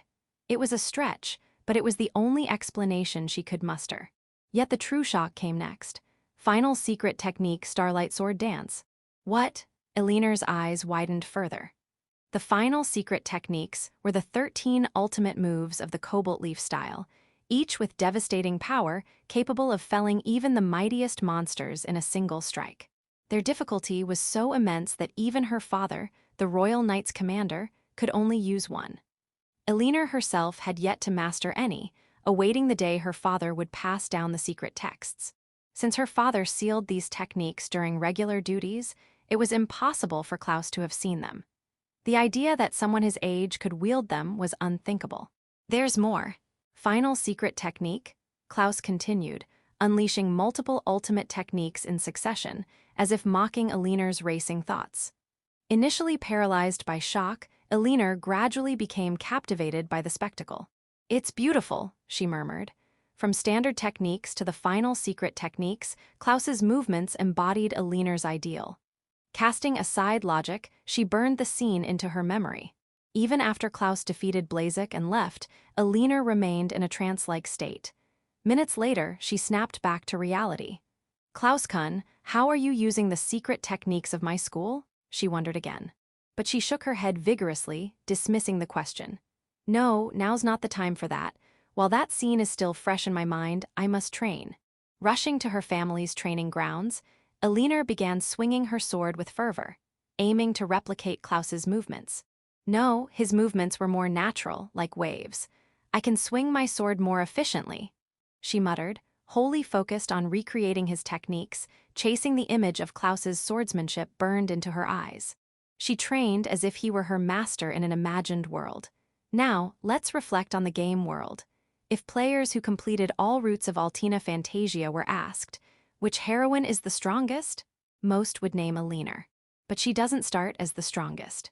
In her route, Elinor confronts the Cobalt Leaf style, mastering all final secret techniques and ultimately becoming a peerless warrior, rivaling the protagonist despite relying solely on swordsmanship. Klaus, aware of Elinor's overwhelming power, had idolized her Cobalt Leaf style and trained relentlessly to replicate it. But in this world, the dynamic shifted. Elinor witnessed Klaus performing the ultimate version of her future self. Inspired, she began training with those movements as her ideal, leading to growth at an unprecedented pace compared to the original story. "Wait for me, Klaus-kun. I'll catch up to you," she vowed. Thus, without waiting for the original story's starting point, Elinor embarked on her path to becoming the strongest. Chapter 13, Let's Declare Defiance to the King. After the battle with that incomprehensible noble, I made sure to put enough distance between us to avoid revealing my identity. Then, I glanced around. "Now, where am I?" I muttered. I'd been so focused on escaping that I hadn't kept track of my location. I was already past the meeting time with Marie, and she was probably waiting for me. As I pondered this, a voice called out from behind. "Master." Turning around, I saw Marie standing there. Her presence caught me slightly off guard. "Marie, huh? This isn't the meeting spot we agreed on, is it?" I asked. "No, it isn't. But when Master didn't arrive after some time, I came to find you," she replied. "I see." Her choice of words, "I came to find you," rather than "I looked for you," struck me as slightly odd, but something else caught my attention more. "You bought new clothes?" I noted. "Yes," she confirmed. Marie was wearing a slightly oversized coat with a hood. I thought she was supposed to be visiting the armory or apothecary, so this piqued my curiosity. Then it hit me. A coat this large would be perfect for concealing hidden weapons or poisons. Impressive, impressive. Satisfied, I nodded. Looks good. It suits you well as an assassin." "Why, yes. Thank you, Master." Marie's face lit up as she nodded enthusiastically. After this exchange, we headed to the inn Sardis had arranged for us. The next day, Marie and I made our way to the royal castle at the appointed time. Marie was now dressed in her usual servant attire, likely to avoid arousing suspicion of being an assassin in the castle. Upon arriving, we found Sardis waiting outside. "We've been expecting you, Viscount Renford," he said. "Yeah," I replied. Guided by Sardis, we walked through the castle. Along the way, he casually brought up a topic. "By the way, Lorisan and the others participated in special training with the Royal Knights yesterday after submitting the magical tool used to seal the Demon King's army executive. It seems to have been a valuable experience for both sides." "I see," I responded. "So that's why I hadn't seen them since yesterday. Not that it mattered much. What did concern me were the stares from the nobles as we walked through the castle. Could that be the rumored Lord Renford? The one who brilliantly led his subordinates to capture a Demon King's army executive? No, I heard he defeated the executive single-handedly. What's the real story here?" Their conversations reached my ears, and my blood boiled. Damn it, being praised like this was unbearable. If I unleashed a spell right here, how amusing would that be? As I entertained such thoughts, we finally arrived at the audience chamber. Sardis stopped in front of the large double doors and turned to Marie. My apologies, but only the Viscount is permitted to enter from here. Servants must wait in a separate room. I understand, Marie said, a hint of disappointment on her face, before being led away by a castle servant. From here on, I was on my own. Step inside, please, Sardis prompted. Yeah, I replied. As I entered, a commotion broke out. Wait, why is he here? Step aside, let me deal with him. Please hold on. That gentleman is about to meet His Majesty. The voice sounded vaguely familiar, like one I'd heard recently, but it was probably irrelevant. Dismissing it, I stepped into the chamber. The audience chamber was vast, easily capable of holding dozens of people. Yet, to my surprise, only 2 others were present besides me. One was a man with sharp, refined features seated on an ornate throne. Alden von Salscha, the king of the Salscha kingdom and a key figure in Altina Fantasia. Now that I think about it, this is my first time meeting a game character face-to-face in this world. Moved by the thought, I approached Alden and knelt on one knee. He addressed me. Well met, Renford, raise your head. Yes, your majesty, I replied, lifting my gaze. That's when I noticed the other person, a character from Altina Fantasia, but something puzzled me. Isn't that Marquis Windham? Why isn't he wearing his eye patch? In the game, Marquis Windham is a one-eyed noble with a distinctive eye patch, yet both his eyes were intact. Perhaps his eye loss happens later in this world. As I frowned, Alden spoke again. You seem surprised that it's just us. Normally, others would be present, so your reaction is understandable. That wasn't why I was surprised, but I had indeed wondered about it. In fantasy settings, award ceremonies or medal bestowals typically feature rows of knights lining the room. Alden quickly clarified. This time, in addition to the capture of the Demon King's army executive, I wished to discuss that other matter. But I preferred it not reach too many ears. That other matter, I echoed. It clicked. He was referring to the incident where I sent back Windham's party invitation, complete with tea stains. Originally, Sardis had come to Renford territory to punish me for that. But since this was a reward ceremony for capturing the executive, they likely didn't want to dwell on my transgression. I didn't mind either way. Let us get to the point, Alden said, shifting tone. First, about that matter, Renford, it must have taken great courage to send back that invitation. Returning a tea-stained invitation to a noble's party, an act that could turn every noble against me, would indeed require immense courage. But that's small-time villain logic. I aim to be the charisma of evil. I'm not fazed by such trivialities.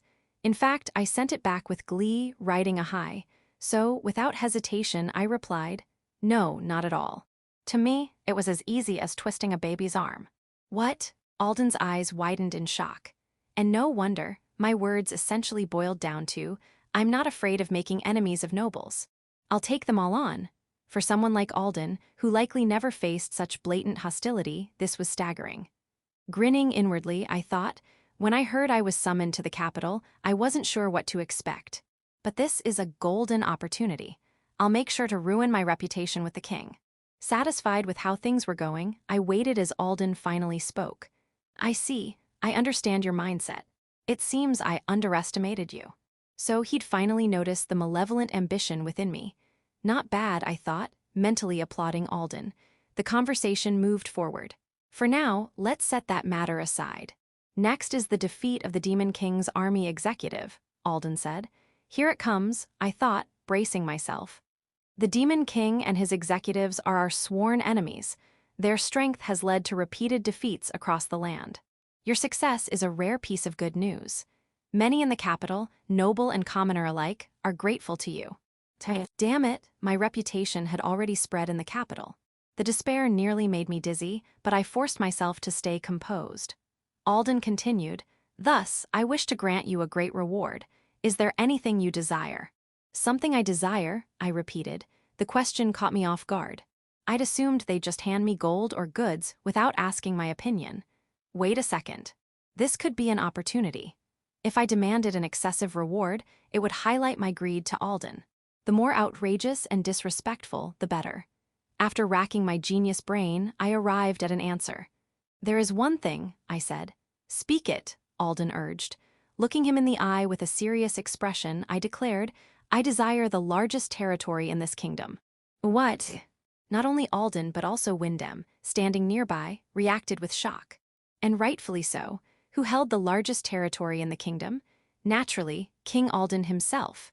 The royal family owned not only the capital but vast domains across the land. My statement could be taken as a direct challenge to the throne, a declaration of war against the royal family. This wasn't just insolence, it was grounds for execution. Reflecting calmly, I wondered if I'd gone too far. But Alden, his voice trembling, addressed me. "Renford, are those words truly from your heart?" This was my chance to backtrack, to claim it was a jest. But once I'd spoken, there was no retreating. What kind of final boss would back down now? "Yes, absolutely," I replied. "I see," Alden said, slumping back in his throne, likely pondering what punishment to mete out. Well, it was to be expected. There was no way he'd grant such a request. "I cannot decide on that request immediately. Give me a few days to consider." Wait, there's a chance I'd get it. Stunned by this unexpected turn, I barely registered Alden's next words. "That concludes this audience. Renford, you have done well." "Yes, Your Majesty," I replied. The end was a bit confusing, but I'd done what I could. It wouldn't turn out badly, rather it could only turn out badly, which, for the charisma of evil, was perfect. Satisfied, I left the audience chamber. Section. Alden von Salscha, king of the Salscha kingdom, was not only a key figure in Altina Fantasia, but also the father of a main heroine. He found himself intrigued by the boy before him, Klaus Renford. Having become head of the Renford house at a young age, Klaus had already achieved remarkable feats. One was his foresight regarding the Phantom Hand's attack on Windham's party. Klaus had obtained this information somehow and relayed it to Windham in code, successfully minimizing the damage. Had this leaked, Klaus would have made enemies of the culprits. Yet he chose to act, earning Alden's genuine admiration. Thus, Alden began with this topic. First, about that matter, Renford, it must have taken great courage to send back that invitation. But Klaus's response was unexpected. "No, not at all. To me, it was as easy as twisting a baby's arm." "What?" Alden's eyes widened. He'd expected humility, given Klaus's position. But there was no trace of deceit in Klaus's words. He genuinely believed the act was trivial. "I see. I understand your mindset. I underestimated you," Alden said, sensing an unfathomable depth in Klaus. Moving to the main topic, the capture of the Demon King's army executive, Alden continued, "The Demon King and his executives are our sworn enemies. Their strength has led to repeated defeats. Your success is a rare piece of good news. Many in the capital, noble and commoner alike, are grateful. Capturing an executive was a feat even the royal knights struggled with. For someone as young as Klaus to achieve it marked him as a rare genius. Alden couldn't let such talent slip away. Whatever Klaus desired, gold, titles, he was prepared to grant it. But Klaus's next words shattered his expectations. "I desire the largest territory in this kingdom." "What?" Alden and Windham shuddered in shock. The largest territory in the Salscha kingdom was none other than the great forest of the underworld, the boundary between the human and demon realms. Centuries ago, it was called the Land of Bounty, rich in mana, fostering abundant flora and fauna and nurturing powerful mages. It was the kingdom's most prosperous territory and a frontline defense against the demon realm. But one day, the mana surged uncontrollably, causing plants to grow abnormally into a vast forest. Monsters, empowered by the mana, became too strong, rendering the land uninhabitable. The king at the time attempted reclamation, but the forest regrew instantly. Eventually, the kingdom retreated to the Markovar territory. Many nobles tried to reclaim it, but all failed, and such proposals ceased. Still, the great forest of the underworld remained the kingdom's largest territory. Klaus surely knew this. If he didn't, he'd be a fool. To think, in my generation, someone would dare to claim that cursed land. Normally, Alden would dismiss such a request as absurd. But Klaus's talent was immeasurable. Could he actually succeed? Just to be sure, Alden asked, "Renford, are those words truly from your heart?" "Yes, absolutely," Klaus replied, meeting Alden's gaze with unwavering seriousness. No fear marred his face, despite challenging a feat unaccomplished for centuries. Alden felt not just admiration, but awe. Still, such a decision couldn't be made lightly. I cannot decide on that request immediately. Give me a few days to consider, Alden said, dismissing Klaus. Left alone with Wyndham, Alden exchanged a glance. To think such a prodigy was hidden in our kingdom, Alden marveled. Indeed, Viscount Renford is truly remarkable, Wyndham agreed. Alden had doubted Wyndham's high regard for Klaus since the invitation incident, but now he understood. As he mused, Wyndham spoke up. By the way, to reclaim the great forest of the underworld, Viscount Renford would likely need permission from the Marquis of Markivar. Indeed, Alden nodded. The Marquis of Markivar, suspected of orchestrating the attack on Wyndham, had governed the vast territory bordering the forest for over a century. Reclaiming the forest would require a base in Markivar's land, which he'd likely oppose. We could force his cooperation as punishment for the attack, but Markivar had already lost his parliamentary voice as punishment. Further penalties could stir resentment among other nobles. As Alden weighed the risks, Wyndham murmured, "Perhaps Viscount Renford's true aim isn't the forest." "What do you mean?" Alden asked. Wyndham turned to him with a serious expression. "As you know, the Renford and Markivar territories share a border. That's likely how he obtained information about the attack so quickly, but that didn't fully neutralize Markivar's schemes." "You think Markivar will plan more attacks?" Alden asked. "Quite likely. And here's the critical point. The attackers were the Phantom Hand, a group of humans and demons. Where did Markivar connect with demons? The great forest of the underworld." Alden stood abruptly, grasping Wyndham's implication. Though the forest was impassable for humans, high-ranking demons could navigate it. As Alden reeled, Wyndham continued. "Likely so, and Viscount Renford probably knows this. By proposing reclamation as a pretext, he could establish a base in Markivar's territory to monitor him closely. That's a task I, as king, should undertake. Would a lord forsake a reward to take on such a burden? Indeed, for the Viscount is a man of such wisdom and courage that he called that tip-off easy," Wyndham replied. Hearing this, Alden could only believe Wyndham's theory. Klaus's extraordinary intellect, paired with selfless devotion to the kingdom, marked him as an unparalleled prodigy. Alden began to feel something beyond respect or awe. What a man. "With someone like him, our kingdom's future is secure," Alden declared. "Absolutely. Though knowing Viscount Renford, he might actually succeed in reclaiming the forest," Wyndham added. "That would be a tall order, even for him, but with such a prodigy, I can't help but wonder." "Very well, let's make a bet on whether he succeeds. I'll wager on success." "Oh, in that case, I'll bet on success too." That won't make for much of a bet." "Ha." The two laughed, showering Klaus with praise until a subordinate summoned Alden. Thus, unbeknownst to Klaus, his reputation with the king and his allies soared even higher. Chapter 14. Let's enjoy some suspicious tea and sweets. "Here is your room, Renford-sama," the castle servant announced. After my audience with Alden, I was led to a guest room in the castle. I'd been told to use this room during my stay in the capital. Yesterday, since we arrived earlier than planned, we'd stayed at an inn for nobles. Speaking of which, where's Marie? I wondered aloud.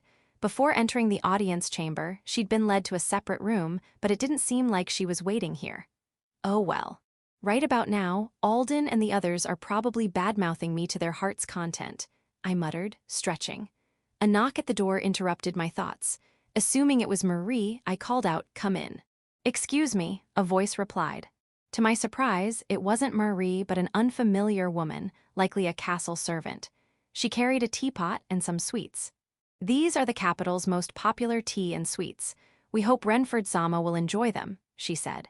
"Oh, got it," I replied. "Please, take your time," she said before leaving. I forgot to ask who sent them, but it was probably Alden or someone of his ilk. Given my role in defeating the Demon King's army executive, I was being treated as an honored guest. Naturally, they'd be courteous. Being treated so politely irks me, but I've got no complaints about eating good stuff. Might as well indulge in this perk, I muttered, reaching for the teacup. I took a slow sip. So this is the capital's famous tea. It does have a rich flavor. Wait, what? As I savored it, something felt off. The flavor was rich, but a strange bitterness lingered beneath, overpowering the taste. Frankly, it wasn't very good. Marie's tea is way better than this, I grumbled, disappointed. Still, there were the sweets, a pound cake perhaps. I took a big, luxurious bite. This has a nice sweetness, pretty good. Then it hit me. A faint heat bloomed in my stomach, like the burn of eating spicy food. I was utterly baffled. Is spicy candy the trend in the capital now? Or maybe it's one of those prank sweets with a single bad one mixed in. Yeah, that's gotta be it. Proud of my deduction, I marveled at my own genius. Just then, another knock came. Come in, I called. Excuse me, master, Marie said, stepping inside. Marie, you're late, I remarked. Why, yes, I was told to wait in another room, but when I heard your audience was over, I hurried here, she explained. I see. By the way, a servant brought some tea and sweets. Want some? I offered. Marie's gaze shifted to the tea and cake on the table. Instantly, her eyes narrowed sharply. I see. Someone other than me served master? I understand, heh, she said with a strange chuckle. Marie, I called, noticing her odd demeanor. And nothing at all, I gratefully accept master's kind offer, she said, approaching the table. But as she reached for the tea, she froze. Could it be? What's wrong? I asked. She turned to me with a grave expression. Master, have you already consumed these? Yeah, I have, I confirmed. Her eyes widened in shock. What was the matter? Did she want to eat them all herself? Maybe she's secretly a glutton. As I marveled at this unexpected side of Marie, a buzzing sound pierced the air. Hm! I instinctively crushed the source with my right hand. Opening my fist, I found a dead insect. Bugs, huh? I mused. The castle's security was tight enough to keep out even rats, but something as small as an insect could slip through. Bugs? Wait, no, Marie exclaimed, overreacting for some reason. She must hate insects, I thought. But then she suddenly pointed at the table. Master, may I take the rest of these? She asked. Sure, go ahead, I replied. Thank you, I'll step out briefly, so please excuse me, she said, grabbing the teapot and sweets before swiftly leaving. Maybe she didn't want me to see her pigging out on snacks. Well, whatever. It was amusing to see a new side of Marie, I muttered, settling into a moment of elegant tranquility with no incidents to disrupt it. Section. A few dozen minutes earlier. I won't forgive him, never. Earl Blazik, a noble of the capital, was trembling with rage. The cause was a certain boy. It began yesterday when Blazik was graciously speaking to a commoner girl in town. The boy interfered and unbelievably used some underhanded trick with a rusty sword to humiliate him. That alone was unforgivable, but then, just now, Blazik spotted the boy in the castle. Wait, why is he here? Step aside, let me deal with him, Blazik demanded. Please, hold on. That gentleman is about to meet His Majesty, a servant protested. According to them, the boy was Viscount Renford, the talk of the capital, set to receive a reward for defeating a Demon King's army executive. This only fueled Blazik's anger. A reward from His Majesty? That upstart? Impossible, it's a mistake. Convinced Klaus had used deceit to achieve his feats, just as he had to defeat him, Blazik decided to take matters into his own hands. If that's the case. Blazik devised a plan and acted swiftly. These are the capital's most popular tea and sweets. We hope Renford-sama will enjoy them, the disguised servant said. Oh, got it, Klaus replied. Please take your time, she said before leaving. Watching from afar, Blazik grinned wickedly. His plan was simple. Disguise a subordinate as a castle servant, send them to Klaus's room after his audience, and leave 3 gifts: tea, pound cake, and a tiny insect-shaped magical surveillance device. Blazik watched the feed from the device with satisfaction. Now, regret crossing me, he sneered. Klaus reached for the tea and drank without hesitation. So this is the capital's famous tea. It does have a rich flavor. Wait, what? Klaus said, noticing something. Too late. Like a useless party member expelled too late, it was over. Ha, you drank it. That tea contains poison potent enough to knock out an A-rank, 10-meter-long crash elephant. You're finished, Blazik laughed triumphantly, but then, Marie's tea is way better than this, Klaus remarked. What? Blazik gasped. Somehow, Klaus was unaffected. Had his subordinate forgotten the poison? No, Klaus had noticed something off. There had to be another reason. Blazik shook his head vigorously. No, calm down, I have another trick. A great noble doesn't falter over one failed plan, he said, ignoring how rattled he was and focused on the feed. Klaus reached for the pound cake. Blazik's grin returned. Fool, that cake contains magical explosive powder strong enough to blast through an A-rank diamond turtle's scales. It'll tear you apart from the inside, he declared confidently. But then, is spicy candy the trend in the capital now? Or maybe it's one of those prank sweets with a single bad one mixed in. Yeah, that's gotta be it, Klaus said, looking briefly surprised but otherwise fine, spouting nonsense. What? Blazik stammered, utterly shaken. What's happening? Why aren't the poison or explosives working? Does he have resistance to them? Unbeknownst to Blazik, he was right. Whenever Marie served him, Klaus maintained status ailment and heat-resistant spells. While not fully immune, he could neutralize moderate poisons and heat. Blazik's poison and explosives were too weak to harm him. In fact, Klaus's natural healing had already fully restored him. But Blazik, unaware, could only panic, racking his brain for what went wrong. Then, bugs, huh, Klaus said, followed by a snap, as the feed cut out. It seemed the surveillance device had been crushed. After some time, Blazik regained his composure. Fine, this attempt failed, but I gathered information. Next time I'll ensure success, he vowed. Feeling parched from shouting, he noticed a teapot and pound cake on his table. Assuming a subordinate left them, he nodded approvingly. The batch for that wretch was poisoned, but these are genuinely popular in the capital. I'll calm down with these, he decided, determined to remain elegant as a noble. He took a big bite of the cake and gulped down the tea. Both are truly delicious, buhaya. A searing heat erupted within him, and a numbing sensation spread through his limbs. In unbearable pain, Blazik realized the truth. This is what Renford ate, but why is it here? Had his subordinate betrayed him? Writhing in agony, Blazik scanned the room and spotted something. Who's there? In a corner stood a figure in an oversized coat, hood drawn low, obscuring their face. Clearly, they approached with malice. The shadowy assassin spoke. This is your judgment, she said, her voice revealing her as a woman. Who are you? Blazik thought, his consciousness fading. Face your sins and sleep, she continued. As Blazik lost consciousness, she added, this is all according to Master's will. Confirming Blazik's collapse, the mysterious assassin, Marie, quietly removed her hood. It seems he didn't die, perhaps because Master consumed part of it, reducing its potency, she noted, thinking of her master. Have I met Master's expectations? Section, back to the moment Marie entered Klaus's room. Upon seeing the tea and cake, she instantly recognized the poison and explosive powder. Learning Klaus had consumed them, she nearly fainted from shock. Master ingested poison and explosives? No, he's conversing normally, so he must be fine, but how? A sage like Klaus wouldn't miss what she'd noticed. There had to be a deeper meaning. After frantic thought, Marie reached a conclusion. Is this a reprimand for me? During past monster hunts with Klaus, Marie realized he expected more than a mere servant's role. He wanted an ultimate maid with the strength to protect him from any threat. Yet, during this crisis, she hadn't been present, separated during the audience. That was no excuse. Had Klaus deliberately consumed the poisoned tea and cake, knowing their danger to chastise her? You let someone poison me due to your carelessness. You failed as a maid, she imagined him saying. Am I unworthy of being Master's maid? Devastated, Marie was jolted when Klaus crushed something in the air. In his hand was the wreckage of a magical device. Bugs, huh? He said. Bugs. Wait, no, Marie exclaimed, belatedly grasping his meaning. By calling the device a bug, Klaus was indirectly telling her it was planted by someone intending harm. His intent was clear.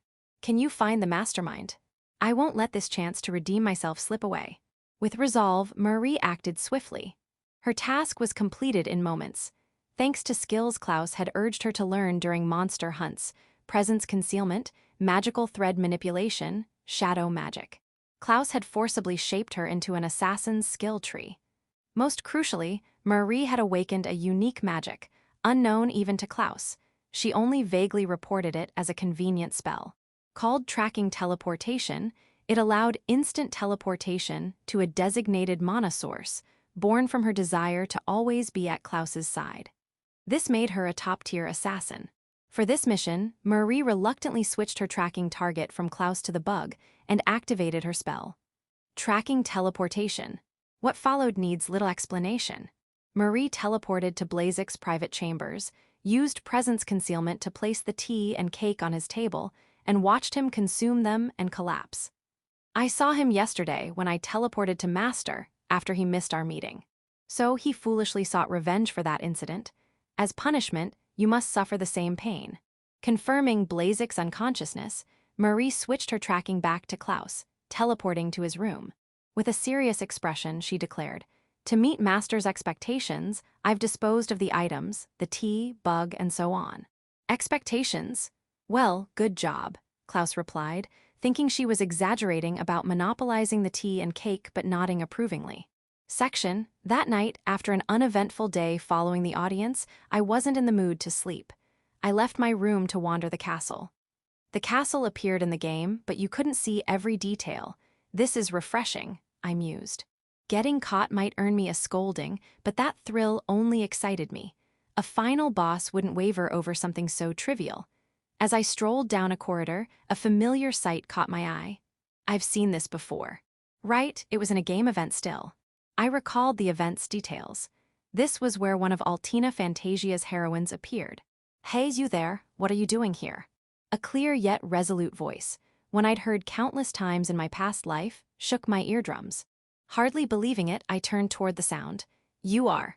There stood a girl, dressed in luxurious noble attire, her moonlight silver hair cascading down. I knew her instantly. She was the central figure on Altina Fantasia's cover, a heroine treated with special prominence. Sophia von Salscha, the first princess of the Salscha kingdom and the main heroine. Chapter 15, Time to teach the princess her place. Before me, as I explored the castle, appeared a beautiful girl with long, silver hair, Sophia von Salscha, the princess from Altina Fantasia. Her practical attire and the sword at her waist suggested she'd just finished training. Don't you know this area is restricted to royal affiliates? How dare you intrude? State your name and affiliation," Sophia shouted, pointing at me sharply. Now, what to do? I mused. I hadn't planned to encounter a game heroine yet, but this could be a golden opportunity. If I revealed my identity, Sophia would likely develop a negative impression of me. After much deliberation, I decided to be upfront. "I'm Klaus Renford, head of the Renford house," I declared, adding a touch of manga flair for effect.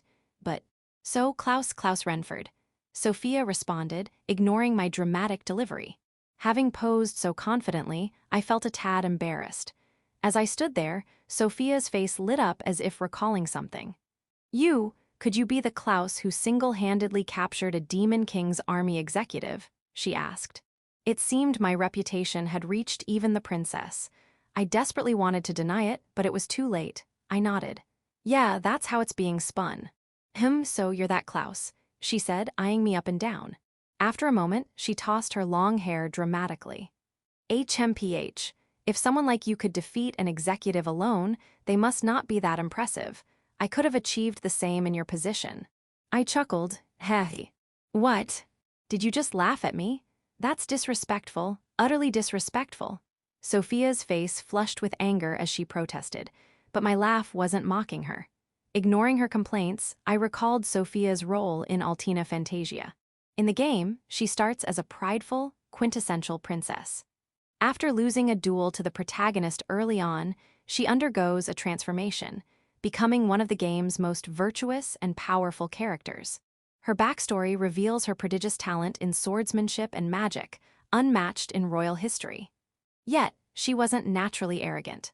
The looming revival of the Demon King, requiring royal blood to defeat, placed immense expectations on her. This pressure led her to adopt a bold facade to cope. Knowing this, I found her current bravado endearing. She'd eventually face reality and rise above it. Why not give her some advice? "Sophia, forget the pressure.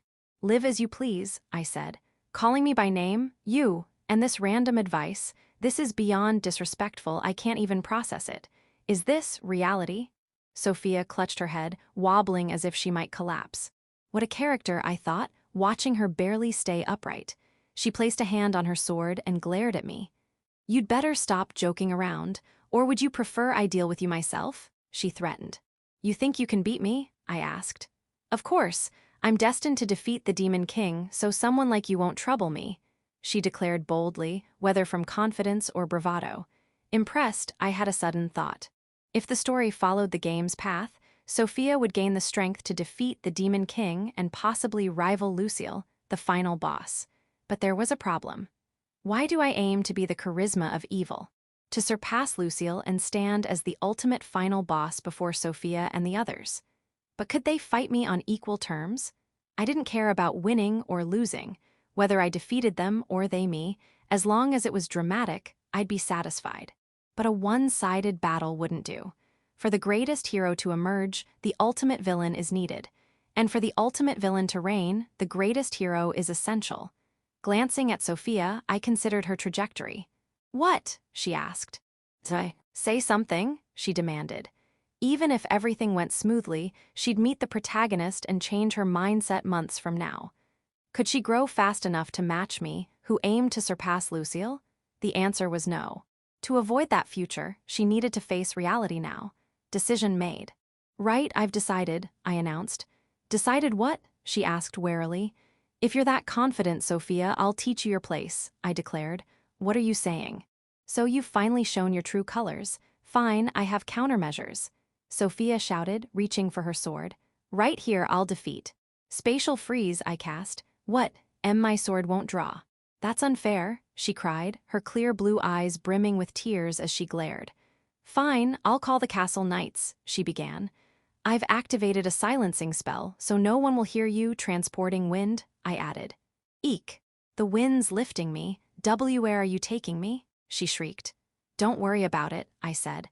Of course I'm worried, you won't get away with this. The moment I'm taken from the castle, a barrier alerts everyone. I've disabled that, so we're good. Let's go. Eek no. Carrying Sophia with wind magic, I leapt out a castle window. Her screams were muffled by the silencing spell. As we flew, I pondered. Where's a good place to teach Sophia her place? Right, the dungeon.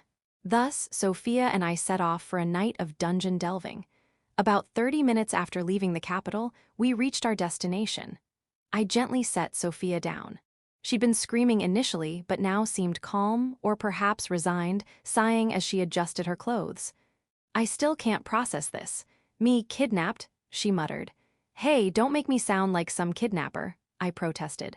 It's absolutely kidnapping, she snapped, brimming with energy. Ignoring her, I turned my gaze forward. We stood in the forest of Eltria, near the capital.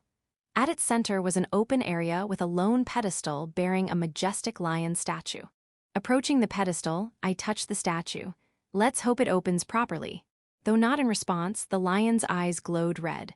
The pedestal split, sliding apart to reveal a staircase descending below. I nodded. Looks good, I said. This was the hidden dungeon Great Eltria Labyrinth from Altina Fantasia. Unnecessary for the main story, it housed powerful items and monsters. In the game, it required a protagonist level over 100 to enter. I'd been concerned about my eligibility, but it seemed fine. What is this place? Sophia asked, peering curiously down the stairs. A hidden dungeon, I replied. Clearly unprepared for this, she seemed intrigued. I continued, let's head down. What now? She exclaimed. Yeah, or are you scared to dive in after all that bravado? I won't force you, I teased. What? As expected, her face flushed red. Placing a hand on her chest, she declared grandly, Don't mock me. I'm Sophia von Salscha, first princess of the Salscha kingdom. I'll conquer this dungeon in a flash. Section, no more, I can't do this. Klaus Sand, do something. 10 minutes later, Sophia was desperately pleading for help as a horde of monsters attacked.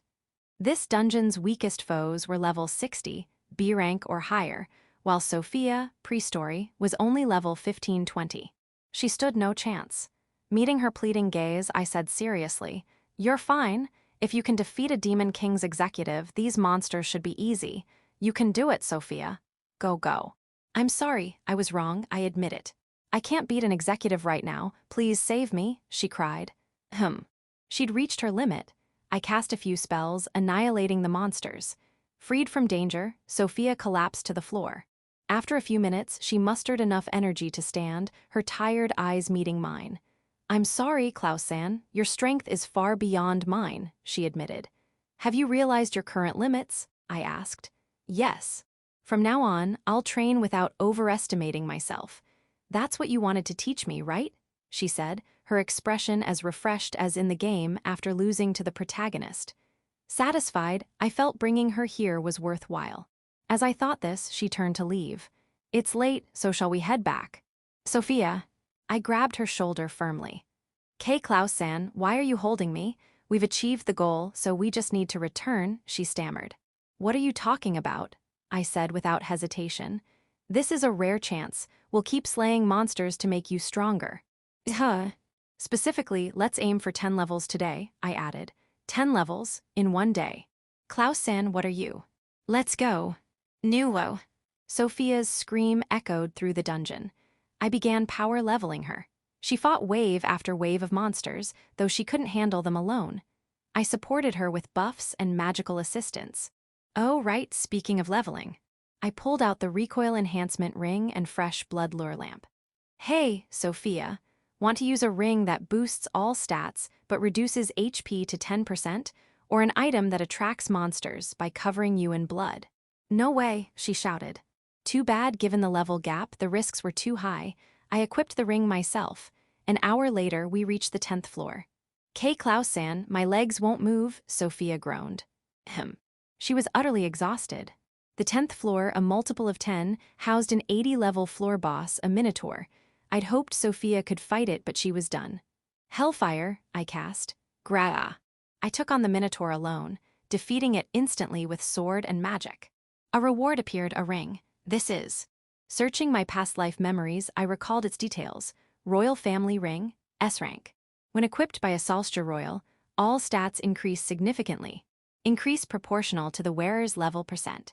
This was one of the game's strongest items, boosting stats by 50% at level 50, 100% at level 100. A game-breaking piece of equipment. Unfortunately, only royals could use it, so it was useless to me. Not wanting to waste it, I glanced at the exhausted Sophia. "Sophia, hold out your hand," I said. "My hand?" she asked. "Yeah, take this." I tried to toss it, but she was too tired to lift her arm. No choice. I lifted her hand and slipped the ring on, recalling a game detail. The ring's effect only activated on a specific finger, her left. Relying on my memories, I placed it on her left ring finger and smiled. "This will make you much stronger." The shock overwhelmed her, and my words barely registered. Her mind seemed to short-circuit. "A ring on my ring finger? What does this mean?" I can't think straight. Realizing she couldn't process it, she squeezed out, "K. Klaus-san, no, Klaus-sama. Does this mean giving me the royal family ring is a proposal, right?" "Yeah, of course," I replied. Her confusion deepened. "Tea time, I need time. I can't answer something like this now." "I get it," I said. Staring at me earnestly, she realized my sincerity. Still dazed, I led her out of the dungeon. Section. A few hours earlier, despite the late hour, Sophia was training alone in the castle's training grounds. Hiya, ha. Clang, perhaps from overexertion, her grip failed and her sword fell. Wiping sweat with a towel, she crouched down. Is this really enough? Her expression betrayed anxiety. As the first princess, Sophia was blessed with talent and had grown through relentless effort. Yet, unease swirled within her. My swordsmanship and magic improved daily, but is it enough to defeat the Demon King? She recalled the expectations heaped upon her. Sophia-sama will surely defeat the Demon King. Believe in your talent. Don't worry. It's been decided, since, in the founding myth, that the princess will defeat him. She'd heard these since childhood, driving her to train despite crushing fear and anxiety. Shaking her head, she steeled herself. No weakness. I'm Sophia von Salstra, first princess. I'll defeat the Demon King with ease. She resumed training, finishing an hour later. On her way back, she encountered him. Hey, you there. What are you doing here? Seeing a boy in a royal-only area, she called out forcefully. He widened his eyes briefly before declaring, I'm Klaus. Klaus Renford, head of the Renford house. The name was familiar. No noble in the capital didn't know it. A young lord from a minor territory who single-handedly captured a demon king's executive. Even her father, the king, mentioned him often.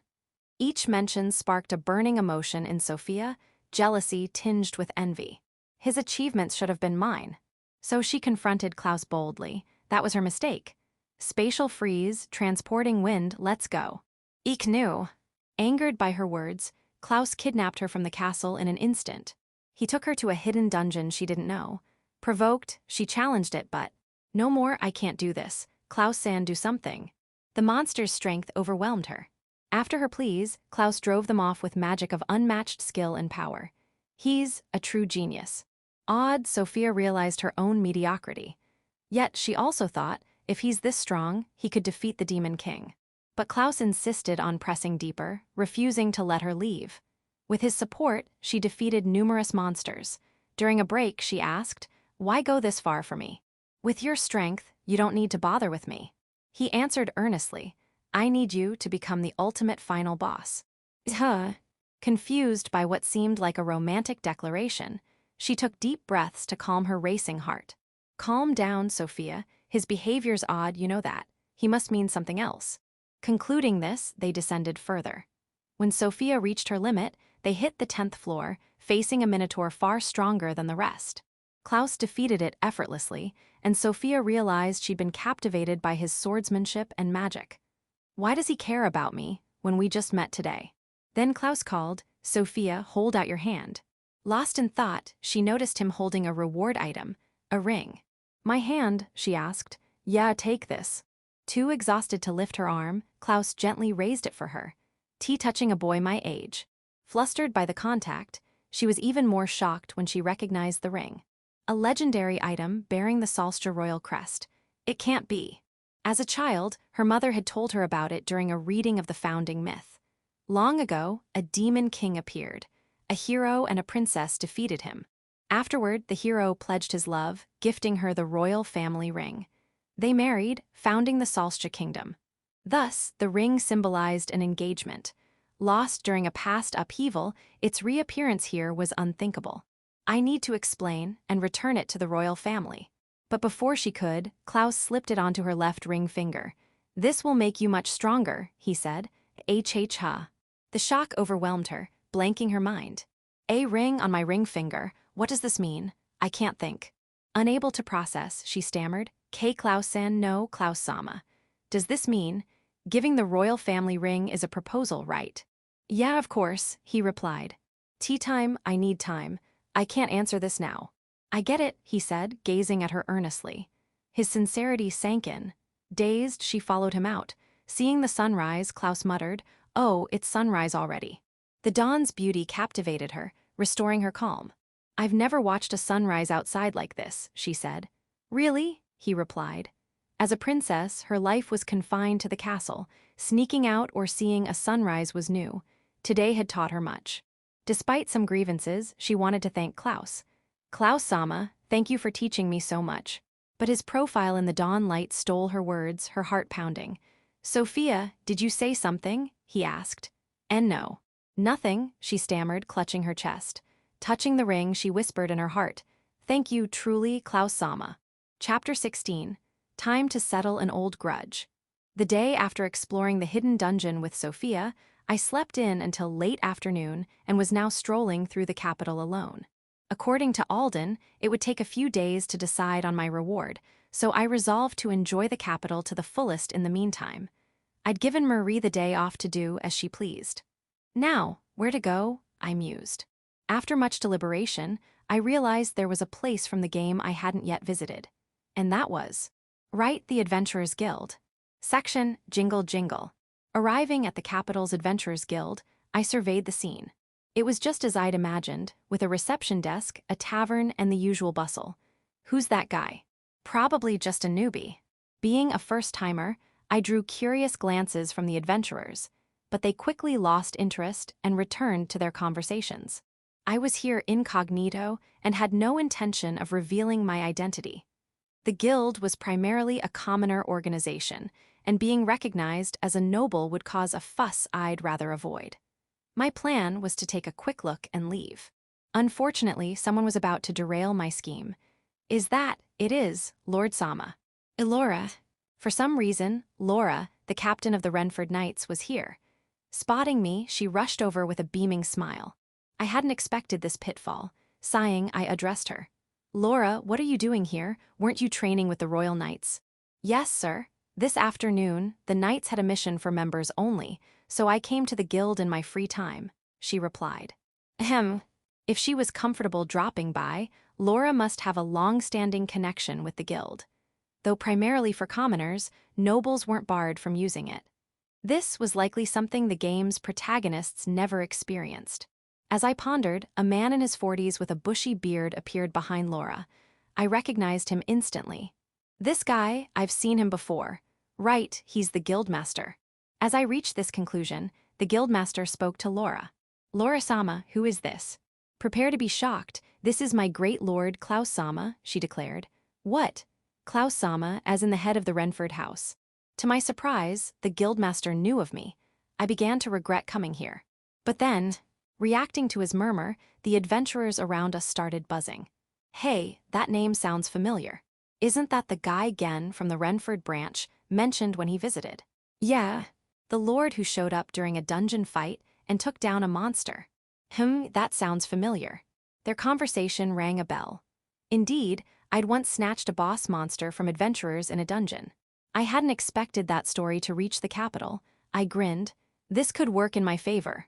Stealing a monster was taboo among adventurers, making me a villain in their eyes. But few would dare confront a noble directly.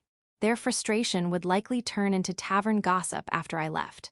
Laura's reveal of my identity had worried me, but this was a perfect chance to spread my infamy. Was there a way to seal the deal? Scanning the room, my eyes landed on a bulletin board covered with quest notices. Among them was one for defeat a red dragon settled in the territory. The quest itself wasn't unusual, but the reward caught my attention. I'd seen this exact quest in the game, but the reward here was nearly double. What's going on? Why's the red dragon quest reward so high when others match the game? Wait, I get it. My genius mind cracked it. The game couldn't be wrong, so the guild must have misjudged the standard reward. That sparked my plan. If I accepted and completed the quest while the inflated reward stood, then, when claiming it, said, "It's usually half this, too bad. But a deal's a deal, so I'll take it all," what would happen? My reputation as a greedy, corrupt noble would spread like wildfire. With that, I tore the quest notice from the board. Seeing this, the guildmaster cautiously spoke. Klaus-sama, what are you? I figured I'd take this quest while I'm here, I replied. What, that quest? Yeah, is there a problem with a noble like me taking it? And no, not at all. Thank you, thank you.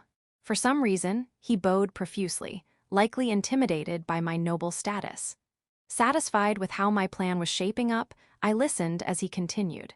If it's not too much trouble, Klaus-sama, may I accompany you on this quest? Sure, I said. He probably wanted to ensure I'd complete it properly.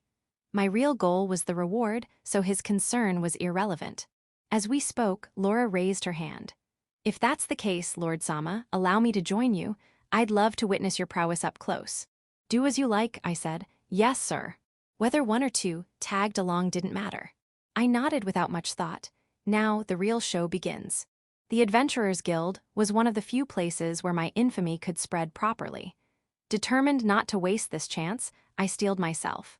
About an hour after accepting the Red Dragon defeat quest at the capital's Adventurers Guild, Laura, the guildmaster, and I arrived at the client's residence. The client was Baroness Muri, a noble governing a small territory near the capital. As we waited outside her manor, a woman emerged. She appeared to be in her early 40s, elegantly dressed as befitting a noblewoman with a striking silk fur coat. Despite her refined appearance, her expression was stern, exuding irritation. "You're the ones who accepted my quest? Oh, Guildmaster-san, you're here too," she said. "Why, yes, it's been a while, Muri-sama," the Guildmaster replied. "Very well, but this time you'll complete the quest properly, won't you?" "Oh, of course." They seemed acquainted, their exchange tense. Likely, the Guildmaster was nervous facing a noble. Bored of watching, I cut in. "So, where's the target?" Muri's brow twitched, but she quickly regained composure and turned. "I'll guide you. Follow me." After a 30-minute carriage ride prepared by Muri, we reached the base of a nearby mountain range. There it was. Ruer. A massive red-scaled dragon, a red dragon, stood at the mountain's base, letting out a mighty roar. Muri ordered the coachman to stop and spoke. As you can see, about 20 days ago, that red dragon settled there. The mountain has a tunnel used by merchants, but they can't pass now. As the Lord, I issued this quest to resolve this urgently, she explained, repeating details from the ride. In short, I just needed to kill it. Might as well hit it before it notices, I said, stepping off the carriage and eyeing the red dragon. Up close, its size was immense. It's really huge, I muttered. Compared to the game, it seemed larger, and its scales were a deeper red. Must have looked different on a screen. No big deal, killing it solves everything, I concluded, raising my right hand. A memory from months ago flashed through my mind, red dragon. There was a deep grudge between us. Early in my reincarnation, I'd complained about a red dragon liver served by my chef, throwing him in jail. That somehow led to an evil merchant's arrest and baseless rumors of my leniency toward my subordinates. That incident sparked everything. Without it, or if red dragons didn't exist, my infamy might have spread nationwide by now. This quest wasn't just about reward manipulation, it was about settling an old score. I recall red dragons are weak to water magic. Recalling the game's weakness, I began channeling mana. Something's off. The size, the color, it doesn't feel like a normal red dragon. Wait, no, Laura shouted from behind. Focused on erasing my nemesis, I didn't hear her. Heaven-piercing torrent, I cast. A massive water stream surged toward the red dragon, its sharp spear meant to pierce its tough hide. Boom! The moment the water hit, an earth-shaking explosion erupted. Blinking in confusion, I tilted my head. That's odd. It was supposed to just punch a 5-meter hole. After a few dozen seconds, the dust settled. Not a trace of the red dragon remained. Maybe I overdid it. Fortunately, it was far from the mountain, so no collateral damage occurred. I was hoping to sell its parts to play up my greed, but that's not happening. Shame. No matter, fussing over details wasn't the way of the charisma of evil. More importantly, I've finally settled that old grudge. Basking in satisfaction, I savored the moment. Klaus-sama, the guildmaster called timidly after some time. What? Well, I'd like to discuss the reward. There was only one reason he'd bring this up now. He'd realized the reward was set too high. Too bad the quest was already done. No way I'd negotiate. With a wicked grin, I said, sorry, but no matter what you say, I'm not budging. What do you mean? The reward will be exactly as listed. Non-negotiable. That means, that's all I have to say, I'm done here. Give the reward to Laura later. Yes, understood. With that, I used wind magic to leave. Another hour-long carriage ride back was too tedious. That wrapped up quicker than expected. Might as well tackle the hidden dungeon again. Satisfied with achieving my goal, I headed straight for the dungeon. Section. Weeks earlier, Harold, the master of the capital's Adventurers Guild, was grappling with a problem. The guild relied on earnings and funding from nobles and merchants. Recently, Baroness Muri, a key patron, had issued a quest: defeat the red dragon in Muri's territory. To avoid losing her support, it had to be completed swiftly. Red dragons were A-rank and formidable, but top adventurers could rival knights in monster slaying. Harold initially believed his elite could handle it. What? Our elites lost to the red dragon and came back. Reality was harsh. Multiple parties failed, and even doubling the reward didn't attract takers. Despairing, Harold saw a savior. Klaus, rumored to have defeated a demon king's executive alone, appeared at the guild and tore the red dragon quest from the board. Klaus-sama, what are you? I figured I'd take this quest while I'm here, Klaus replied.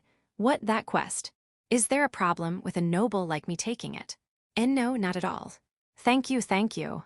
Harold had heard Klaus once saved struggling adventurers in his territory, covered in blood, an act unbefitting a noble. Convinced Klaus's bravery and justice could handle the quest, Harold joined him, along with Laura and Muri. Muri was visibly frustrated from repeated failures, but that would soon change. At the site, a massive red dragon loomed, its aura nearly buckling Harold's knees despite the distance. Might as well hit it before it notices, Klaus said casually, as if going for a stroll. While Harold was confident in victory, Laura looked grave. Something's off. The size, the color, it doesn't feel like a normal red dragon. Wait, no. She realized the truth. It's not a red dragon, it's an S-rank crimson dragon, a beast unseen for decades. Why here? More critically, crimson dragons had a unique trait. While red dragons were weak to water magic, crimson dragons absorbed it, converting it to mana. Mistaking it for a red dragon and using water magic would empower it. Wait, Lord Sama. If you think it's just a red dragon, you'll be in grave danger. Heaven-piercing torrent, Klaus cast. Laura's attempt to stop him failed as Klaus unleashed water magic. Fearing disaster, she was stunned by the outcome. Klaus's spell was so powerful that the crimson dragon couldn't absorb it. The water pierced its scales, reaching its core, where scorching flames flowed with its blood. The collision triggered a massive steam explosion. After dozens of seconds, no trace of the crimson dragon remained.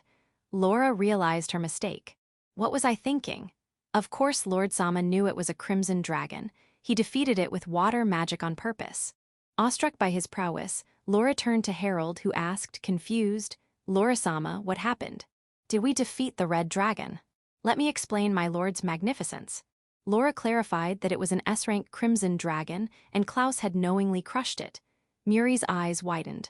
So that's why adventurers kept failing. I was disappointed, but I apologize for my misunderstanding, she said. No, identifying monsters is our job. The delay is on us. No need to worry, Muri-sama, Harold replied. Thank you for your kindness, Guildmaster-san. Phew, crisis averted, Harold thought, relieved that Muri's opinion of the guild had improved. But one issue remained, the reward. An S-rank quest demanded at least 10 times an A-rank reward. The doubled amount on the quest notice was still insufficient, and given the irregular encounter, Klaus could demand extra. Who would cover it, Muri or the guild, required discussion, but first, Harold needed Klaus's input. Timidly, he approached, but Klaus's response was unexpected. The reward will be exactly as listed. Non-negotiable. That means... Incredibly, Klaus, having slain an S-rank beast, accepted the listed amount. Stunned by the favorable terms, Harold watched Klaus leave dashingly. Overwhelmed with gratitude, Harold exclaimed, not only does he slay an S-rank monster instantly, but his generosity considers us. What a great man Klaus Sama is. Surprisingly, Muri reacted. Wait, did you say Klaus Sama?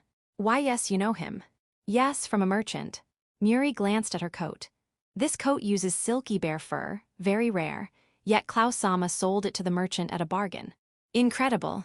So Klaus Sama consistently works for the commoner's benefit, Harold said. Indeed. It's a shame I couldn't thank him properly for this coat or the crimson dragon, my comrade, Muri murmured, reflecting. The Muri family had risen from merchants to nobility. Drawing on that experience, Muri supported commoners, including the guild, despite criticism from other nobles as an upstart. Meeting Klaus, a kindred spirit, moved her. Heh, exactly, my lord is truly splendid. Laura chimed in, delighted by their praise. The accolades continued. With Renford's great treatment of adventurers, many skilled ones might migrate there, Harold said. Knowing such a lord governs, merchants will flock too, Muri added. That could enrich our kingdom's people. Their discussion shifted into a strategy session on spreading Klaus's greatness. Later, Muri told merchants and Harold told adventurers, prompting many to head to Renford's territory. As a result, unbeknownst to Klaus, Renford's economy boomed, monster attacks decreased, and his reputation soared. Chapter 17, Let's beat the noble to a pulp with all the heroines. Why must I suffer one misfortune after another? In a mansion in the capital's noble district, Earl Blazek clutched his head, spitting words of resentment in his private chambers. 2 days ago, he'd intended to deal with an insolent upstart, only to be thoroughly trounced by a sword.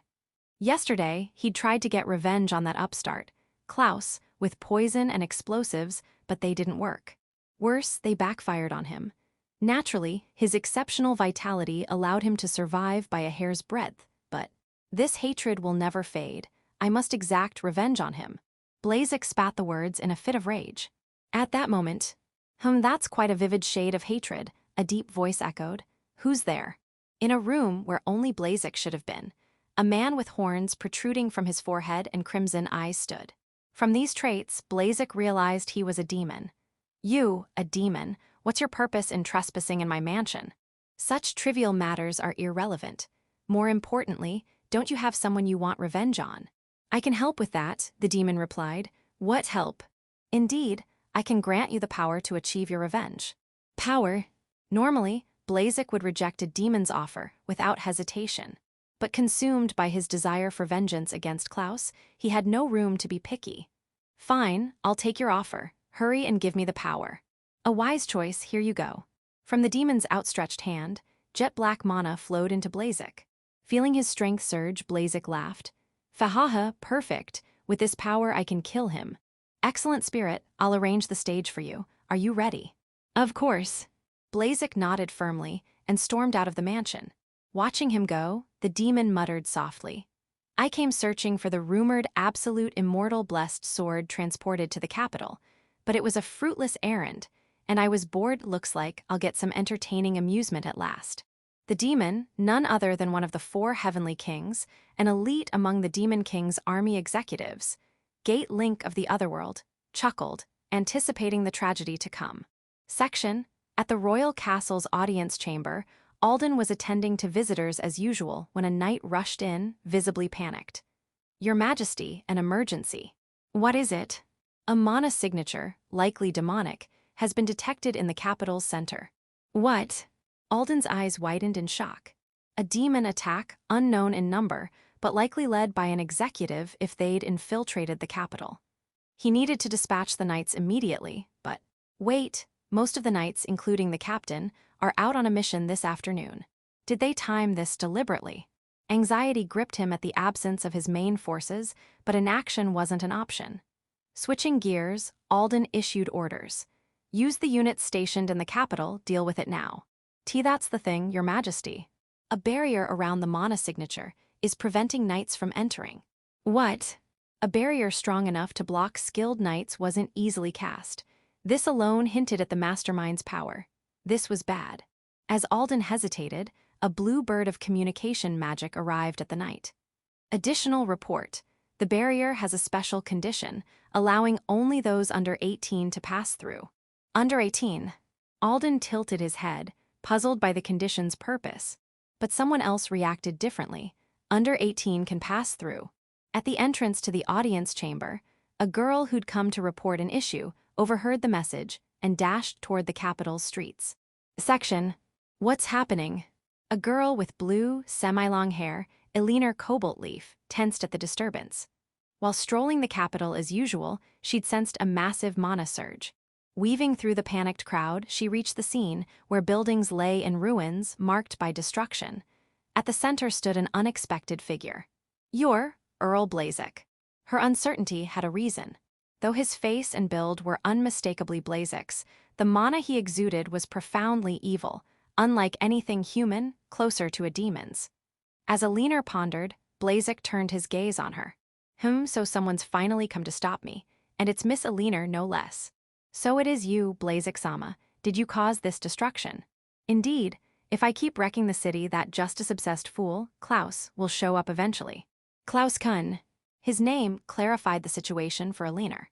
2 days ago, she'd witnessed Klaus overpower Blazek here. This must be his attempt at revenge. While his motive was clear, questions remained. How had Blazek gained such power? And wouldn't the knights suppress him before Klaus even arrived? Hey, is it wise to daydream in front of me? Blazek closed the distance in an instant, exploiting her brief lapse. His speed far surpassed the Blazek she knew, leaving her unable to react. But at that moment, Shadow Swamp, accelerating arrow. What? A black swamp suddenly formed beneath Blazek, swallowing his feet. Simultaneously, an arrow from somewhere struck his side. Using the opening, Eleanor backstepped and 2 girls appeared beside her. Surprised, she questioned them. You too are. I'm Marie.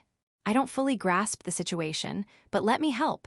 It seems yesterday's punishment wasn't enough, said a black-haired girl in an oversized coat, Marie.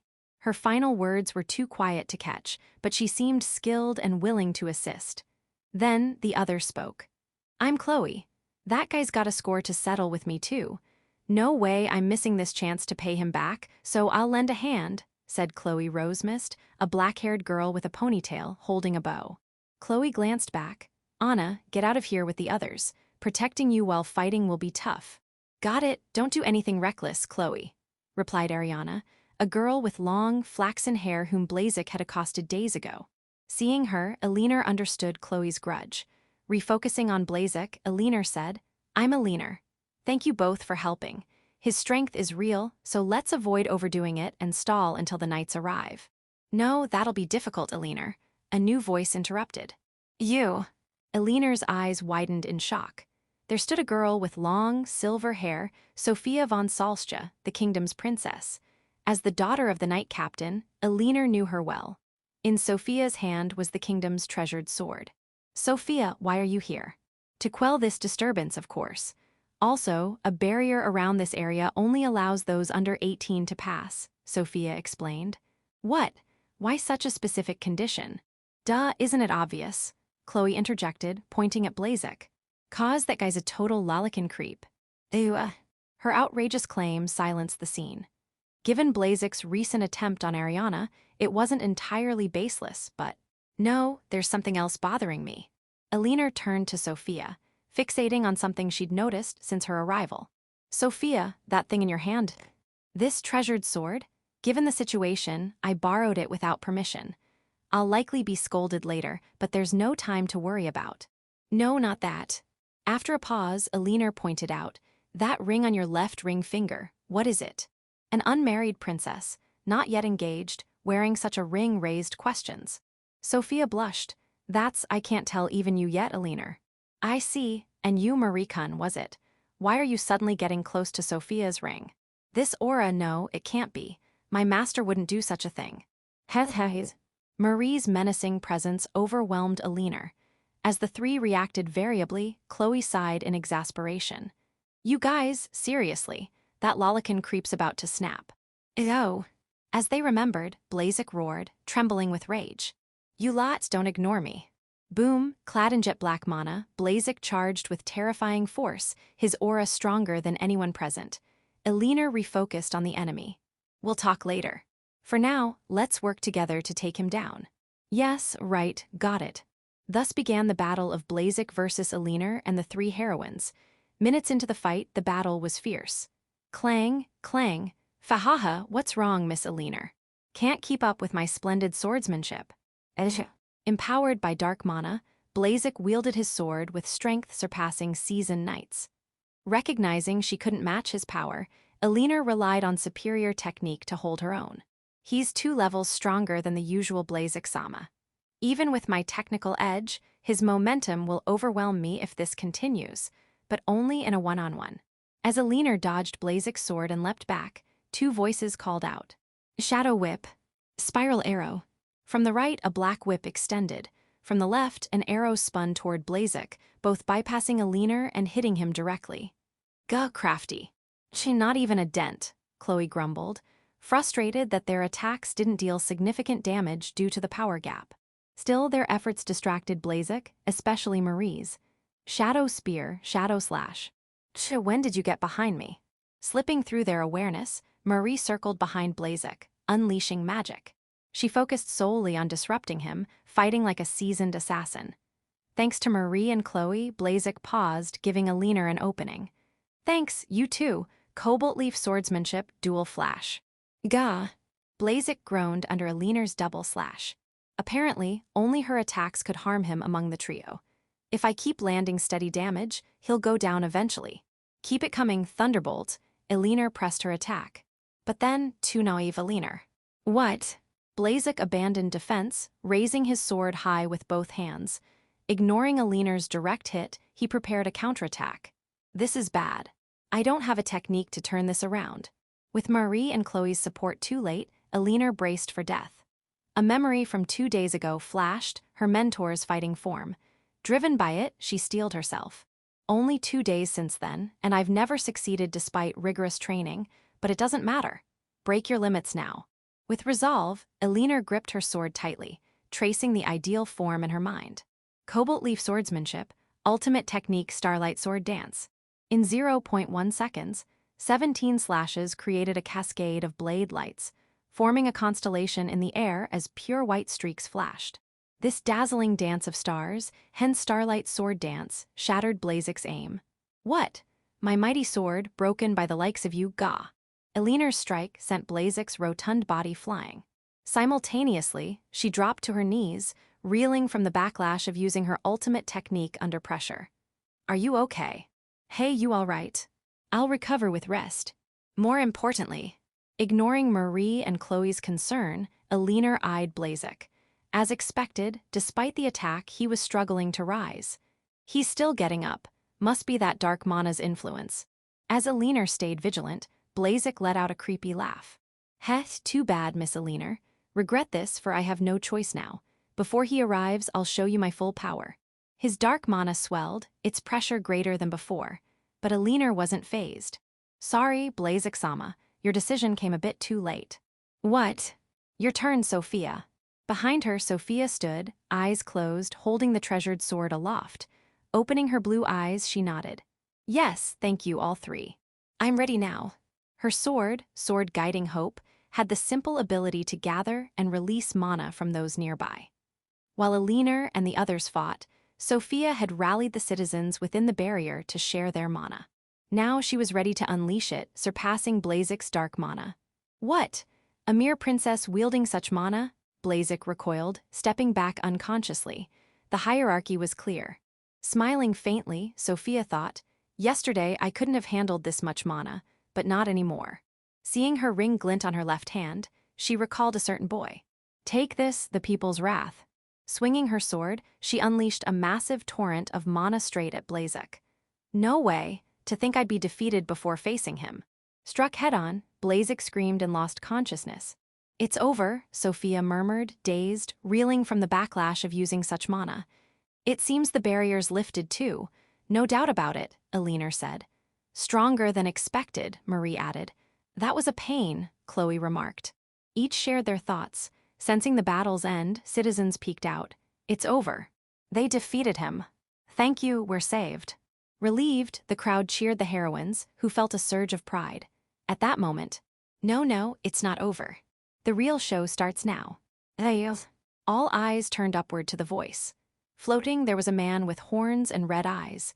Sensing his mana, Elinor asked with certainty, no mistake, you're a demon.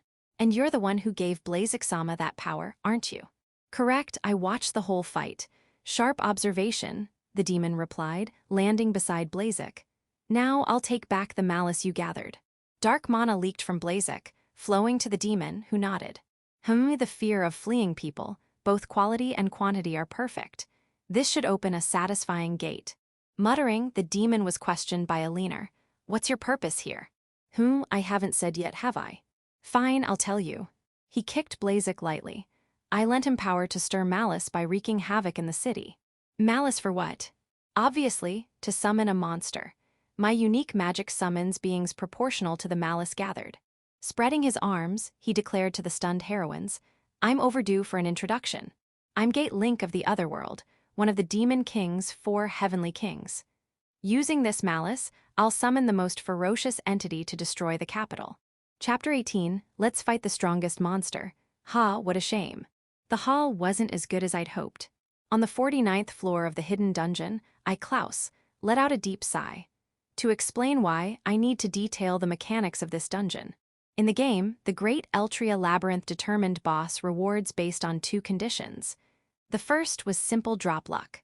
The second was which heroine accompanied you. For instance, the royal family ring I obtained last time only dropped because Sophia, a royal, was in the party. The same applied to other heroine-specific items. High-rarity items should still drop during solo runs, but this time, I got nothing noteworthy. Pondering this, I tilted my head. Maybe the protagonist has some unique condition tied to them. In the game, you couldn't remove the protagonist from the party, so I might have missed a mechanic. Regardless, one thing was clear. To get high-rarity items, I'd need to return with game characters. With that conclusion, I faced forward. Well, I've come this far, might as well take down the deepest floor's boss before heading back. Shifting focus, I headed to the 50th floor, the dungeon's deepest lair. Grew air. The moment I stepped into the boss room, a deafening roar shook the dungeon.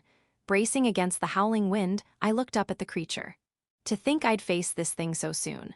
A dragon, larger than the red dragon I defeated hours ago, stood before me. Its glossy silver scales shimmered under the dungeon's magical light. Its aura sent shivers even through me. Its name? Severance Dragon, Ultram. In the game, it was a level 150 SS rank monster, one of the world's rarest. For reference, the Demon King, fought at the story's climax, was also level 150. Many players felt Ultram's raw combat power surpassed even the Demon King's. As someone aiming to be the ultimate final boss, this was an unavoidable foe. Time to test my current strength. Let's go, Ultram. Grrrr. Gripping my rusted sword, I charged. Ultram roared and rushed me with agility, defying its massive frame. Here it comes. I readied my sword, focusing entirely. Instantly, Ultram's claw flashed toward me. Gah! I blocked with my sword, the clash ringing like metal on metal, numbing my arms. Heavy, worthy of an SS rank monster. Admiring it inwardly, I faced Ultram's relentless assault. It swung its tail, slicing the air like an invisible blade. I ducked, narrowly dodging. The wind pressure alone was chilling, but I wasn't about to just take hits. Seizing a moment, I counterattacked. Ha! Grrr. My full-force swing grazed Ultram's silver scales but couldn't inflict deep wounds. Its scales were like top-tier armor. I stepped back, reassessing. Stronger than any monster I've fought, since reincarnating as Klaus, this is the first foe I'm not sure I can beat. Cold sweat ran down my back, but my blood boiled with excitement. That's right, if I falter here, I'll never become the final boss. Suppressing my thrill, I focused on Ultram's movements, closing the distance. There. Threading through its attacks, I thrust my sword, piercing between scales with a solid hit. Guoo, Ultram writhed in pain. I pressed the advantage, striking repeatedly. Ha, say, foo. Each hit dealt slight but certain damage, slowing Ultram's movements. Almost there. I stayed vigilant, knowing the real challenge was coming. Grrrr. Ultram's roar echoed, its body enveloped in a silver aura, divine yet terrifying. The aura surged with crackling sounds, its pressure now otherworldly. This is Ultram's true form. When Ultram's HP dropped below 50%, it entered an enhanced state, boosting all stats and gaining a troublesome trait. Grrrr. A silver slash burst from its mouth. I leapt aside, barely dodging. The slash bisected the ground where I'd stood without resistance. I gave a wry smile. As expected, dimensional severance is in play.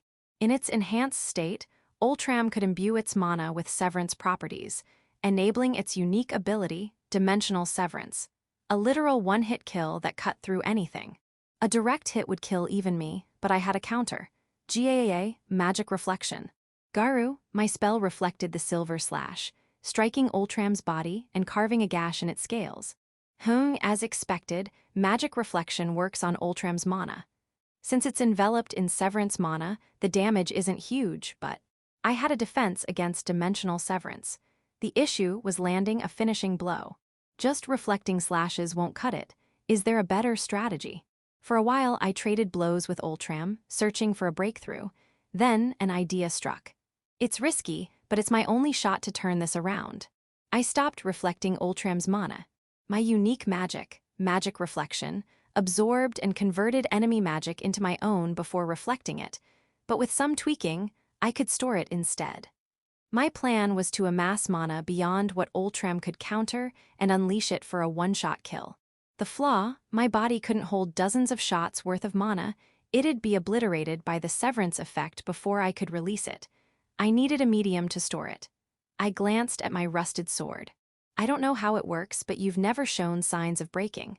I'm betting on your potential. Pouring absorbed mana into the sword, it miraculously held dozens of shots without breaking. Seriously. It was a long shot, but it actually worked. I'd considered retreating if this failed, but now the game had changed. I faced Ultram squarely. Time to end this, Ultram. Gaza.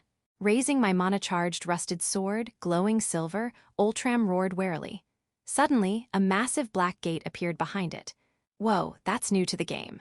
I felt a thrill at the unexpected spectacle, but excitement lasted only a moment. Ultram unleashed a colossal dimensional severance with its remaining strength.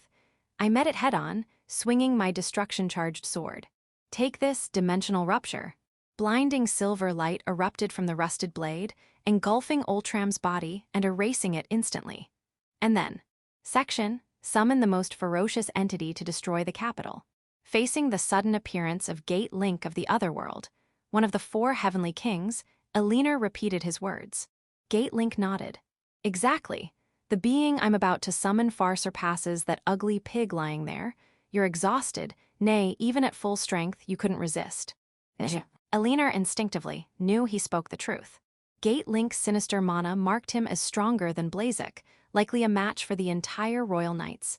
Adding another force made their defeat certain. No way. You're kidding, right? Elena, Sophia, and Chloe despaired. Only Marie stared at the enemy expressionlessly. Seeing their reactions, Gate Link grinned. Good, that's a fine shade of despair. Let's make it even darker. With that preamble, he declared his intent to summon the most ferocious being to destroy the kingdom, chanting the spell. The black malice swirled, forming a massive gate, its aura terrifying even commoners unaccustomed to mana. What's this ominous vibe? Something's coming to kill us. No, someone save us. Their desperate pleas only fueled Gate Link's glee. Too late, the gate is already linked. Raising his arms before the giant black gate, he signaled its opening. Is there nothing we can do? Even maxing out the sword's mana might not be enough, Sophia said. Such a monster exists, Chloe muttered. Realizing their fate, the 3 faltered. Only Marie watched impassively. Gate Link savored their despair. Now, come forth, incarnation of destruction, bringing despair to these fools. Answer my call and wield your power. Dimensional rupture. It was a shocking sight. As Gate Link chanted, what emerged from the gate wasn't a monster but blinding silver light. It engulfed Gate Link himself, its destructive attribute erasing his resilient body at terrifying speed. What is this? He resisted desperately, but reality was merciless. The erasure continued. No way. For a heavenly king like me to fall to such nonsense. With a final scream, Gate Link vanished completely. Elena and the others stood dumbfounded. Only Marie smiled, saying, as expected, Master is the greatest in this world. Thus, the century's greatest crisis, the 4 heavenly kings' assault, was resolved. Section, after Gate Link's demise, silence enveloped the capital. What was that light? Was Gate Link truly gone? Considering all possibilities, Elena glanced at Marie, who'd said something intriguing. Marie-kun, you seem to know about that light. Yes, it was undoubtedly my master, Klaus-sama, Marie replied. Klaus-kun. Klaus-sama. Elena and Sophia's eyes widened at the name. Of course. Only Klaus-kun could wield such power, Elena said. He protected us from afar, Sophia added, gazing skyward, thinking of the boy. Chloe, the only one unfamiliar with Klaus, thought, some amazing guy named Klaus, Still, he's no match for the one who saved Anna. Smirking proudly, she pictured her benefactor, oblivious that they were the same person. Switching gears, Chloe said, whatever. The crisis is over, right? I'm beat, so I'm heading back to meet Anna. You sure? Reporting your help could earn a reward, Elena offered. Not interested. Catch you later if we cross paths. Chloe left dashingly. Elena watched, thinking her a justice-driven figure. Meanwhile, behind her. By the way, Sophia-sama, since you know Master's name, may I ask about that ring? Marie-san, was it? You seemed different from earlier, Sophia said, unnerved by Marie's quiet smile and approach. As Sophia, pressured, was about to explain, a heavy voice echoed. Hey, what's going on here? All eyes turned to Alden, leading a host of knights. Spotting Sophia, he paled and rushed over. Sophia, why are you here, with the treasured sword? To defeat the cause of this chaos, of course, she replied confidently. Reckless, it was a Demon King executive-level mana signature. Actually, it was one of the 4 heavenly kings, Sophia corrected. What? Alden was speechless. Elena stepped forward. Pardon me, your majesty, allow me to explain. Elena, very well, go ahead. Elena recounted everything. Blazek, empowered by Gate Link, wreaked havoc, and the 4 heroines subdued him. Then, Gate Link tried to summon a destructive entity using Blazek's malice. Destroy the capital, we must defeat him. No need, it's already done by Klaus-kun, Elena said. What? Alden's eyes widened, stunned that the crisis was resolved by Klaus Renford. He knew Klaus could defeat executives, but surpassing a heavenly king was unimaginable. Trembling with awe, he asked, "Where is Renford now?" "He likely fired a mana blast from afar, so he'll return soon," Elinor replied. "I see, to think Renford was such a hero," Alden muttered in admiration. At that moment, Sophia and Elinor collapsed. "The strain of using so much mana," Sophia said. "The backlash from my ultimate technique," Elinor added. "Rest for now, we'll discuss this later. You both did splendidly," Alden said. Nodding, they dragged their weary bodies away. "It'll take days to recover," Elinor said. "True, how about stopping by the academy? They have excellent rest facilities," Sophia suggested. As they left, Alden spoke solemnly. "We arrived late to my shame, but there's still work to do." Turning, he addressed the watching citizens grandly. "The Demon Kings, 4 heavenly kings who attacked this land, were defeated by Klaus Renford, head of the Renford Viscount House. We shall hold a feast to celebrate, prepare for the hero's return." Iwuwo. The citizens roared with joy at Alden's words. Epilogue. After defeating Ultram, I, Klaus, strolled leisurely toward the capital. Along the way, I raised my sword, now gleaming after the rust was blasted off by my mana burst. Once the rust came off, it actually looks like a proper sword, though this shape feels familiar. Specifically, it resembled a weapon the Demon King wielded in the game's final battle. But there's no way such a weapon would be casually sold at a shop, so it's probably my imagination. More importantly, I'm satisfied with taking down Ultram today. At this rate, I'll grow strong enough to surpass the final boss. With renewed resolve, I returned to the capital triumphantly. But as I approached the castle gate, a sense of unease hit me. What's with all the commotion inside? Is there a festival or something? I hadn't heard of any festivals today. In Renford, this would have led to another round of unwarranted praise, but this was the capital, surely that wouldn't happen. With that conviction, I crossed the gate. Immediately. "Welcome back, our hero." A massive crowd of citizens greeted me with overwhelming enthusiasm. My mind went blank. Before I could process, Marie appeared with a flourish. "Welcome back, Master." "Marie, what's going on?" "As you already know, Master. They're welcoming the hero who defeated the Demon Kings, 4 heavenly kings attacking the capital." "Defeated the 4 heavenly kings?" "Who?" "You, of course, Master." Bewildered, I listened as Marie explained. After stopping Blazek's rampage alongside 3 passing girls, the 4 heavenly king, Gatelink, appeared. Wait, Gatelink. That's the boss the game's protagonists teamed up to defeat. Recalling how his constant monster summoning dragged out the fight, I grimaced. Unfazed, Marie continued. "You know the rest, Master. Your mana blast through Gatelink's gate defeated him." "Hold on, I have no memory of that. Wait, I recalled a moment from my fight with Ultram. Right before my final strike, a black gate appeared behind it. Apparently, that wasn't Ultram's but Gatelink's unique magic. Come to think of it, I vaguely recall something like that in the game, but that's not the point. This is bad, really bad." Cold sweat dripped as I recognized the familiar pattern from Renford. At that moment, the worst possible person, Alden, approached. "Well done, Renford. Following your last feat, you've defeated another executive, this time a 4 heavenly king. Your glory shall be honored here. First, regarding your request. I was undecided, but I hereby promise to fully grant it." He meant my demand. "I want the largest territory in this kingdom." "What, am I getting the capital?" I couldn't even muster a retort. The real blow came next. "For your repeated achievements, I grant the Renford Viscount House a new title."